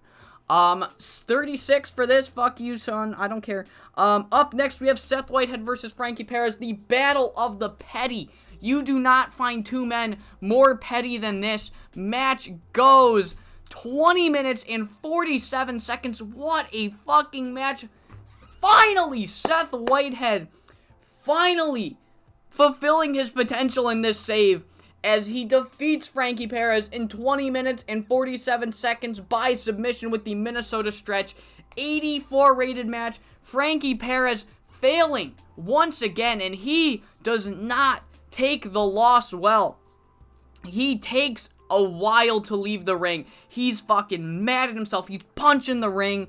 He punches the mat. He doesn't interact with any. He is pissed. He is pissed. 62 rated match. Or angle. Fuck me. 62 rated angle. It is time for our semi-main. The most based wrestler on the planet Earth, Frankie Boy Fernandez, defends his Confederation of the Territories Championship against the most boring wrestler in the world, Freedom Caribbean Wrestling's Doc Hammond. This match gets an 81 because Doc Hammond, I want to have a, sorry, I'm going to pause. I want to have a fucking word with Puerto Rican Power. This asshole gave Doc Hammond creative control. He gave Scout. He's like, I need Scout so bad. I'm willing to give him creative control. Fuck Doc Hammond. So that's why the match only got an 81. It could have gotten a lot better if I didn't have to protect Doc fucking... I'm mad about it. Frankie Boy Fernandez makes defense number 8 of his COTT World Heavyweight Championship. After 21 minutes and 59 seconds, he defeats the most boring wrestler on the planet. The fans lose their fucking minds. They're so happy Doc Hammond loses. 81 rated match. Frankie Boy Fernandez is a fucking miracle worker. The fact that he was able to get Doc Hammond to an 80 is a miracle, and he got an extra point on top of that. And after the match, he's celebrating, and Doc Hammond gets up. He doesn't jump him or anything. He eventually gets to his feet, and he gets right in his face, and he has a microphone, and all Doc Hammond says is, Frankie, you win tonight, alright? You win tonight, Frankie. But one day, I'll come back, and I'm coming back to take everything from you. And he drops the mic, and he leaves, and the fans are like, please, for the love of God, never come back. But he might come back, and that's what we have to worry about one day. 67 rated promo, and that's the final promo before our main event, the World Championship match. Mask Cougar is now all alone. Fox Mask was fucking taking a victory lap earlier in the show already when he said that, oh, we'll always have somebody at the ring, or we'll always have somebody watching. And then he pushed his luck. Air Attack Weasel helped out Rich and Famous. He pushed his luck. Sean McFly banned him off from ringside, so Mask Cougar has to do this all alone. And he's not going up against one man. He's going up against two men that hate his fucking guts. Both men hate his fucking guts so much. However, they both want that world title. So at the beginning of the match, there's a little bit of team up between Flash and CLM. How could there not be? They've been teaming up for a while now.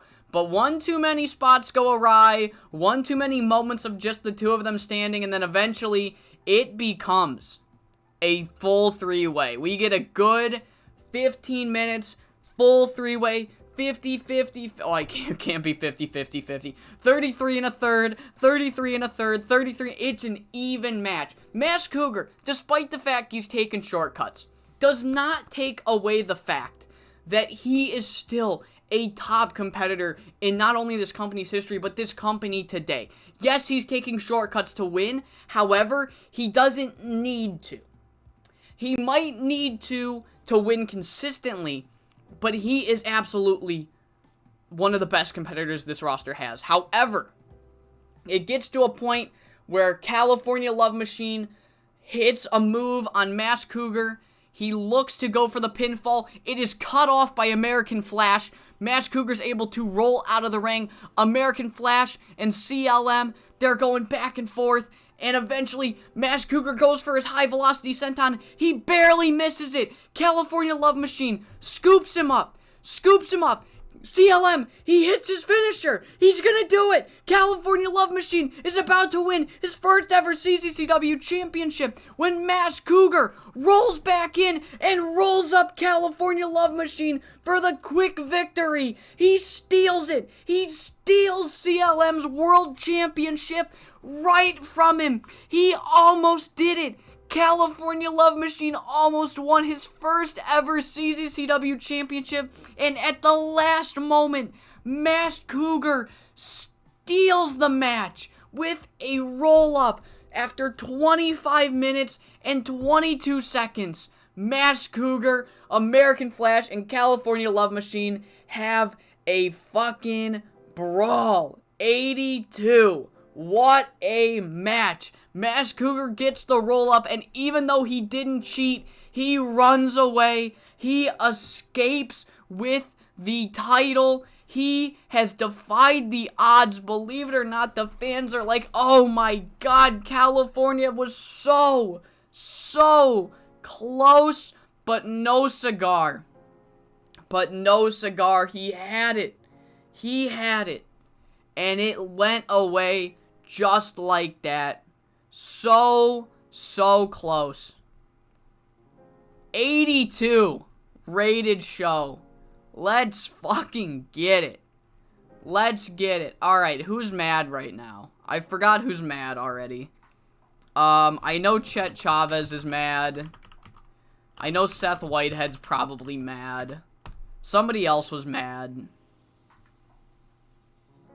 Fuck, somebody else was mad. I don't know. Just, you can't go wrong gassing up Frankie Boy. He's earned it. He had to wrestle with Doc Hammond. 11, oh my god, $116,000. Jesus. And another pop in the Southwest. Let's fucking get it. Let's get it. What a show. California Love Machine almost finished the story. He almost did it. But Masked Cougar steals it at the end. Successful title defense for the Cougs. Rick Cougs is what I call him. Alright, Raleigh. Oh my god.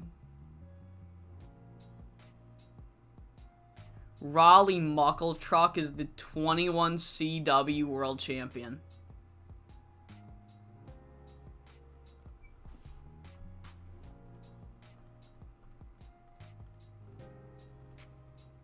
They could have watched our show.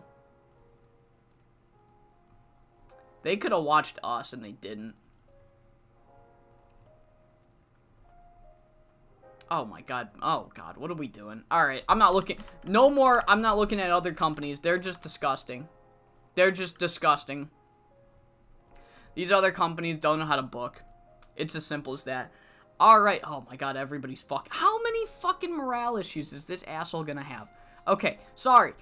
Alright, so yeah, that concludes the Wave of Fury build and pay-per-view. Really good stuff. I'm very much happy with the storylines I've got going. So other than the fact that everyone on my roster hates me right now, I think we're doing really well. I really like what I've been cooking up. And up next, we are doing Reach for the Sky.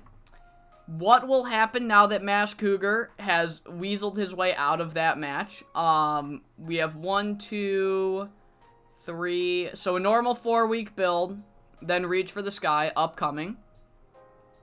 So that's good. We have nothing pre-booked for the next Coast to Coast, nothing pre-booked for Reach for the Sky. So yeah, we are chilling. Alright, I hope you all enjoyed this edition of Coastal Zone Championship Wrestling, and I hope you all come back for episode number 23. Episode, what are we at? Taping number 32 of Coast to Coast. Alright, I don't get you guys. Why do you guys hate California Love Machine? I'm never gonna... This is the thing you guys have to realize. I will never play to the YouTube chat. I will never book storylines for the YouTube chat because I gave you what you guys wanted, and then you bitched at me anyway. I fucking caved, and I did the stupid fucking Air Raid Siren Heartbreaker stream, and you guys are like, I'm not satisfied, I want a cage match. Guess what? Guess what's not happening now? Guess what's not happening? This is fucking Air Raid Siren Heartbreaker cage. The feud's over. The feud's over. It's not happening now. It's not. You can't have your cake and then eat mine. You guys want your cake to eat it too and then also eat my cake. That's not how it works. Now I'm eating everybody's cake. I will never play to the YouTube chat. I am crashing out. No, I'm not crashing out. Yeah. No, I know you guys are fucking with me. I know you guys are joking. Alright. Match was great. Yeah, match was great, dude. California Love Machine's a star. California Love Machine's a star. Carlos Barrera is a star. Oh, fuck. Alright. That's gonna be unfortunate to book. Who else? Did we push anyone else? Frankie's only a star.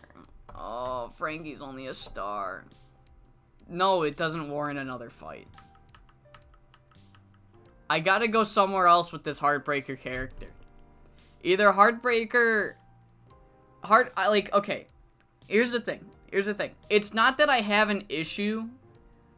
I was joking. Okay, look, I was joking when I said, I'm not giving you guys another match because you begged for it. That was the joke. Okay, here's the thing. I'm gonna pull back the curtain just a little bit here. I can only do this Heartbreaker shit for so long. I can only do it for so long. There's only so long I can every week. It's just the fucking Heartbreaker fucking talks about how fucked up women are, you know, and then he beats a woman, right? Okay, I've already done that for like 4 months. I gotta move on with the character. I'm not saying I'm gonna change the character. I'm having too much fun writing it, but I need to do something else with him. You know what I mean? That's why I had him tease going for a title. Because I feel like it's time for his character to do something other than just bitch about, you know, other people fucking women or something. Haley Buck is his kayfabe sister. Maybe. I don't know. Look, I have something in mind. That's all I'm gonna say. I have the next step for his character. It's just, the reason he's not gonna continue fighting Air Raid Siren is because we can, you know what I mean? I can only do the fucking Heartbreaker bitches about, women, and then he has a match and he either wins, you know, we can only do that for so long before it's like, alright, what's going on? You know what I mean? We can only do that, you know, eventually we have to do something different. Not change the character, just have the character do something that isn't just cutting really funny r/nice guys promos. Alright. Why is Air Raid Siren not over? Look at that. One feud with Heartbreaker gets her in the yellow. That's all I'm gonna say. Dude, Tori's so... Damn! Look at that! Okay, for fuck's sake. You want Blue Phantom so goddamn bad. I don't have a problem with him. He's not even, like, great.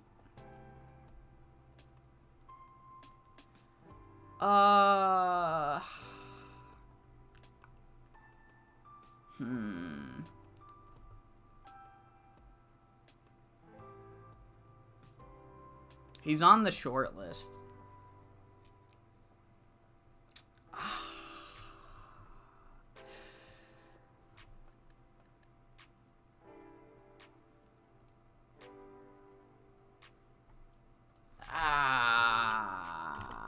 Not yet.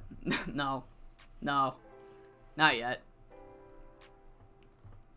Alright. Okay. Tony is not over. Why is Swipe Romero here?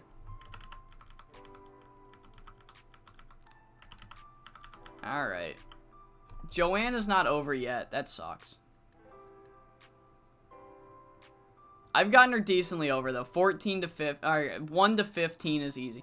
Dude, Booner Kukantori from 4 to 15 in fucking 3 shows is crazy. 85 star quality can put up to 70s if you give him time to cook. Come on, Blue. No! No! No!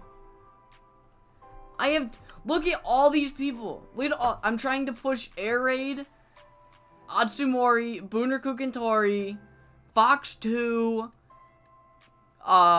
Joanna Silver, Onslaught, Eureka, Tony the Wonderful. Already. It's not even working. I can't add another unimportant.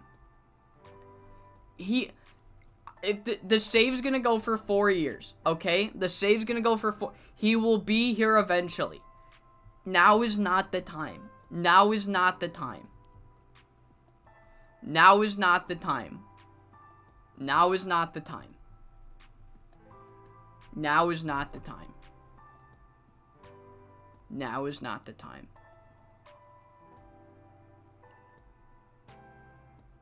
Alright. I am gonna call the stream here, though. Yeah, good stream. Good stream. Good crowd. Good crowd. Patience is a virtue. There you go. There you go. There you go. If you want... Look, here's what I'm saying. Here's what I'm saying. If I sign Blue Phantom, he's gonna be in the exact same spot that Swipe Romero's in. Exact same spot. I'm not gonna... I don't have enough names. It's not that I don't have... I don't have enough over names to have him feud with someone and actually gain something from it. He can feud with other unimportants, but then they'd just be like running in circles. There's nothing that would happen there.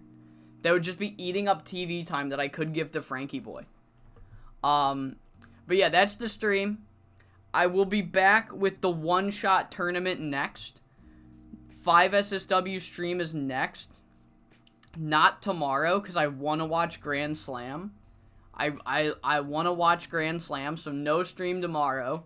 I have the one-shot tournament fully pre-booked. I'm bringing in Killer Cass as promised. And I am going to bring in a second outside name. So, I think you guys are going to like the other outside name I brought in. It's a very funny... I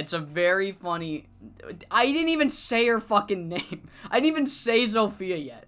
Just for that, Sophia's winning the one-shot. Yeah, just for that, Sophia's winning the one-shot. Now, yeah, that's what you get. That's what you get.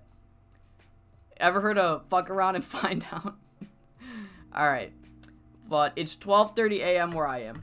So, Cass is coming in. Another outside name's coming in. We're gonna go same format as last year. I wanted to do more names, but it didn't work out. So we're doing the same thing as last year. Opening night will be 2 battle royals where the eliminations determine the seeding. Again, if you win, you get a bye. 30 names total, 15 in each battle royal. And yeah. Yeah, winner gets a... Miwako's facing Monster at the pay-per-view finals. But the winner gets the title match at Big Crush. Whether that's Monster or Miwako is yet to be found out.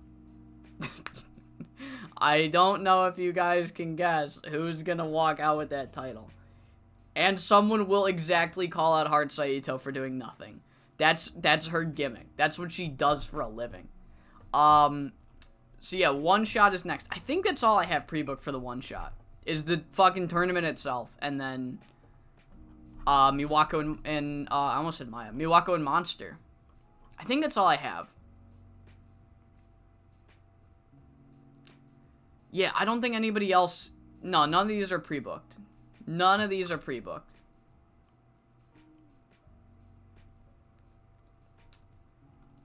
Alright, yeah.